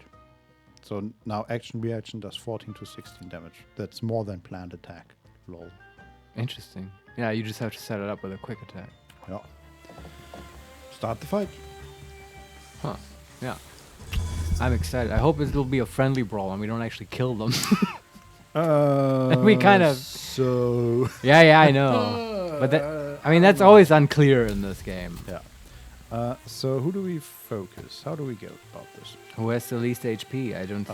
Edmund is the weakest in every regard. Has no trait, has only 24 HP, and only 4 focus. Let's take him out of the fight. Okay. Let's just focus on... Just with a quick attack? I guess so. I don't even feel it's necessary to reduce his focus with diversion. We haven't won... Okay. I was just thinking that we could use old wounds to set up more suffering for all the characters. Yeah, that's true. I like suffering. There's always the chance that Sergei gets the debuff and he's immune to it. Yeah. With AoE. I also just quickly killing one of those guys. Yeah. I think just outright killing Edmund is good. Yeah. Okay, so quick attack. Sure. And you can start disabling traits, I guess. Why don't you focus? You could use the Howler guy. Oh, yeah. And he just... I guess that doesn't trigger yet, but eventually he could spread suffering by accident on others. True, yeah. We can disable the healing of Maxime, or we can just focus straight up the Edmund. I would focus on the healing doesn't do anything yet. That's true. So and this way we just kill this guy as quickly as possible. Howl or Doom? Okay, but Doom is... Doom shouldn't do much yet, right? I mean, the damage is the same. It just gets faster the less health points they have. Ah, okay. What if you just hit him with Upir? Does Upir deal better straight up damage? More when they have more health. Inflicts damage. The target's health points determine how much damage the skill inflicts. The It's more like the health points, opposite. the higher the damage. Yes. Yeah. So we should probably open with Upir then. So here it does 10, and against that guy it does 12. Okay. Okay, so against 24 HP it does 10 damage. Against 29 it does 12. Okay. But yeah, just focus. We just hit him. Yeah. Doesn't have to be complicated all the time. Yep. Just crush him. That is so wild. Our sister is like, hold on a second. I think my brother is calling to me from the other room. Yeah. Oh, hi. Okay. Edmund is down to 19 HP. We have lost 3 HP and 1 focus. Chaotic, it's okay, sister. I won't make a scene, I promise. Load shotgun. Yeah, I know. Chuck. But, I mean, I bet Sophia will be impressed with us and the other girls. Right. Uh-huh. Right? Sure. We're proving how great a character we are. I mean, I'm applying this sort of, like, social codes and norms from, like, reading Russian novels from the 19th century, right? And in those, it's always, like, the bad military boys that get into brawls that impress the young comtessas and stuff. Totally. And so that's what I'm going for here. Yeah, no, we are definitely doing that. Yeah. This is great. Okay, and then we use action-reaction to kill Edmund. Perfect. Okay, that's Upir dealing 8 damage, and we shoot him dead. Jesus Christ. And then he slashes at us with a saber for 5 damage. Okay. And we start bleeding, which deals 1 damage at the end of every round. But we're still good on HP, right? We are at 33 out of 42. So we have pretty much. Okay. Okay. Okay, now we have to start, I guess, disabling which one? The recovery healing guy? Probably, yes. We should also... Sergei has team counterattack. The first attack on this target endures a counterattack from all enemies. Ah, okay. So we should do him last then. Yeah, so just focus on Maxime. Yeah. And he has recovery. The question is, do we want to disable that or just ignore it? I mean, disabling it just means that the other servitor, I forget his name, has to attack him, right? Yeah. And that could be this applying suffering thing, right? Mm-hmm. So we could just do that. There's Howl. And we continue with the quick attacks. It kind of works. I mean, is the planned attack better? It's better for the first one. It might also interrupt his action. I mean, that's nice. I don't see a reason not to do a planned attack. Sure. Okay. Howl first.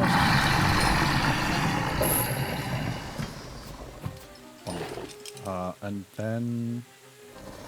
Now it's just the servitor. We could also... Just howl again. Yeah. I don't have that. Just howl again. I mean, that's the thing about this move. It's so quick. Yeah.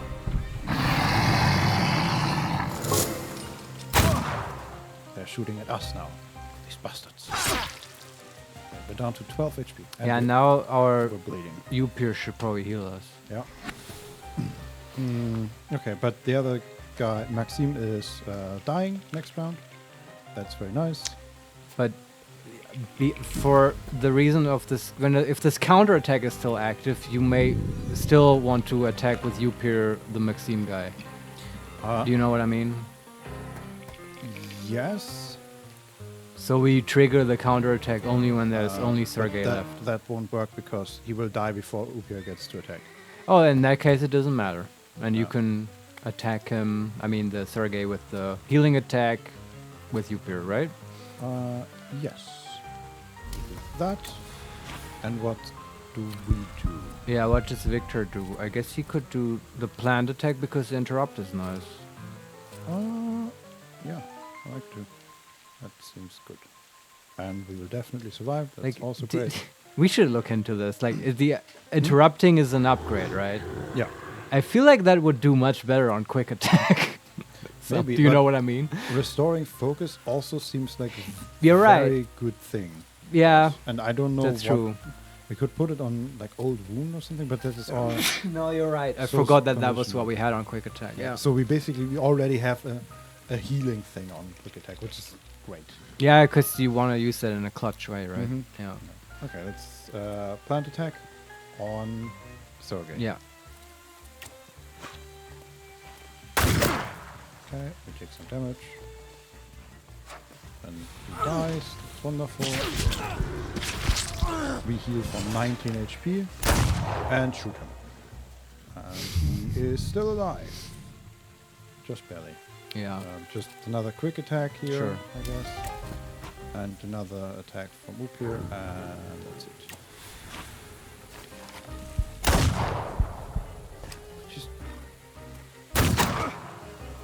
We're just having a shootout with some kids. This is insane. But we You won. know, duels among young men are common and happen all the time. Yeah. Just not usually that quickly and that deadly, but it happens all the time. Yeah, totally. Especially between cadets. 100%. We were justified in doing what we did. Can we loot them? No, looting's not a thing in this game, right? No. Yeah. Oh, but we can admire the view. Oh, is this the viewpoint quest? Right, now we're a full-on psychopath. Yeah, we are outside. Let's do it, since we're here. And there is the hotel, and that's gone again. Okay, good dog. Let's go back inside. Okay. A lovely talk with some young gentlemen. Yeah. Are there? I feel like we still need to find an object to learn about Comtessa Sophia. Yeah, we might have to. So this is just one room, or we can go upstairs. I don't think there's anything here. Let's talk to the three ladies again, and if they. We can probably leave the conversation, right? Yeah. Yeah. Oh, I think. Isn't that our Mr. Shursky? Yes. Actually, okay. Still. I need to slip away for a moment. I need to kill more boys. no. Yeah. Every time he leaves, The hunger came back. you hear gunshots. Yeah. There's actually an object behind them, another bird cage. But okay. it looks like an older one. Oh no, it's a golden cage. In the golden cage is an exotic bird watching me with its beady little black eyes. Sorry, That sounded like he was already drawing the gun again. It's calling to me. It has fixated me. Uh-huh. I demand satisfaction from this bird. We also learn, because we're super cool, on the golden cage is the whisper of a woman who contemplated opening it. She was close to releasing the birds for a lark to watch the ensuing chaos. Yet something stopped her, and the birds are still in the cage. And is that Sophia? Perhaps. I think so. Does this object have like an intuition we can get from it? No. Okay. I mean, that was the observation, and we do not have enough objects yet to draw a Okay, conclusion, I guess. see. But we got an observation from it, and that's Yeah. what they call it here, observations, I Mhm. guess. Yeah. Exactly. So Okay, let's go hunting upstairs. for more stuff. Yeah, find the person with the floor. That's the wild soldier is seeking. Find Svetlana and yeah. Okay. I'm just on the minimap. The entire hotel is basically the area of interest. Yeah, it's almost like a Hitman level, but also not. Okay, we're here now. I'm vaguely reminded of our home, interestingly enough, from just the setup of this building. You mean in the game? Yes. Mr. Shursky? I didn't expect to see you here, of all places. You don't know how very flattering that is. And what brings you to the Imperial? That is Ivan Kornichkin. Which Yeah. Is this the guy we met at the funeral? Yeah, in the grave with the burn mark on his face. Yes. We don't know really who he is. He knew our father. Yes. And we were kind of a dick to him. Kind of. But we were grieving, and that's fine. Sure, yeah. We can say we want to join Warsaw Society. Oh, is he? He's part of that. Okay. Wait, why was he then a friend of our father's? I don't know who he is still. Yeah, okay, What but do you mean? No, okay. Did I misunderstand? You just said we can say to him, "I want to join Warsaw Anti-Thaumaturge Society." No, just Warsaw Society. Okay, never mind. Yeah, I misunderstood. So we can say that we want to join the Warsaw Society. Yeah. We can ask what he's doing here, or we can ask why he has so many scars. That's a bit forward. Tell him what we want to do here. Join society. And we got The entry cream of by... Warsaw Society is here, so I thought it would be worth showing my face. With a name like yours, I'm sure you fit right in. After all, someone must have invited you. Right. We can either say that we know Svetlana, or we can say we came with our sister. Well, saying we know Svetlana is technically a lie. We don't know her. Who was Svetlana again? Well, I think that is who our sister knows, and I think Svetlana organizes this whole get-together. Yes. She's like the society lady. Is what I'm assuming. Yeah, but we want to talk to her, and I We don't do. remember why.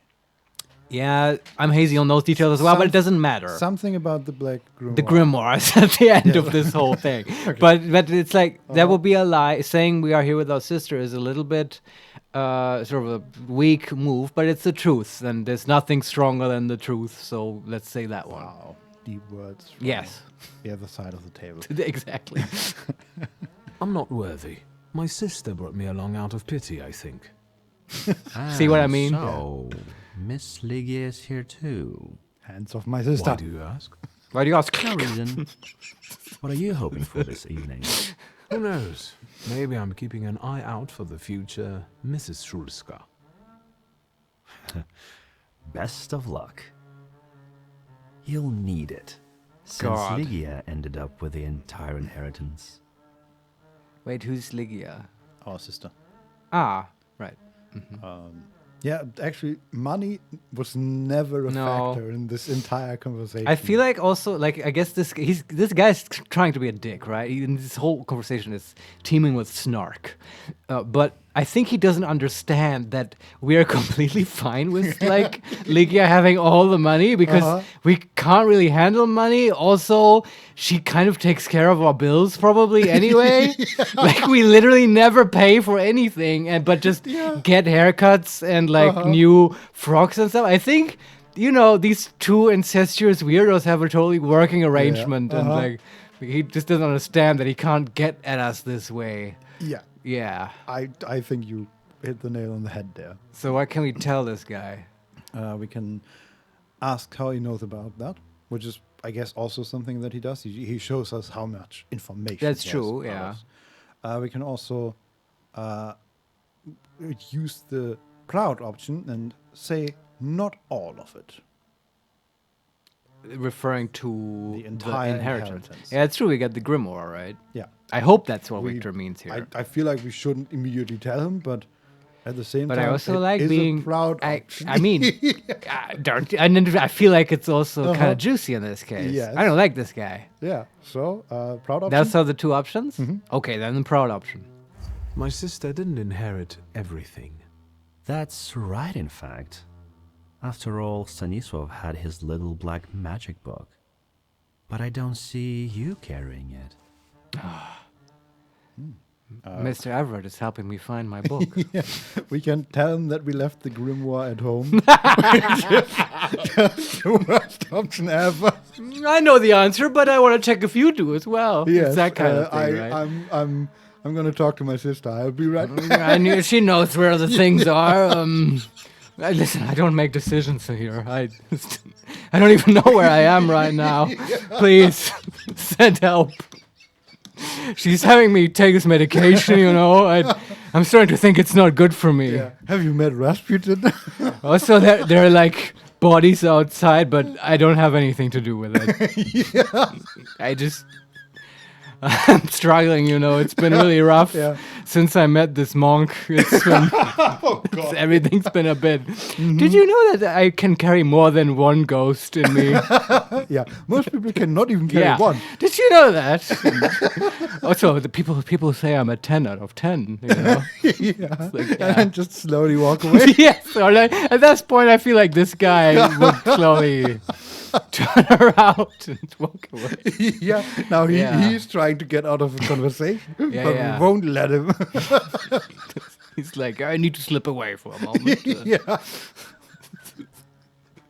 Oh, boy. Oh, I'm liking Victor more and more. Yeah, he's such a great character. Yeah, I know. Oh. Wait, so what was going on? What are we saying now? We can tell him that we left the Grim White. Oh, okay, yeah. Or...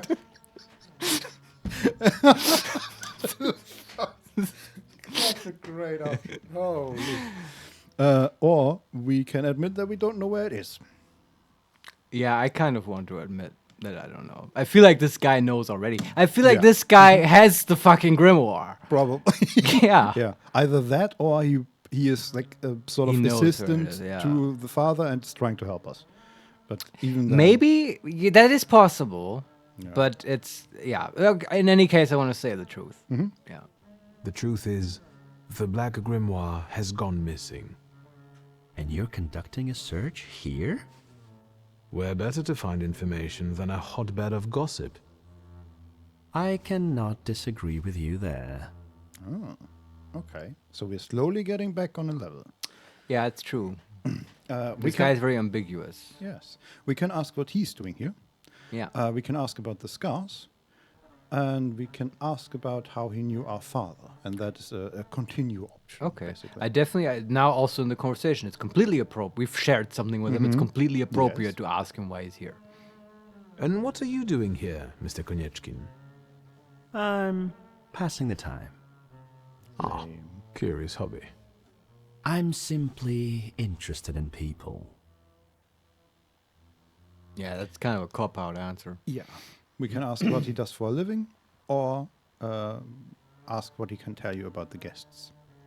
Ask about the guests. That's good. Do you know these circles well? They're not hard to figure out.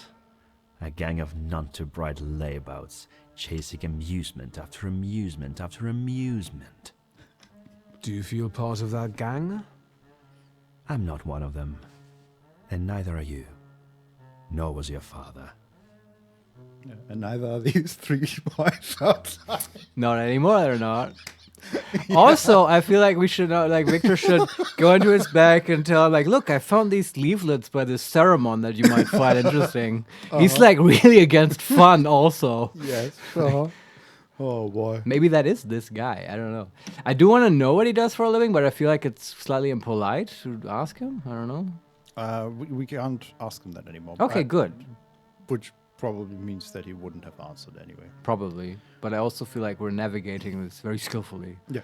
Do we ask about the scars? No, I feel like that's also really impolite. I don't want to ask him about the scars. That's fair. Yeah. Then we ask him how he knew our father. Yeah.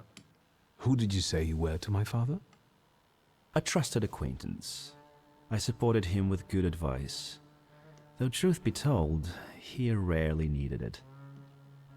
Your father had a gift for making good decisions. Which of my father's decisions would those be? Ones that were good for your family. Perhaps we'll have the chance to return to this another time. Goodbye, Mr. Shulsky. Yes, I'm sure. Okay. Yeah, all right. That was a good talk. Kind of. Like that. Didn't end in violence. Hey guys, do you think that the bald Russian guy with scars on his face and evasive answers might potentially may or may not be a bad guy or something? I'm maybe, or it's a bit obvious though, don't you think? Yeah. Either he's a bad guy or he is actually the good guy that he says he is.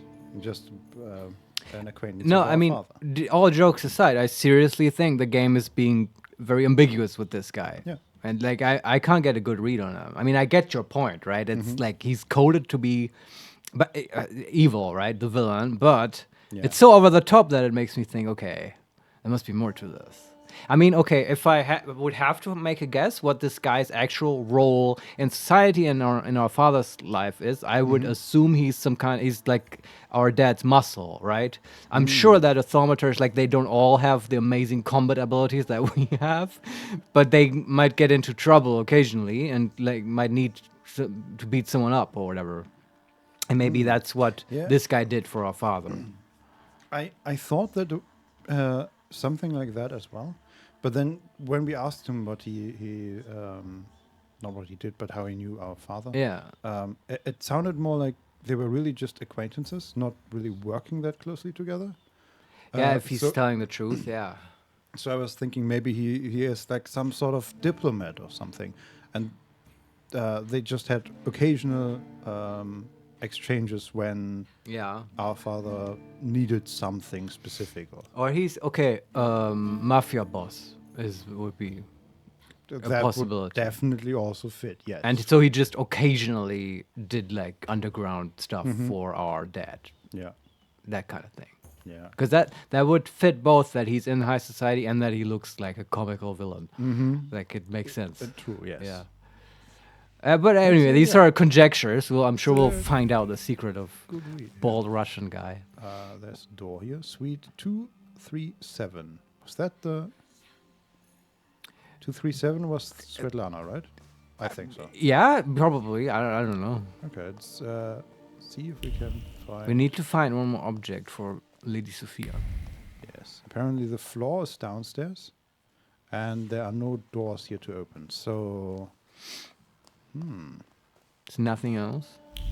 Find Svetlana in her apartment. Okay, that is 237.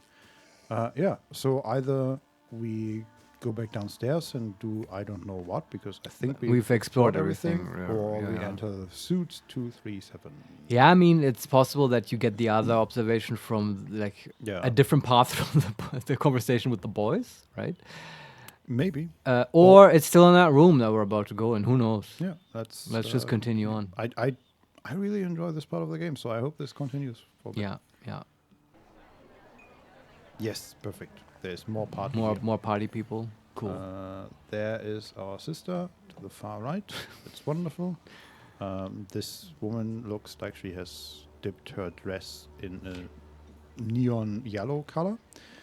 So let's talk to her. Whoa. Oh, that's Svetlana. Yeah, maybe leave her last, right? Fair. Yeah. That's a bold fashion choice, though. Like a bright neon gown. It's not entirely neon, but it's like a black middle parts for the chest and the legs. But the arms are quite glowing. Any ladies with exposed upper arms? Not that I can see. Okay. It's not that kind of gathering, huh? No. Not yet, anyway. We can have some cognac. Sure. Is that a wise decision? Probably, right? I mean, Victor can probably hold his liquor, like one sip is not gonna hurt. Get those pride options flowing. We already shot 3 people. Like, how much worse can it get? Just take one shot of cognac per boy you killed. Yeah. That's 6, 7, 8. Just hand me the bottle. I'll pull it myself. It's quicker. Discreet half words, meaningful half smiles, and sidelong glances from behind a fan. Merely appearances. The truth is that I found myself in a den of snakes. People must tread carefully. Again with the snakes. Yeah. Fits, though. Mm-hmm. He's drawing the cognac. No, actually. 2 gossiping women. Sort of surrounded and in front of a giant snake. Right. And in the background there are more people talking and gossiping and, doing the party business. Cool. Very nice. Okay, we got some experience. We open some random doors, check into rooms. There's nothing here. Oh, it's a bathroom, okay. No object? Nothing yet. Alright. We can... Ooh, there is something. I see some glittering notes. Thaumaturge never fails me. There is something here. Yeah. Yeah, there's a pretty large round table. And there's also...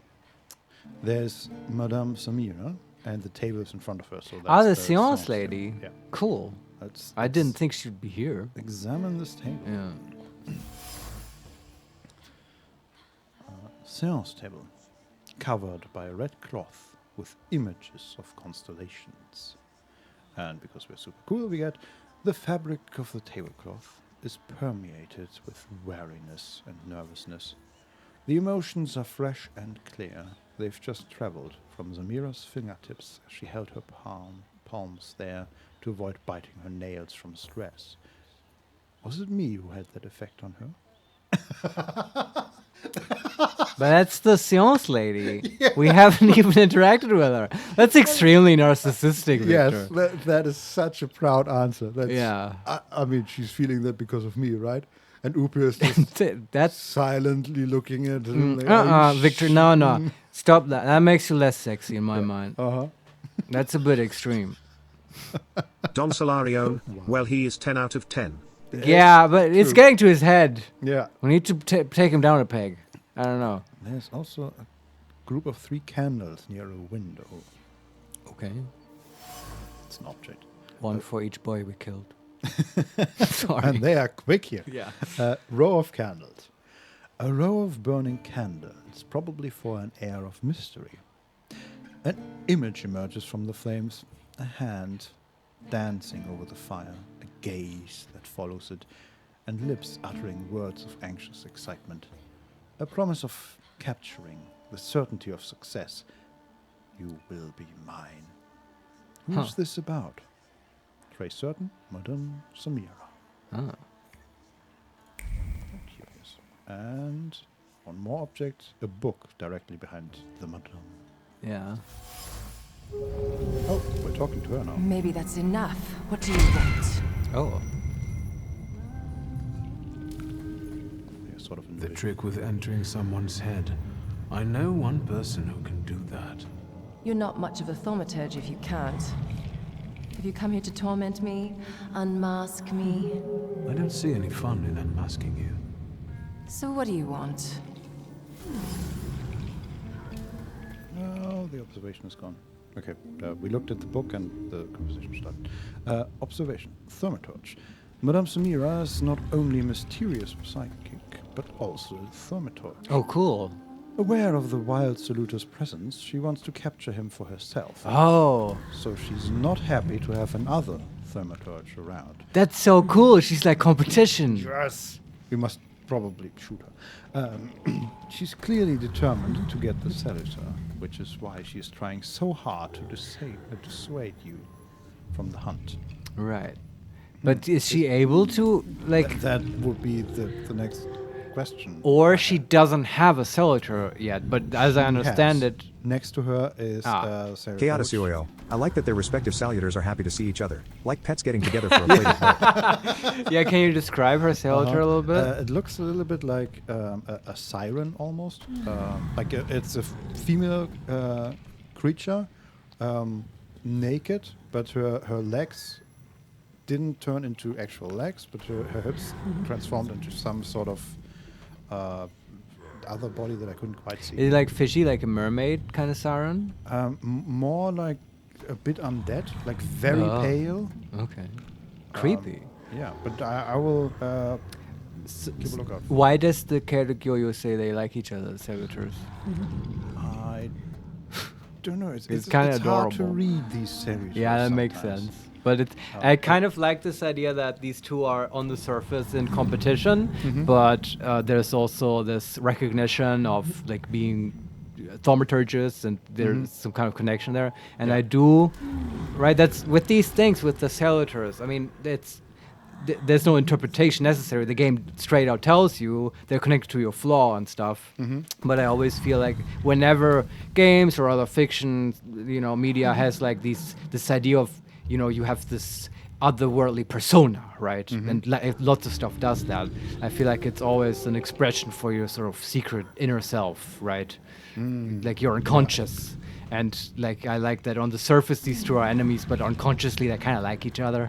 Then that's It's also probably true. Yeah, for we'll see if that pans characters out, right? maybe, yeah. But that would be neat. Okay, so what's actually going on right now? What can we do? Are we in conversation with her? We are in conversation with her. We Yeah. are also in this weird, the Salutors, not world, but this sort of vision world. Yeah, where like Thaumaturge vision. Yeah, everything is black around us. We are standing in the middle of nothing. Yeah, wizard side. In this case, she is there as well. Yeah. We can raise the subject of the wild Salutor. Mm-hmm. We can. That's the continue option. And the other two are first point out her Salutor, or comment on her dual identity. Point out her Salutor. Your Siren is quite impressive. Flattery will get you nowhere. She ain't having it. You're being impolite. What about a little competition? We'll see who wins. I'll pass. Did that close the conversation? No, that is an observation we gained. That we can now draw into a conclusion.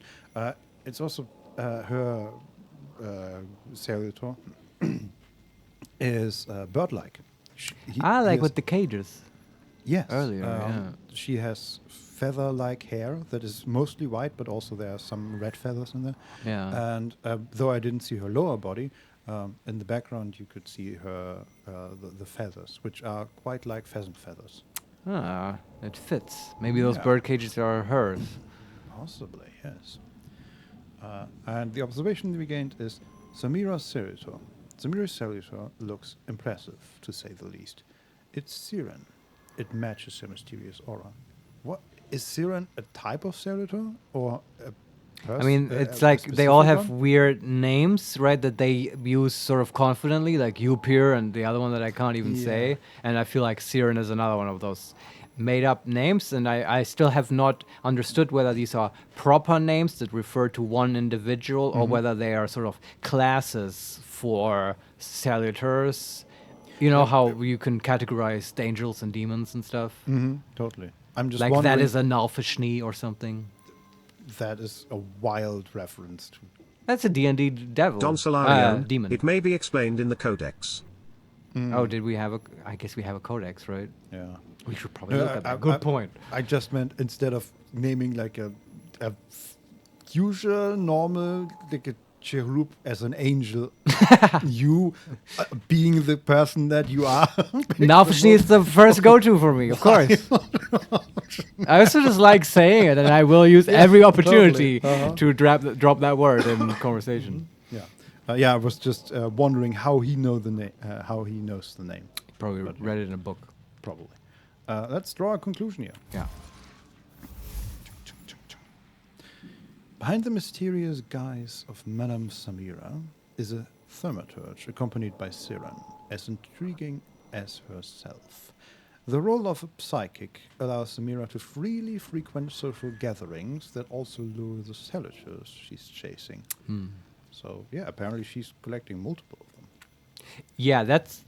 I mean, I guess it can't be that rare then that people can absorb multiple Salutors.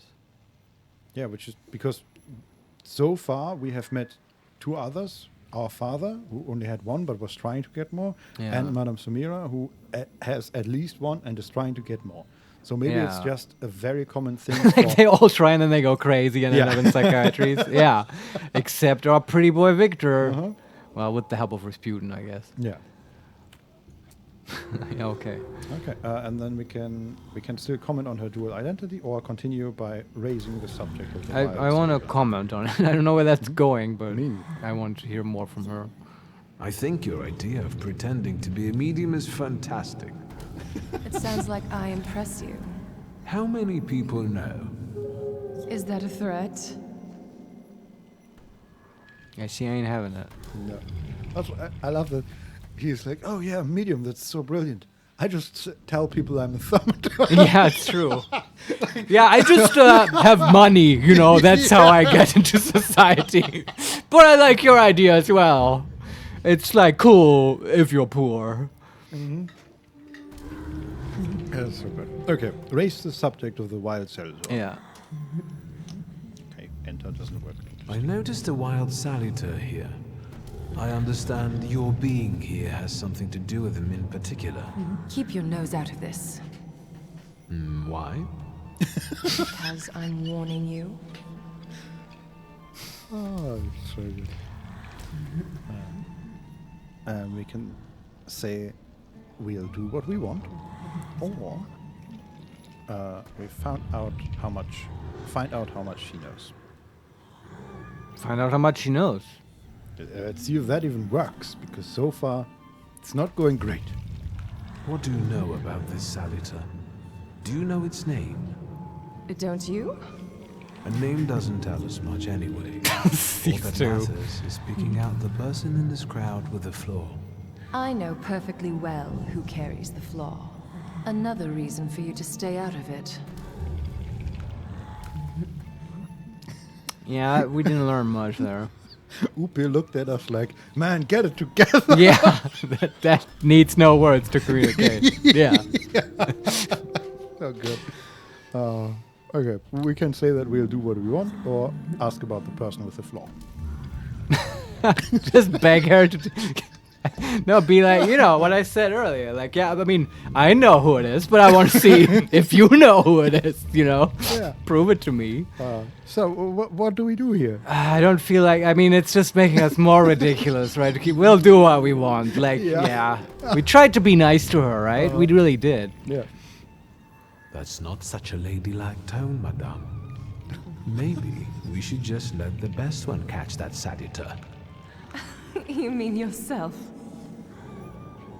Madame Samira will remember this. Oh. Okay. I guess now we still have to ask about the person with the flaw. Oh, okay. I thought that was like ending option. Okay, let's do it then. It wasn't clear. Yeah, it's okay. The person with the flaw attended the séance, right? So I'm on the right track. Have you finished? I mean, that's... with the flaw. Yeah. So, the person with the flaw will take part in Samira's seance. The Thaumaturge cleverly plan everything. Right. Well, we just have to ensure that we will also be part of the seance, obviously. Yes. I like where this is going. And I don't completely know. Right? It can be two people. Is it Svetlana or is it Sofia? Right? That will be my guess. And at the start, I would have thought, okay, it has to be Svetlana. Now I'm not so sure. Might have been one of the three boys. Yeah, but then it's like Dr. House, right? If it was that diagnosis, it doesn't matter because then we can't cure the patient anyway because he's dead. We killed him. Yeah. At least, I mean, ideally, I hope that Sergei will be at the table with, like, you know, a cloth above his eye or something. It's like, we got shot out. But I think that extra birdcage was enough to talk to Sophia again, by the way, but I'm not entirely sure. We will go back to Sophia 100%. I will make Vincent go there just to check. Yeah. So, before we talk to Svetlana. Okay, let's end the discussion. Yeah. So, should we finish up? That would be best. And listen to me carefully, Mr. Whatever your name is. Shulsky, but you can call me Victor. Now, Mr. Shulsky, you will vanish like a bad dream, and I will get back to work. All right.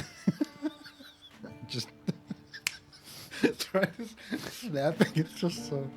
Oh, I love it. It's nice though. I bet after you've played this game for like 20 hours or whatever, that's a very meaningful gesture to you that you might end up doing in real life. You find out where to go next. Yeah. Okay, I did want to look at... Oh god, where are our conclusions here? Also, you want to take a look at that codex? Look at Siren, whatever. Yes. Myra's Secrets. That's that. There's conclusions. Do we not have observations specifically? When you gather observations and then you have enough, you get a conclusion, right? Yeah. Yeah, it was just, right, we picked up the book and we didn't get to read the actual... because that was so quick. Okay. Yeah. But did we get the conclusion? Row of Candles, mysterious book. A leather-bound volume, property of Madame Samira. And we also get quickly jotted words, nervous browsing, illegible notes, and something else. A deed I cannot define. Something is obscuring it from me, as if the book doesn't want to be read. Strange. Oh yeah, and then we find out she's a thaumaturge, and the deed is actually a salutor fucking with our understanding, probably. And yeah, we finished that conclusion. Behind the mysterious guise of Madame Samira is a thaumaturge accompanied by Siren. Yeah. Okay, and then we have story salutors. Siren.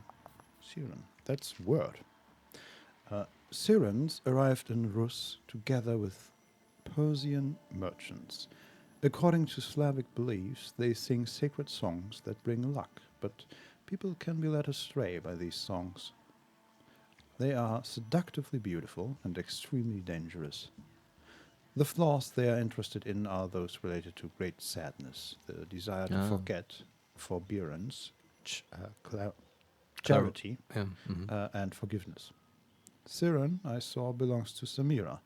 This one I cannot have, no matter how badly I'd want to. Okay.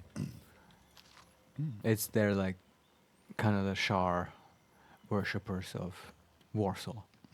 Because of, desire to forget and stuff, and sadness. Yeah, good point. I think I also just found the other one here. The one we're chasing seems to be Paimon, maybe? Okay, like a python, but with an M. With Paimon. Paimon, okay. Yeah. Actually, these are... Maybe not. Does it have a description already? Yes, but there's even a picture here. And I thought that looked similar to a snake because of the outfit, but these are not scales. They're just like parts of the outfit. Do we just have all the salutors in the book? No, we have 6. So we have Upir, we have Bukawak, then we have Siren, and then Balberith. So my father's first salutor. Okay. Probably not the only one. A perfect match. An ancient idol mentioned in the Book of Judges. Secretive by nature, keeper of vegetation and master of insects that he can command in order to protect people from diseases. According to Ars Gotica, Barbariths belong to the circle of greater demons. Just like father. Man, he really hates them. Yeah.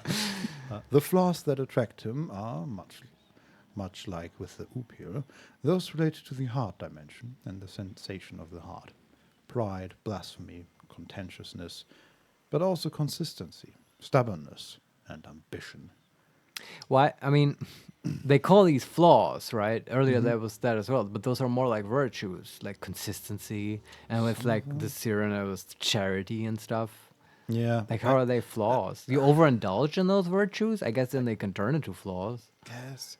I don't know. It feels like this game does that a lot, that it uses words that... misnames things. Yeah, basically. Yeah. That it uses words that have a real meaning and just changes that meaning a little bit too much, maybe. Not just this game. I feel like I've complained about that in other games. Yeah. It is a different... Yeah, but you agree, right, that it seems to me that salutors are attracted to certain characteristics in people generally, not just flaws. Okay. Yeah, I agree. All right. Okay. Go back to Sophia now? Or is there more here to explore? There's something to listen to. That has an actual... That is Chopin. Very nice. Mazurka in C-sharp minor. There's also our sister. Is there anything else? Yes. I wish Chopin would have just been here and just played live. Well, we'll see. Maybe they're still coming. Because he was Polish. Yeah, I mean, we'll see. Maybe we'll find. And he even composed stuff about the Russian invasion and stuff. Spoiler: he didn't like it. I am not surprised. There is something here on the banquet. Champagne glass, and we get an extra point. empty champagne glasses.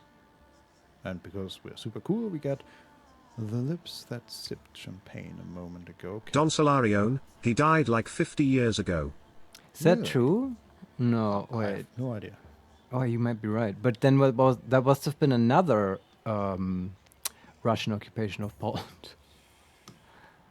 Really? I just know. So the reason I bring this up is because Chopin's Nocturne 20, which was written about some kind of Russian occupation of Poland.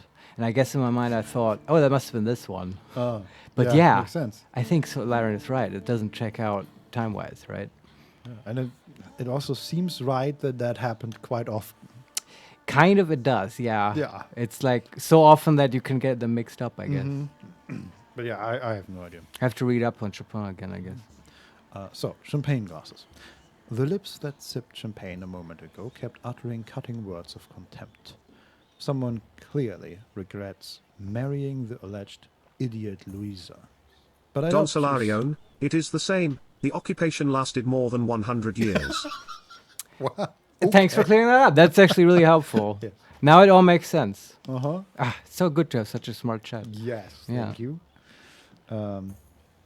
The alleged idiot Louisa. But adopt, she is the idiot in this relationship.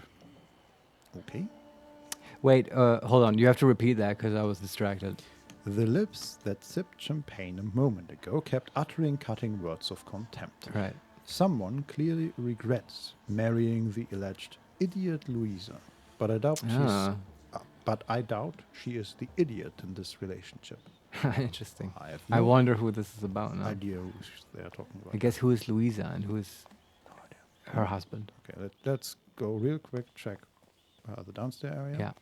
Before we continue here, because now we can only talk to Now it's Svetlana time. Or our sister, right? Yeah. Should probably do sister before we talk to Svetlana.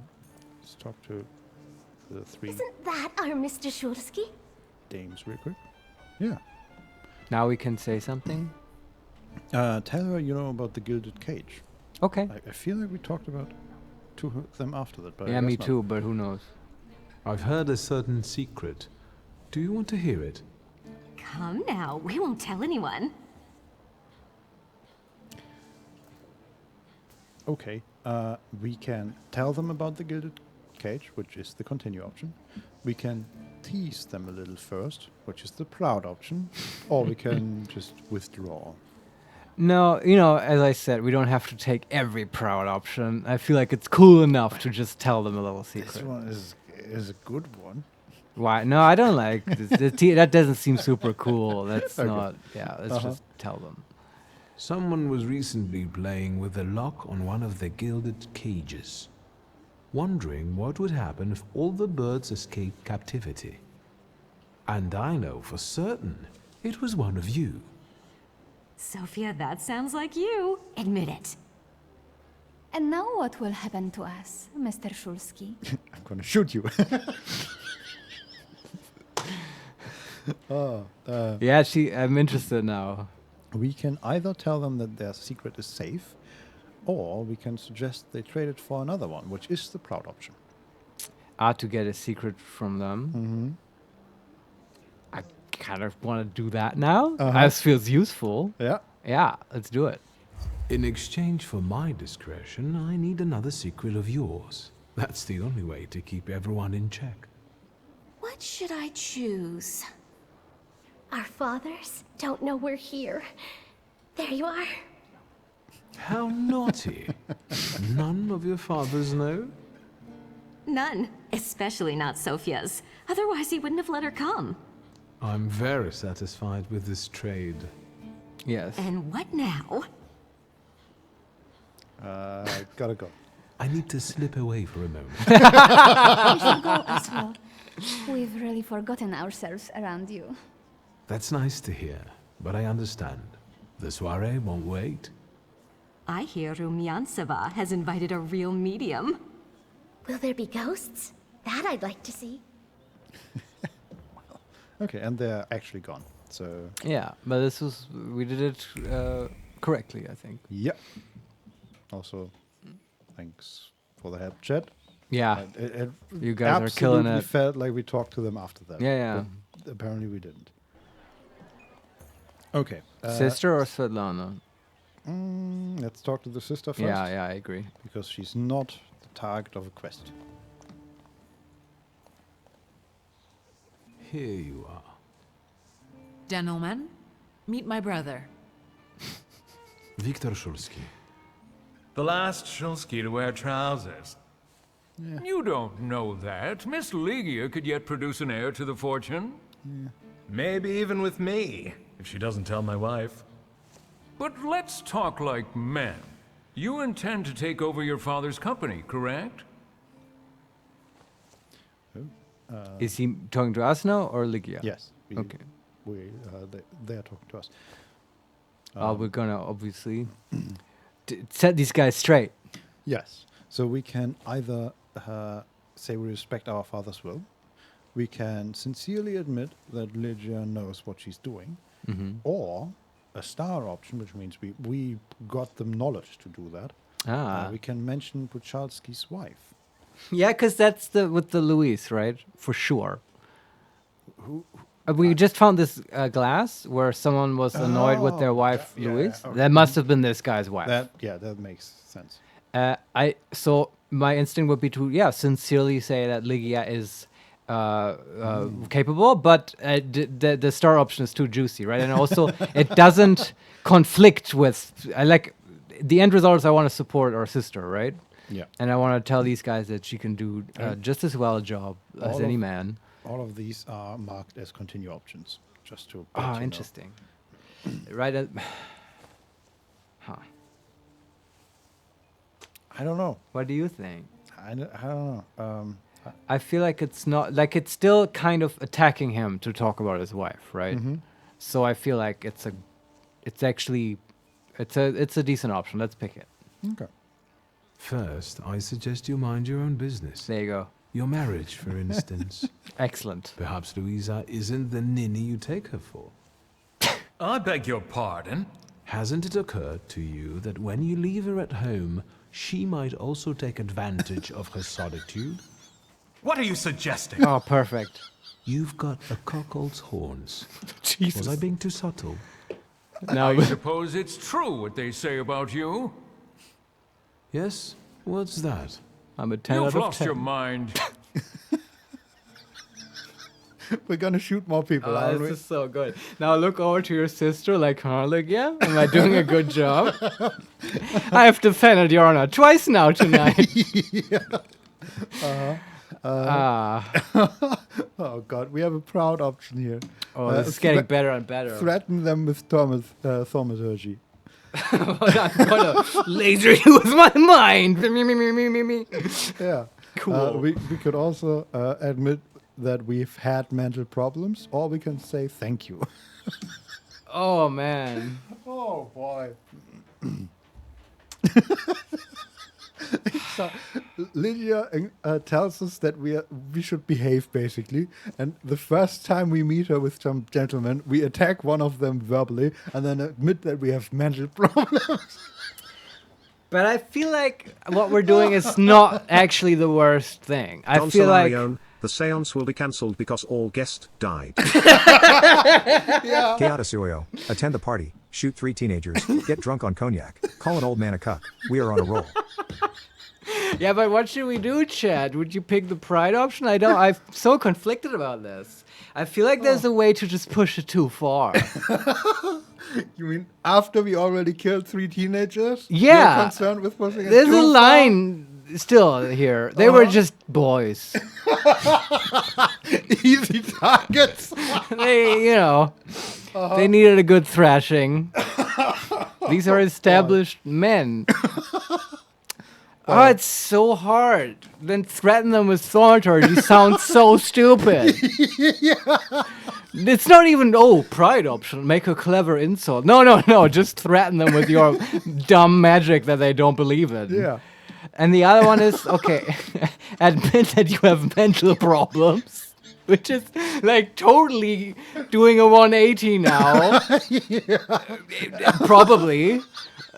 Or say thank you like a sucker. All of these options are terrible in their own way. Oh my god! But they're so great at the same time. I'm so conflicted. Yeah. It's okay. Okay, this is always how we do this. Can you one more time read to me what the guy said just now? You've lost your mind. And before that, can we scrub? Yeah. Yeah. You're like your father. What are you suggesting? You've got a cockerel's horn. Was I being too subtle? And then he says, or his friend says, I suppose it's true what they say about you. Yes. What's that? You've lost your mind. Right. So here's my suggestion, right? How it makes sense. I want to play the character in a way that it makes sense. Yes. And what he did is just to like push our trigger point, which is to compare us to our father, right? This has been established. And Victor does not like his father. True, and he just said, you've lost your mind. Yeah. Just like your father. So I guess, dear sir or madam, it is on. Yes. So threaten them with Thaumaturge, Vincent. Let's go. It's true. I'm completely nuts. I can't tell what's true and what's a bluff. Apart from Puchalski's horns. A dangerous oaf! Good luck with your business, miss. I leave. Yeah. Yeah. Now I can forget about anyone wanting to say a word to me. You've always got me. Listen, as far as those two are concerned, I just didn't like how they were treating you. I'm used to it, Victor. Their words don't bother me. I can cope. Any progress with Svetlana? Okay, she doesn't seem super bothered by this. No, but there was a message that she will remember this. Yeah, but that can be both good or bad. Sure. Because honestly, even the way she's just now reacting makes me feel, yes, this is like will make her work not easier, but also she probably secretly kind of liked that we stood up for her. Yeah. I'm hoping that's the case anyway. But okay. I like how this went. Also, it's so vague, these conversation options, right? I feel like it's similar to what Mass Effect did, right? Where you have sort of very terse descriptions for what your dialogue option will be, and then you pick it and it ends up being something very different. Or at least some of the time, right? You get surprised by what you picked. Yeah, at least in Mass Effect you had this... the wheel, right? Yeah, the wheel that sort of indicated is it a good option or a paragon renegade option or a renegade option. Yeah. But also, I feel like they did that because that was a console game, and you had to you don't have that much space on the screen, and also sometimes you have to pick very quickly. They did that, and I don't like this game. I don't think needs that, right?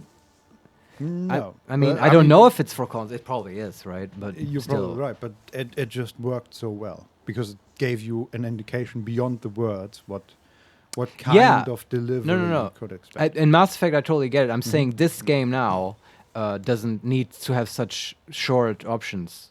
Like, why not write out the whole thing? I guess, I don't know. I guess RPGs moved away from that, right? Having these long fucking dialogue options. Yeah. Well, some of them did. Like, if you play Pathfinder, for example, I think they still have that makes sense. And I kind of like that is also still around. Because, But also, it's not voiced. This stuff is voiced. Yeah. And then you don't want to maybe hear it twice, right? And that would be stupid. Also, I mean, that was the best option I could have hoped for, I think, for Threaten Them with Thaumaturge. I like what he did there. Yeah. Right? Yeah. Okay. Anyway, I finished. What's next? We have some conversation options. We can mention Madame Samira. We can ask about Sofia Scalon. We can mention that we've met Konechkin. And we can ask if she's having fun. Talk about Konechkin. Oh, yeah. Guess who I ran into again? All mysterious and carved up. Ivan Konechkin? What do you know about him? Not much. He was an acquaintance of Papa's. Well, in theory, it's thanks to him that we're here. What? Ligia? I know that nothing comes for free, but he really didn't want anything. Yeah, he looks like a real altruist. Well, now we know why he had all these informations. Why exactly? Because he gave us the invitation. Ah, that's what she means with Yeah. why we're here. Okay. Yeah, that makes sense. I for some reason I thought she meant why their family is in Warsaw, but that makes no sense. No. Yeah. Yeah. Okay. I also love the idea that this character who hates being here already just then goes to Svetlana. So, can I have 2 more invitations, please? Yeah. But look, then I think it was very good not to lie to him about why are we here and stuff, because he totally would have been able to call us. Yeah. Okay. All right. Next, can we ask about Sophia? Yeah. About Sophia Skala. Sofia Skawan, the Governor General's daughter. Do you know her? No, and I don't suggest you make her acquaintance either. Skawon can't stand thaumaturges. About that. Huh. Observation. Warning.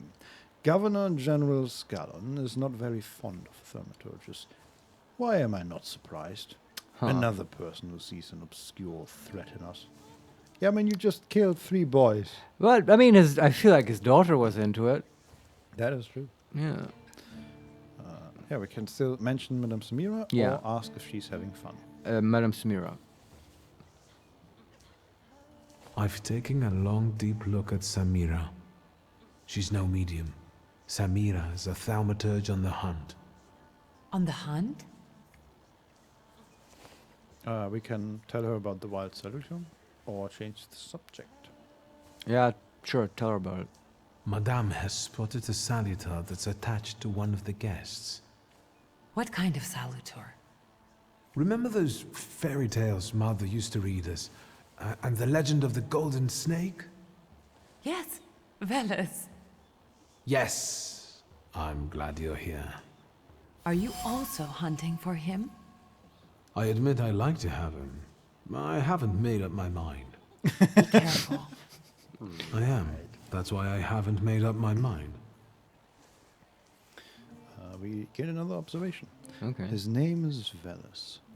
Veles, the Slavic lord of the underworld, the god of wealth, and a schemer. The soiree gives him the perfect conditions for feeding, goading, and plotting. Interesting. Want to ask if she's having fun? Yeah. You enjoying yourself in this viper's den? The vodka is quite tolerable. I'm observing my own brother taking out his anger on ordinary mortals. I don't know what you're talking about. Really? Because I heard a certain conflict took place in the forecourt. Hey, they started it. I was just defending your honor. Again? What was that background thing? Oh boy. That fit really well. Yeah, I have no idea. Well, I guess we're done here. Leave. That's it? Yeah. Okay.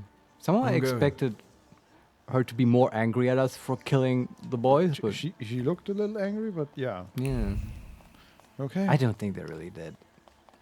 Probably not. Okay. Hopefully not. Before we take to Svetlana, you want to take a little break? Yeah, sure. And then, I don't know if that will be the last break we take, but we'll be back in 5 minutes. Yep. See you in a bit. Stay here for the séance.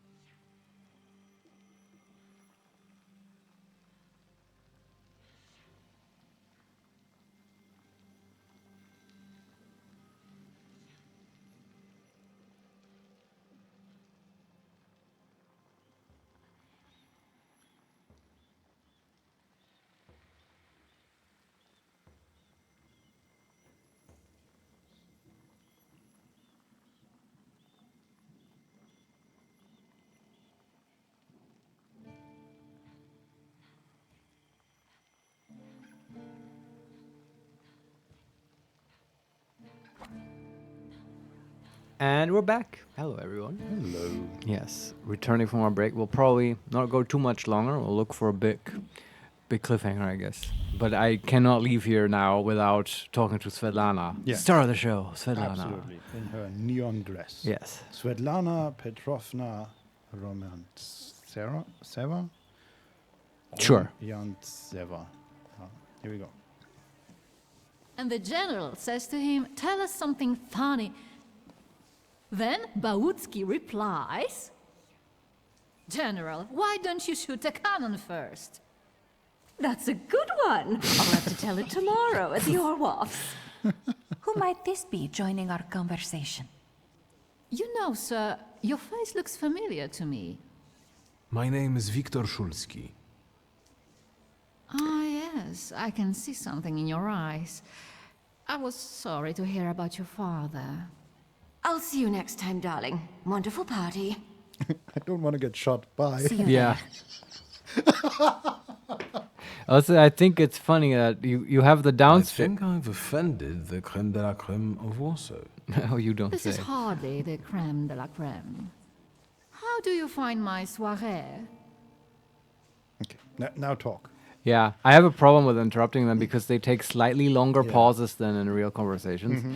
I was just going to say that I like how you have downstairs like the debutantes and the children of the society and like a group of girls, group of boys, and now upstairs we have the exact same thing basically, and we also do the exact same thing. We fight with the boys, and now we have to sort of impress the girls with magic tricks. Totally. At least I'm thinking that's what's going to happen. We'll see, I guess. Mhm.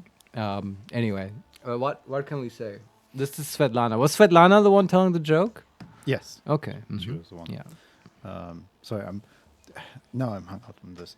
You said they take slightly longer pauses than in real life. I Right? think Which so. is, Yeah. The reason for that is probably that the game mechanic or the game engine just expects that from audio design, and apparently that's pretty difficult to do individually. And What do you mean individually? like to time the individual pauses between individual sentences. Yeah. Which is just a lot of work. I mean, this is a big problem with video game voice acting, right? And people have gotten so much better at this. If you go back and look at some like PlayStation 1 or 2 games that had voice acting, it's like that that Typing of the Dead we played, right? The way that people talk there, it's an artifact of people, you know, they get sent these huge documents to voice actors with like individual voice lines with no context, and they record the line, and then some developer has to just cram that into the game at some point where it gets played, and both the tone is off and the timing is completely arbitrary and not natural, and the result is almost hilarious self-parody of video games. Especially when it's one person interrupting another person, which doesn't work, which is so insane. Hey, look! Yeah, I mean, kind of thing. pause. Yeah.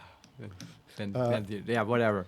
So I was Kiara very Suyo, surprised. The delivery of the voice acting is the #1 criticism I see of this game. I think it's very Interesting. charming. European jankiness.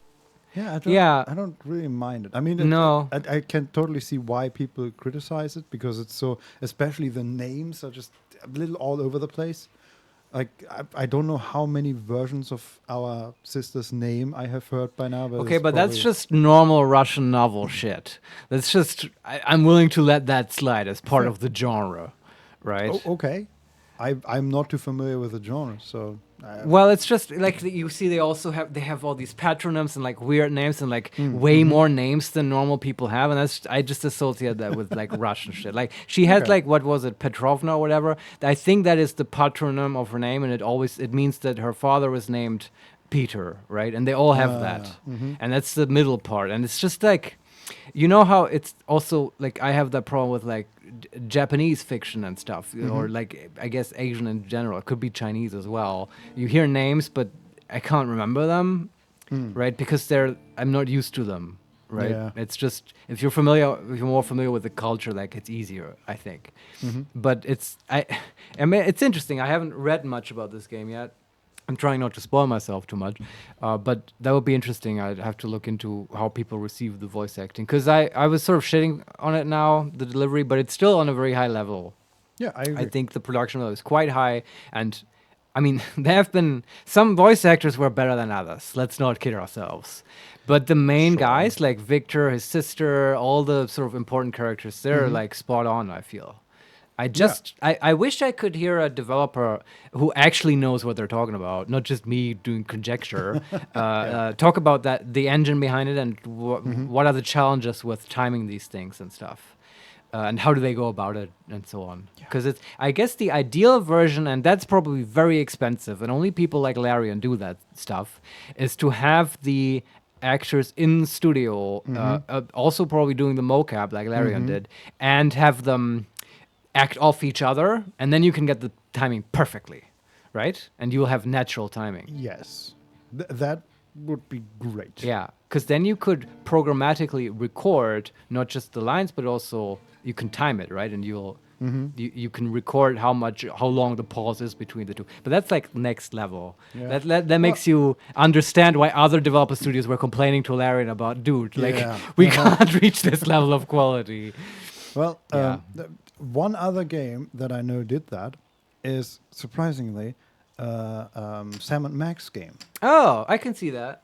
Yeah, I've never played them, but there is this bundle of, I think, a total of 15 episodes. It's a Telltale game, right? Yeah, all adventures. You play as both Sam and Max, which are a humanized dog and a rabbit, I think it's supposed to be. I think you're right. And in one of these episodes, they have one moment where one character interrupts another character, and that is perfectly on time. It's very good. And it makes no sense in any way financially that they put that much effort into it, but it works so well. I think it paid off though, because that series is beloved for the characters, right? And it's also it's a comedy thing, right? Exactly, it's about the humor, and like timing is one of the most essential things for humor. Yes. So it kind of makes sense. I mean, I guess I'm glad they did it. Yeah. That is the main selling point, no doubt. The voice acting is perfect, and the writing is as well, and everything else kind of doesn't really matter, like the puzzles and so whatever. We're here for Sam and Max and just listening to them. That's also insane things. It's like I'm still like I'm not even kidding. I'm honestly looking for like an AI model that can do just that, like turn taking, right? Like figure this signal, like listen to humans speaking and like give a signal when it would be time for another interlocutor to speak. Just that, right? Yeah. Because that's hard. And like, I don't know, if anyone knows something, write me a message. I'm not even kidding. I'm willing to pay, not much, but I'm willing to pay. Anyway, let's get back to a Warsaw High Society. I have this wall of quarters here. Okay, nobody knows what you mean, but let's not derail this too much. So, how do you find my survey? Yeah, what she asked, and we can say what you think of her survey. We can find out more about life at the Tsar's court. Oh, this is very vague. Or, and that is the continue option, get to the point. Say what you came, why you came here. Yeah, no, tell her what you think, because I want to know. Yeah, I have no idea. Yeah. Are we going to shoot more people? This could be anything. Yeah, let's find out. Could be a simple, that's good. Yeah. I admit I'm getting reacquainted with the social scene. You spent a long time traveling, didn't you? 15 years. Over that time, I got used to harsher surroundings. And believe me, drawing rooms can be just as dangerous as untamed steppes. You've met Anastasia and Marina. What about the others? Oh, we shot 3 of them. Is that who she means? Like, okay, what can we tell her? We can raise the subject of her guests, we can find out more about the life at the Tsar's court, or we can get to the point. Raise the subject of her guests. I've already met several distinguished guests. Madame Samira definitely stands out. She is exceptional, isn't she? Her presence is the crowning glory of the evening. Has anyone else caught your eye? Ivan Konieczkin, for instance. Apparently, he knew my father. How remarkable. I wasn't aware. Konieczkin is something of a secretive person.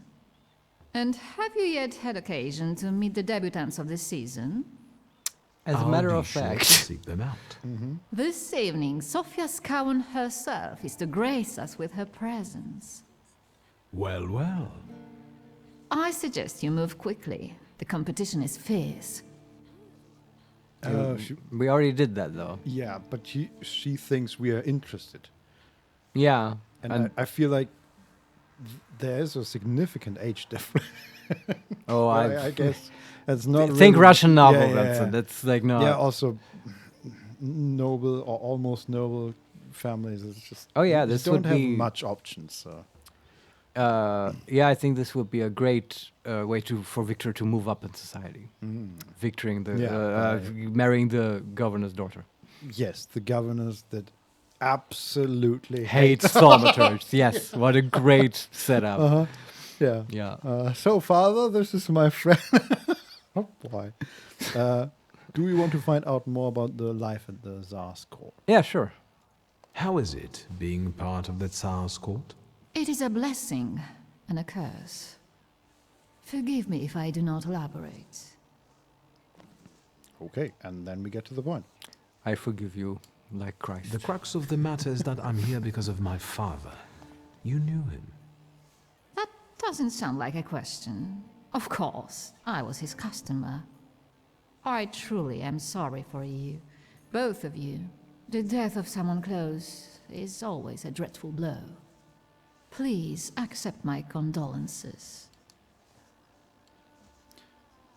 We pressed her more on the subject of our father. Only choice? Svetlana Petrovna, I must insist. Can you tell me something more about my father? Mr. Shulsky, I assure you we have the most delectable vodka. Besides that, I warmly encourage you to join Madame Samira's séance. It will be an unforgettable experience. She looks quite angry. I wonder, is that truly everything our soirée can offer you? I've got no choice but to suffer through tonight. No need to mince words. There was... Huh. Okay, there was like a red thread of dust coming off her head. And there was a pop-up that I didn't manage to read because it was gone really quickly. Okay. And now we have an observation. Subtle suggestion. Svetlana refused to talk openly with me. Maybe she's anxious about all the gossip-hungry ears around us. Still, I can feel she wants to tell me something. I should watch her surroundings closely. Maybe I can learn something that way. Yeah, and she urged us to take part in the séance, which doesn't have to ask us twice. Yep. By the way, are you like quick saving? No, I'm not. I Let's forgot save here. that this is a thing. Yeah, but we've been warned about this, so yeah. and I feel like we're about to make some I need important to choices. Yeah, I need to get back into the habit. You are. What's the key for this one? Is there a quick save key? F5. Okay, I can also try to remember. Yeah, just press it whenever. Yeah. Okay, there is nothing here to interact, nothing to see. It says follow Svetlana's thoughts. What does that mean? Are there traces? Not that I can see. I'm just running around a little. Is there anything here? No. Not that I can see at all. Let me quickly just go outside. Yes, I was going to say, to satisfy my OCD, you now have to go back to Sophia yet again, because she mentioned her and said that you should talk to her. Yeah, okay, the quest thingy. So Sophia is, I think, gone. Okay. But we can go down, and the quest thingy tells us to go back into the room. Yeah, probably the next step is the séance, right? No, Sophia's gone. Okay. Okay, let's do the séance, I guess. Yeah. Chaotisoyo, you can click the bottom one, follow Svetlana's thoughts, to change the red path. Ah, you have to... I just did that, and I mean, I specifically didn't want to do that in the room before we found anything. Okay. But now it's okay. Now it's sending us to the bathroom. Ah. Okay. Okay. Let's go to bathroom. Was also the one room I didn't check because it felt weird. But okay. There's something. Oh no, it's right next to the bathroom. There is like some sort of cabinet. I felt something. Where is it? Tiled stove. There's some soot and remnants of a burned letter on the cast iron. And we gain 2 observations here. Oh, wow. Number 1, her usually steady hands were shaking as her eyes followed the written words. He was watching her. She already knew that. But how dare he threaten her? Agitated, she threw the note in the furnace. Too bad she couldn't get rid of the stalker that easily. And the second one. The remains contain the author's concern about Svetlana's condition, expressed in a seemingly kind-hearted tone.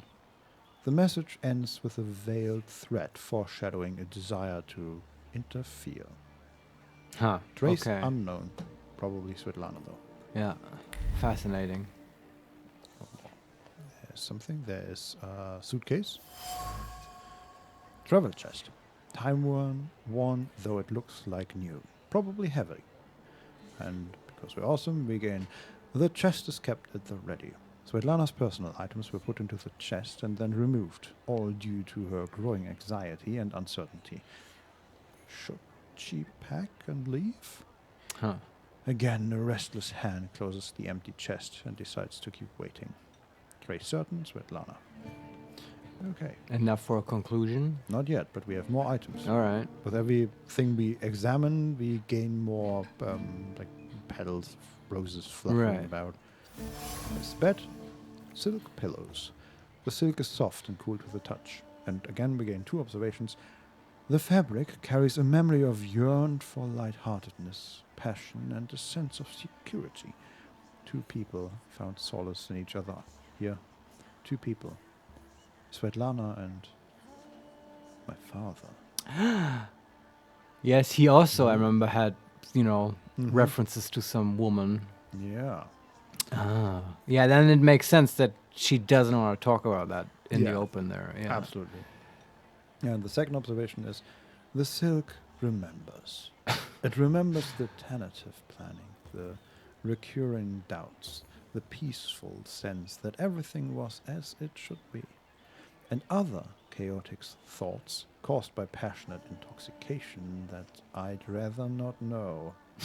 Yeah, this must be a bit awkward for him. It definitely, yes. And also, you have to remember that actually she's probably grieving right now because, he just recently died. Yeah, true. And she has to hide her grief. Yeah, well, good thing we pressed her. Well, we didn't know, right? Yeah, and we didn't, press her super hard. Yeah, yeah. So. Okay, one last item here. Yeah. Melted candle. The wax has spilled and congealed. And because we're cool, solidified wax carries the memory of honest grief mixed with fear. However, those emotions were quickly concealed with well-practiced composure. This candle is the best farewell to the deceased that Svetlana could offer. Or could afford.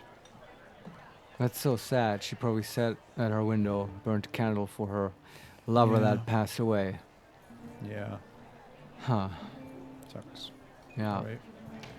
Anyway, now we know it. Yeah, and then we can probably just grab her, sell it to her now. Though actually, what's the next thing? The actual seance? Actually, there are still more things to explore. All right, let's explore then. Yes, in the bathroom there's something on a makeup table. String of pearls. One could buy a small town with it. And because we're super cool, we get the affection and gratitude of one woman covered by the shame of another. Though an honest gift from the Tsarina, Svetlana feels guilty every time she sees it. Interesting. Conclusion? All of Svetlana's fears. No wonder Svetlana was reluctant to talk if she's afraid of someone watching her closely. Especially if that someone knows a lot about her, and maybe even her pent-up desire to escape. Besides, she had an affair with my father. Maybe I can make her confide in me. Then I'll ask her about what I came here for, the Black Grimoire. Very good, Victor. Get some leverage on people, find their pressure points, and then get what you want. Like a real narcissist. What does he mean with desire to escape? Escape from what? Just from her this- life in this Warsaw. life? She feels very tied into high society here and also the Tsar's court. And I think that comes with many strings attached. Just like she said, it's both a blessing and a curse. And I cannot tell you what that means precisely, but that's the sense I'm getting. Yeah, that makes sense. I bet she wants to run away to America. Probably, like everybody. Or France. I don't know. And America. America's better, right? Yeah. Okay. Find the person with the floor. Yes. Find Svetlana in her apartment. Okay. She was gone. Where is she? There she is. There's She's a door to the balcony. okay. There we go. There she is, all on her own. We get to talk to her in a little bit more of a private setting. Yes, perfect for a sniper.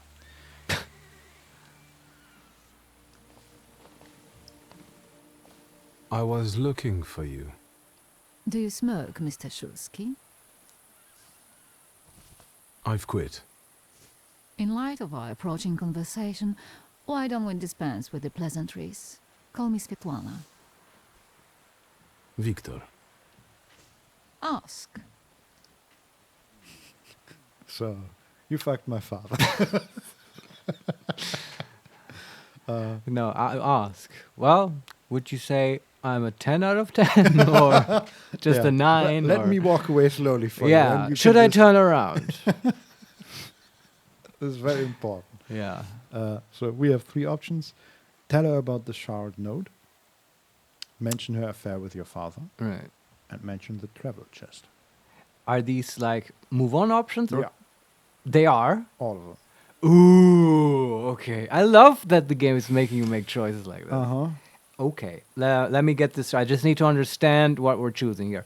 What is number 1 referring to? What note? The chart note. Ah, where in her she- oven. Yeah, she got I think a letter or something like From that. a stalker or something that made her want to leave, right? Yes. Yeah. I'm still... I have no idea who that stalker is. Yeah. Maybe he works for the Tsar or something? Yeah, I don't know. And then the other one I is was the also father. Sorry, I was thinking for a moment that her stalker could be our weird burnt friend. Yeah, me too. Absolutely. But somehow, I don't know. He does. Yeah, I don't know. I mean, they know each other. Maybe Well, it's also that's just one other big character, right? It would Yeah, it will make totally. sense for the game, for the story to pick a character that's already established and not just pull one out of the hat. Yeah. And Sort because then we would just shoot him anyway. Chekhov's stalker. Yes. Sort of. Yeah, but that would be the burned guy, right? Yeah. That's Chekhov's stalker. Yeah. But somehow it doesn't fit. I don't know. Yeah, not really. It's just he looks like a villain. It's and what we if need a it's the villain. governor? That's better, right? Oh. If he's pressuring her or whatever. Because maybe. nobody likes him. Yeah. Yeah. Calling it now. I like that theory, yeah. Yeah, yeah. I definitely feel like we will meet him. Oh, we have to. Yeah. Yeah.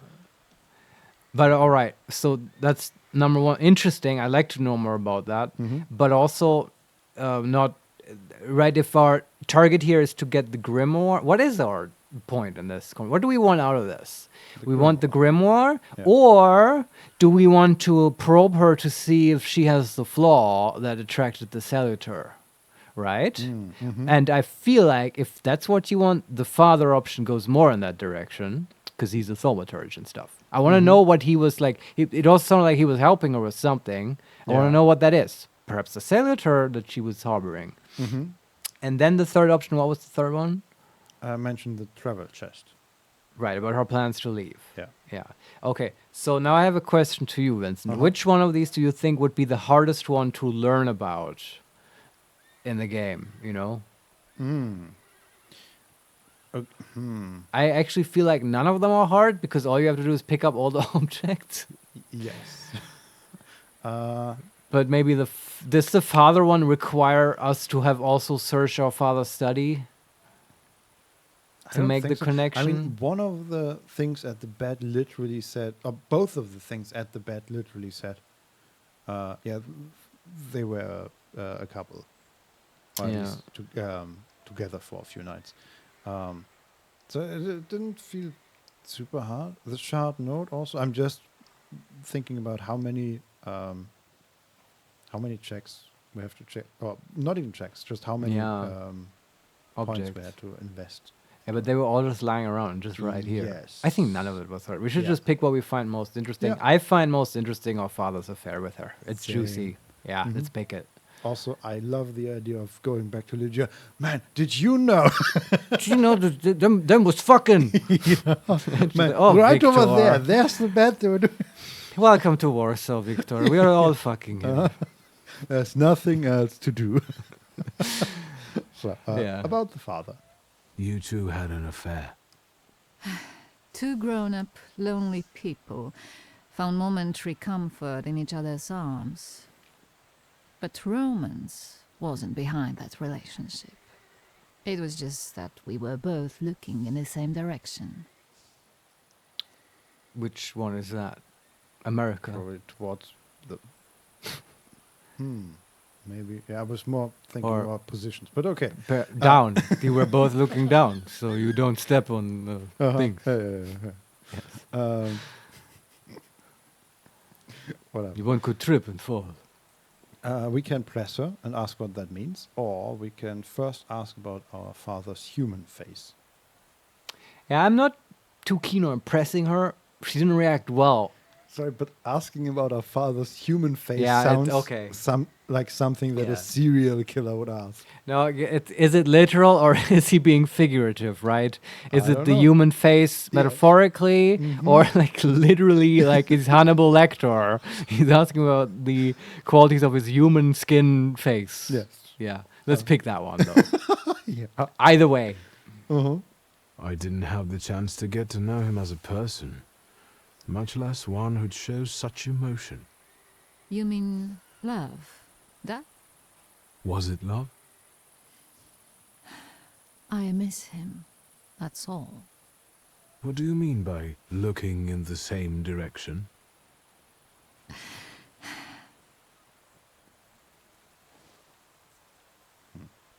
She just looked away for a moment and sighed. And now we can ask her about the shard note or the travel chest. Okay. Our whole discussion, as so often it is, was I mean, useless. the game wasn't clear about whether we It's could true. ask these or not. Yeah, yeah. And now it marks them as, I think at least, it marks them as non-final.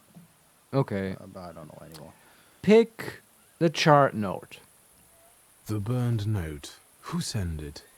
I only sensed underhanded kindness. Da. The Ochrana.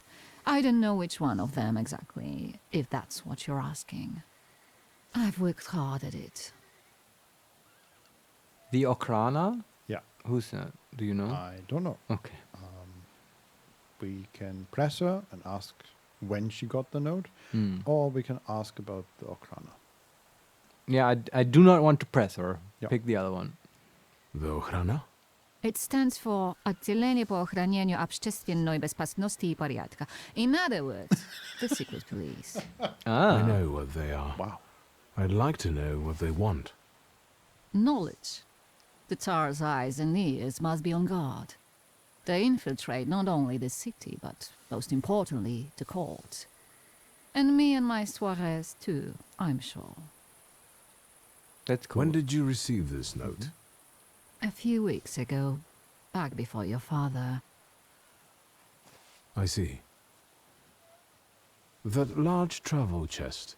You changed your mind. About whether or not to pack. Right then, I wanted to escape badly, but that would have had its own consequences. In this game of false appearances, I'm the best. I still don't know how this lovely note ended up in your hands. But in addition, I found a lovely strings of pearls, and on it, your feelings of guilt. Your power is terrifying. Do you know that?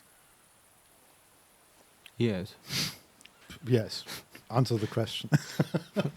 Threaten her with thaumaturge. Yeah. Uh-huh. Just kick her off the Yeah. balcony. I love learning that with the Ochrana. I have to think that's a real thing. I didn't know about that. It's fascinating to learn more about this period and stuff. maybe you have to read up on it. Also, I love how they very obviously got a native speaking voice actress. She aced that whole line. That was amazing. Yeah. Yeah, absolutely. Because I couldn't make out any word, but I loved it regardless. Yeah. And anybody who isn't a native speaker would have probably... No, you would have, even if I don't speak the language, you would have noticed that they're struggling through. Okay, your power is terrifying. Do you know that? And we can answer, or we can get to the point and say we are looking for the missing grimoire. We can talk about the string of pearls, or we can talk about her feelings of guilt. And only the first one is immediate continue. Talk about her feelings of guilt. Your feelings of guilt. Do they have something to do with the Romanov court? With the whole empire. Ruski mir im podawaj. We, the establishment, perceive the need for change. We want reform. The Colossus is already teetering, but if it falls... La guillotine, mon chéri. But I want to live, Victor. Ideally, closer to the west. Okay. America. Or and France. Yeah, I would love it if she wants to escape to the US. Yeah, it's quite believable. Let's ask about the pearls. Yeah. Tsarina Alexandra gave you those pearls. You two are close. I am her confidant. I could call her my friend. I see how much she devotes to her family and the nation. Yet something has changed. We can keep pressing her on the father's role in all this, or we can get to the point and talk about the missing grimoire. Get to the point. Do not press. I hoped you might know something about the Black Grimoire. My father left it to me in his will, but the grimoire has gone missing. No. And the collapsed building?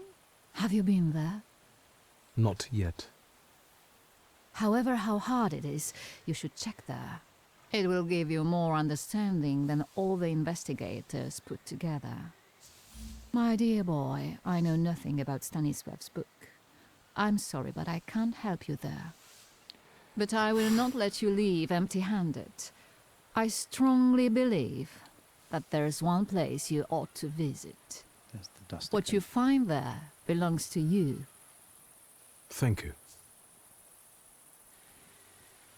I was about to say this was all for nothing. Yeah. Because I don't think she knows anything about the grimoire. The pop-up, so when she started talking towards the end, there was this red mist again, and I think the pop-up said you noticed an interloper, basically. Ah, okay. So maybe something or someone is... spying on us? Either spying on us or like blocking her from saying the things she wants to say, maybe? Okay. Huh. Not sure. But again, we are supposed to follow her thoughts. Sure. I wonder what she was talking about with the thing. I don't know. I'm gonna quick save. I'm gonna hit F5 now. There you go. I did it. Wonderful. What is that? Can I take it? Yes. Letters. Father's letters to Svetlana were very tender and romantic. I would not have expected this from him. If these letters had fallen into the wrong hands, they could have done a lot of damage to the lovers. Somehow I'm imagining these to be like James Joyce's letters to Nora Barnacle. Very explicit. They're incredibly perverse, like to a degree that is really baffling from like a big professor writer guy like James Joyce. But it's like this would be so hilariously painful and awkward for Victor to have to read, to sift through to find his fucking grimoire, and he has to like listen to his shit from his father that he hates. And anyway. Yeah, the only saving moment in that imaginary vision would then be to grab all these letters and carry it to our sister. Oh yeah. Oh hey sis. By the way. Yeah. There might be something in there. You should really dig deep. Yeah. There might be a necklace in it for you. Mm-hmm. No. Cut to. We have a vision again. We're in the middle of the room. We see more of the snake. Still somewhat hiding behind a pillar. Venice. Don't run away. Splendid ladies, distinguished gentlemen, the hour is at hand. Ah. With lights dimmed and the curtains drawn, the souls of the dead slowly gather among us. On their command, I will give the chosen among you a tarot card as your invitation to the table. I love that. For you, sir? We have just children giving these out. And we obviously get a card. Okay. Tarot card. Tarot card number 0. The Fool. Ah, nice. And because we are no fool, we gang. The card almost burns with the emotions left on it. The Thaumaturge must have put all the hostility she could summon into the card. Hostility towards me. Maybe I will join the seance soon, if only out of spite. Well, fool isn't necessarily a bad thing. Mm-hmm. Fool is open to new ideas. Good point. Like giving us that cool solitaire. Like, Yeah. that's a new idea. That is right, a new idea. madame? It would be our third then. Yeah, I love all of this. We can examine the card or put it away. Sure, examine it. Fool. Our dear madame is fooling around and thinks you can scare me off. I'm done wasting time on this.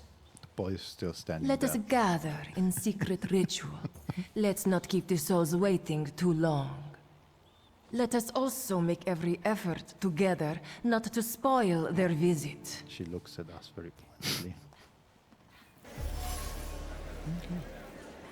In the dark, Madame Samira asks to cover the windows and dim the lights. The seance requires a certain order, so the apartment Hey, must... Adesirio, do you want to tell Ligia that your dad banged the host of this party? Kind of. Yeah. Must be kept in darkness until it's over. Yeah, okay, it's just dark. But what, are we in conversation or not? No, we are Right. on next to the table, and there is Ligia. Yeah. Let's talk to her. I would just don't want to trigger the seance yet. Yeah. Yeah, but let's talk to Ligia. Did I see that you've met this madame person? We can raise the subject of Svetlana. Unfortunately, Svetlana doesn't want to breathe a word of it. I'm sure she doesn't trust you. In company like this, that speaks well of her. Why the cold shoulder, Ligia? I've never liked her. Her manner gets under my skin. I've heard she's a dreadful schemer. That must mean she has the cellular. It fits. Yeah.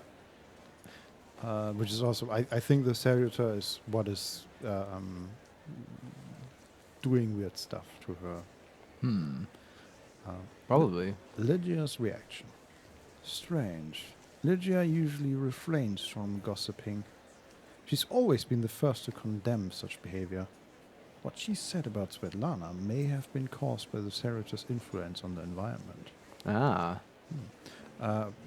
Speaking of gossip, we can tell her about the affair between Svetlana and our father. Yes, we will do this. Mm-hmm. Yeah. Did you know that Papa had an affair with the host of this party? Are you sure? Absolutely. As sure as the Thaumaturge can be. I felt what he felt when, well, you know. Oh, stop! Disgusting. Quickly, change the subject. I love that she's so disgusted in this.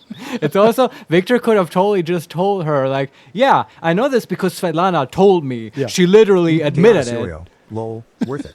Yeah, totally. Because he did not say that easy thing. He said the weird, disgusting thing of like, yes, I felt what he felt. Like, yeah, it was horrible. I feel like he just had to say it, just to get rid of it somehow. Yeah, oh, you're right, yeah. And in that he pulled her down with him. Yeah, this is also probably the Really? most emotion I've heard from Ligia. Yeah. Okay, can we? All right. There are new items here. What is that? Mine 3. Oh, dimension force too low.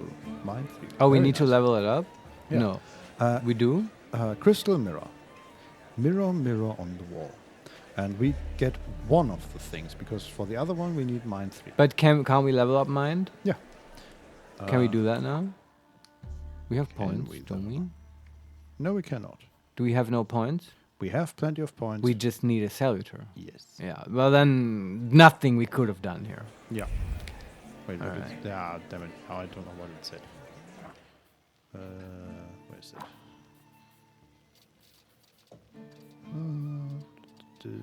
Where is the crystal mirror?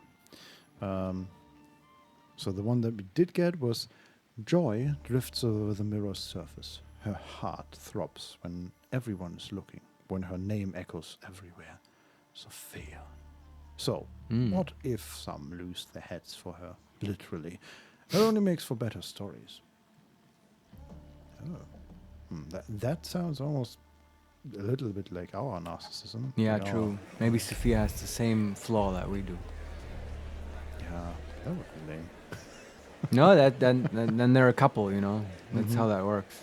Okay, there's one more item over here. What's that? Ashtray full of cigarette butts. And we get 2 observations. The smoking was accompanied by a joyful conversation. Sophia's friends were happy she came with them despite her father's ban.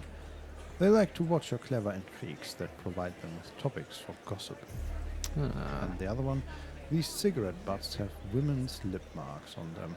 If only their fathers saw what they were doing. Sophia spreads her wings when she is out of her father's sight. Watching her screaming is sheer pleasure. Man. Cause that now I don't know again. Because that now it might be that Sophia has the salutor. Right? They've both Svetlana and Sophia have now been heavily characterized as scheming. Yeah. And that's the thing for the salutor. Yeah. So Svetlana is so far the only one where we have noticed anything supernatural.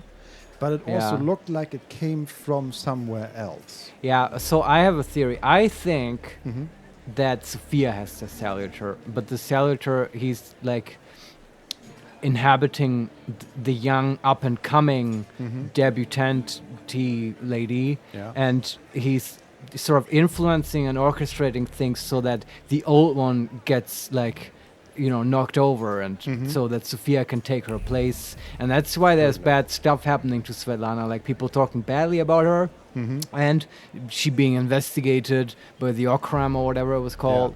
And that's my theory. That's a good theory, There's a nice, neat story there. It checks out. I agree. So if we have to make a guess, and I hope and I feel like the game will make us actually make that choice and guess, my money is on Sophia. So far? Yeah, Okay. so far. Yeah. But let's see what else we find. Here's Sure. a chair that we can examine. Chair. The wooden armrest looks battered. And we get an observation. A frustrating thought penetrated Sergei's mind as he sat on a chair, watching Sophia from afar. Why did Sophia suddenly start ignoring him? He would do anything for her if she asked. The problem is that Sophia won't speak at all. She takes no notice of him anymore. Well, another point for Sophia. Yeah, also a sudden change in her. That's true. She got possessed. Behavior. Also, Sergei, the real problem is you're dead and nobody can talk to you anymore. Yeah, and even before that, you were not that cool to talk to either. Yeah, probably the coolest of those 3 dudes, Which but is not a high point to reach. yeah, true. No. There's Sophia, and she even talked to us. Mr. Victor, over here. Ah, okay. So let's talk to her. Yeah. Actually, let me just do one more run around. Is there any item we have missed? No. Okay, and I'm not going up to the table, just in case. Yeah. Mr. Shulsky, may I have a word? How can I help? My friends and I are just playing Truth Order, and now it's my turn. Won't you dazzle me with your powers? She's trying to manipulate us already. We can either continue by saying, get to the point, find out what's going on, or saying whatever, but doing that basically. We have also two white options. Admit you don't know, we don't know the rule of this game, or a star option. Note that her father doesn't like thaumaturges. Yeah, do the star option. Your father would not be thrilled about you playing games with the Thaumaturge. Maybe that's precisely the point. To keep violating his wishes? She's a rebel. Mm-hmm. Do we want to get to know the rules of this game? Yeah, sure. First, please tell me the rules of this game. Of course, I'm being silly. After all, you've been away a long time. It's simple. Each player in turn must admit a truth or accept a dare. Anyone who doesn't must drop out of the game and thereby loses. And I don't like to lose. Right, and she's just taking her turn now by talking to us, I guess. Yeah, I mean, we don't know what her dare or truth is. Right, assuming that she plays with her two friends and not with us. Yeah, right I'm now. assuming they dared her to get magicked by a thaumaturge. Possibly. Yeah. Well, let's continue. We are gonna and sorcerer. Get to the point. Find out what's going on. I would guess that to you, a dare would be the lesser of two evils. How very perceptive. It involves finding out my comrades' secrets. Irina, Maxim, or Sergei. The trick is that you're cleverer at it than I am. She's trying so hard. Yeah. Butter us up, manipulate us, doing what she wants the secret, right? Uh-huh. Yeah. We can point out that it's deceptive, or we can say that we accept the dare. Sure, it's like, I mean, yeah, it's deceptive, but this is like all we do. Yeah, it's So also... Sure. I mean, it's kind of the deal with truth or dare. Yeah, also, I guess I misinterpreted. Now we are part of the game and we are being dared, I guess, to find us. Maybe I'm still misunderstanding. It doesn't matter. Just tell the girl you'll do whatever. Yeah. Uh-huh. I accept. I knew you wouldn't let me down. Let me see what I can find. Will any secret do? Any. I'll wait anxiously for your return. That was a typo. I'll take a look around. Observation party game. At Sophia Scalen's request, I agreed to play Truth or Dare to help her complete her task. She and her companions are only looking for distractions by learning more about each other, but I could use that to my advantage. Oh, now we are being the mean. Well, obviously, right? Because if we do this for her, we'll get a secret out of it. And even more objects here that we can look at. So many objects. This is basically one big room, and we just, like, every time we enter or leave or talk to anybody, there are more objects popping up. Empty glasses. Numerous empty glasses indicate someone here is a fast drinker. Sip by sip. Sip by sip. Maxime swigs alcohol as he watches the surroundings, focusing mainly on the ladies and longing for companionship. Irina is looking pretty today. And to our conclusion, the loner's secrets. Maxime is lonely, as we all are from time to time. He tries to drown his feelings in alcohol, but the effect is the opposite of his intentions. His attention is drawn by Sophia Scalen's friend, Irina. Okay, object number one. Then something at the piano. Decorative vase. It stands on the piano, but there are no flowers in it. The vase reflects the strong emotions bubbling up in Sergei. Jealousy mixed with fear. Sure. Jealousy directed at me, as he considers me his rival. Wow. Fear that Sophia will ignore him when I'm around. This is so funny. I wonder, like, I guess the game doesn't think you're gonna kill him. Yeah, but we totally did. Yeah. Yeah, okay. Yeah. We gain the conclusion, the admirer's secrets. Sergei can't stop thinking about Sophia. He cares about her so much, he's willing to do anything for her. He can't understand why Sophia doesn't reciprocate his feelings, which frustrates him. He considers me a rival admirer. Silly boy. And bench, decorative sofa. A very fancy decorative sofa. She sat on the sofa, watching the crowd. Usually flirtatious and playful, she felt an overwhelming emptiness at that moment, which was something new for her. A feeling of loneliness. A need to belong? It only lasted a moment. Then she grinned and continued the same old charade. Chaoticioyo, I think it's like Pokemon. They don't die but rather black out for a bit lol. No, we killed them. Yeah, I mean, that was my theory, right? That they're just knocked out. As I said, I hope Sergei will be coming back. Yeah, but I was thinking for signs of life, right? That they were just knocked unconscious. No, they were laying there completely motionless. Yeah, there's also the whole pulling guns and shooting each other bit, but yeah. We'll see, I guess. Bit problematic, yeah. So that was a trace Don from Solarion, Sophia. Victor first destroyed teenagers physically, and now he is about to destroy their psyche. True, yes. This guy, Victor really is kind of, A maniac. a real menace, anti-hero. Yes, All he wants is the stupid black grimoire. Yeah, we're not asking for much. No, I mean, just destroying relationships and people left and right. Look, I just want my inheritance. Yeah. Plucked leaves. Someone has nervously plucked palm leaves. Irina wound leaves around her finger with abandon or plucked them discreetly. Oh, Irina wound leaves around her finger with abandon or plucked them directly and discreetly. Very nervous habit. Immersed in thought, Sophia surveyed and Maxime. She might walk up to him, but no, she won't. Hesitantly, she eventually failed to make a move.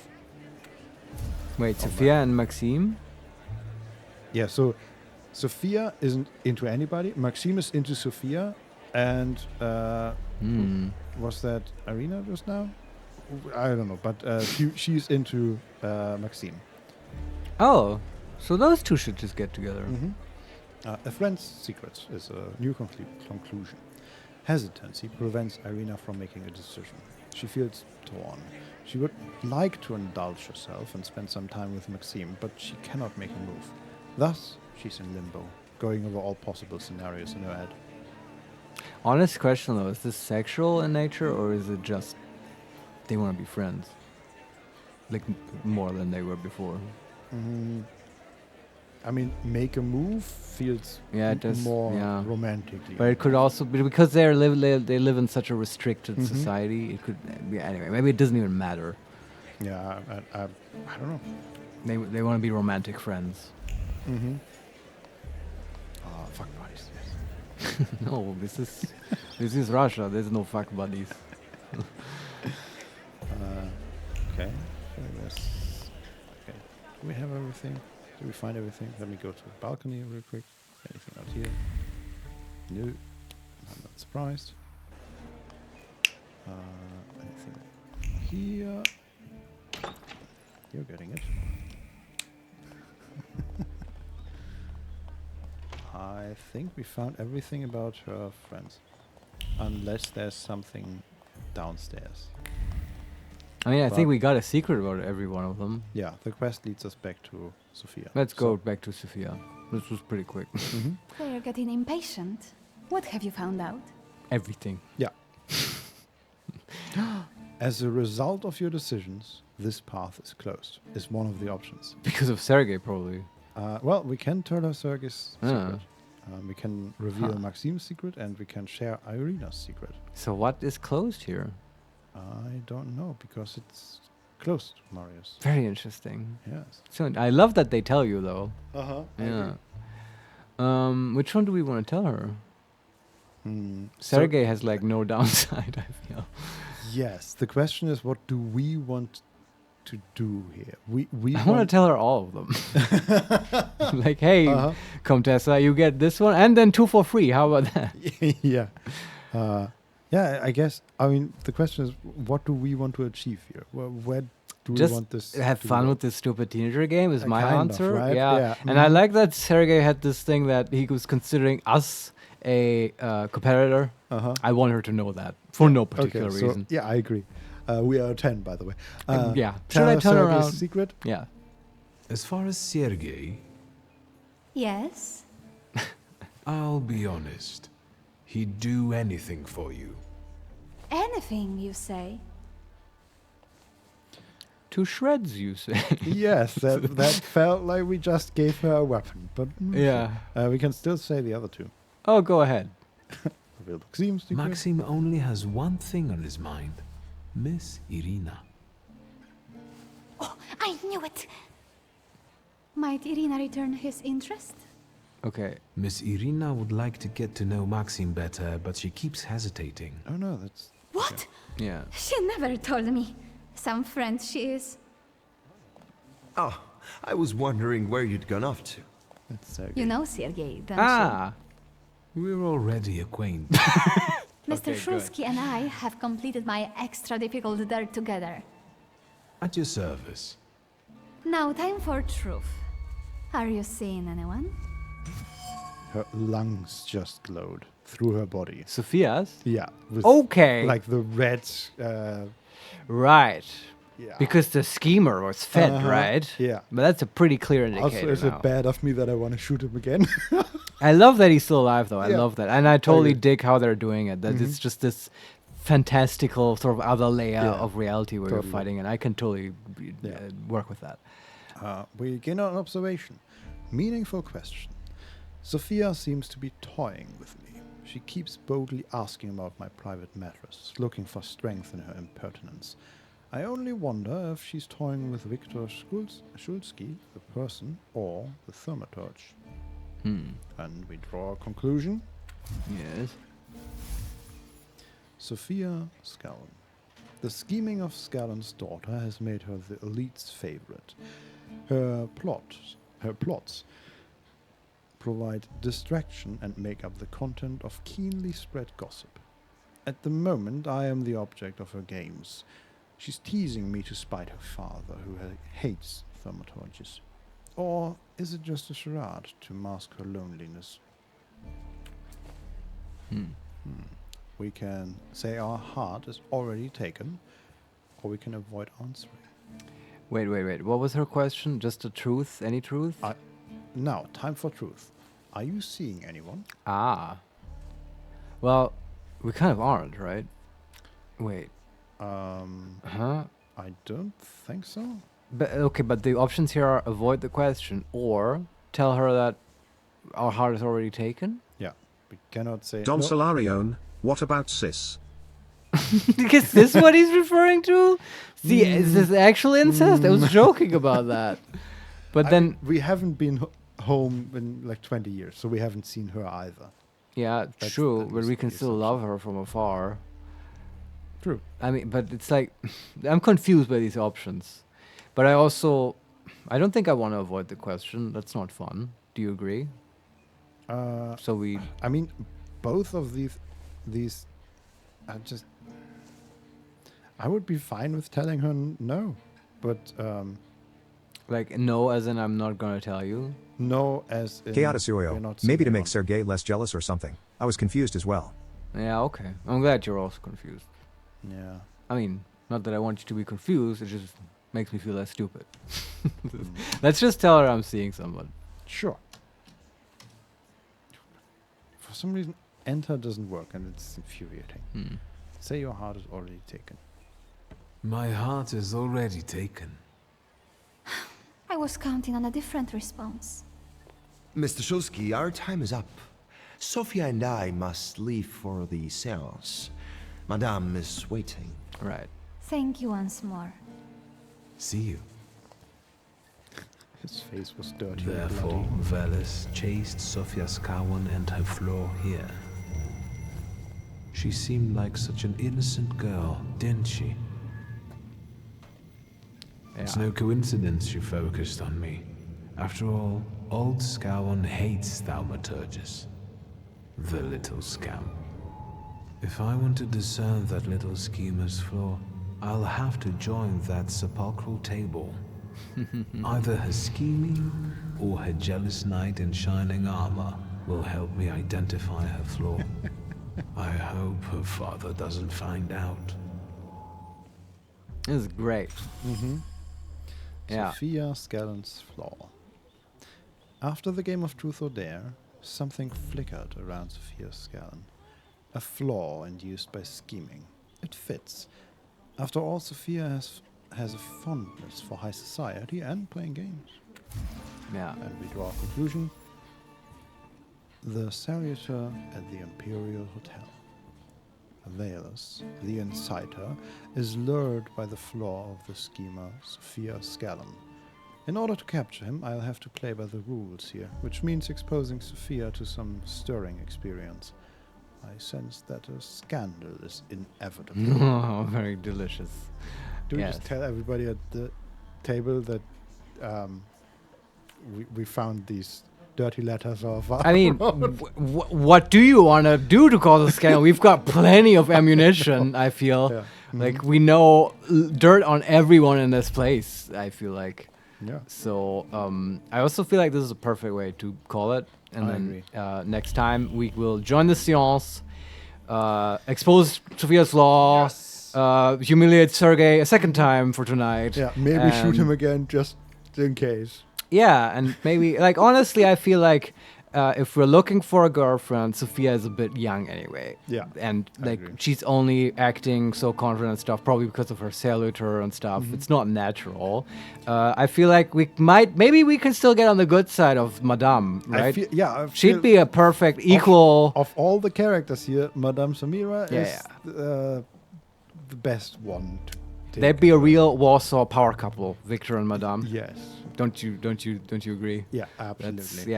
But also, like, though, we need to, like, not fight each other, like, then not kill each other. Yeah. And which might be hard. We'll see how that works. To be fair, I would enjoy a fight between two thaumaturges. Yeah, that's true. And we I'm both sure just pull out weapons. I don't know where this seance is going, but I like it very much how they set it up. I'm enjoying this tremendously. Yeah. Again, this was a great recommendation to play. Yes, thank you. Yeah, and I think we'll continue there next time. Yeah. Thank you, Vincent, for playing with me, reading to me so wonderfully. And, you know, looking at all these flaws. Goodbye, guys, and rest in peace, Sergei. Well, he came back from. He's one of the resurrected ones from the graveyard, I guess. Yeah. And yeah, thanks to you, everyone, for watching, for participating, for chatting with us. It was super fun, as always. I will now tell you all the socials and where you can find us. You can find the stream archive on YouTube. That's youtube.com/@HeMakesMePlay_uncut. You can find the entire uncut streams there if you want to check up on, for instance, the INDIKA playthrough or whatever else we did recently. You can, of course, also find our regular YouTube channel, youtube.com/@HeMakesMePlay, where we have all of our Let's Plays and occasionally other videos. And you can follow us on Twitter.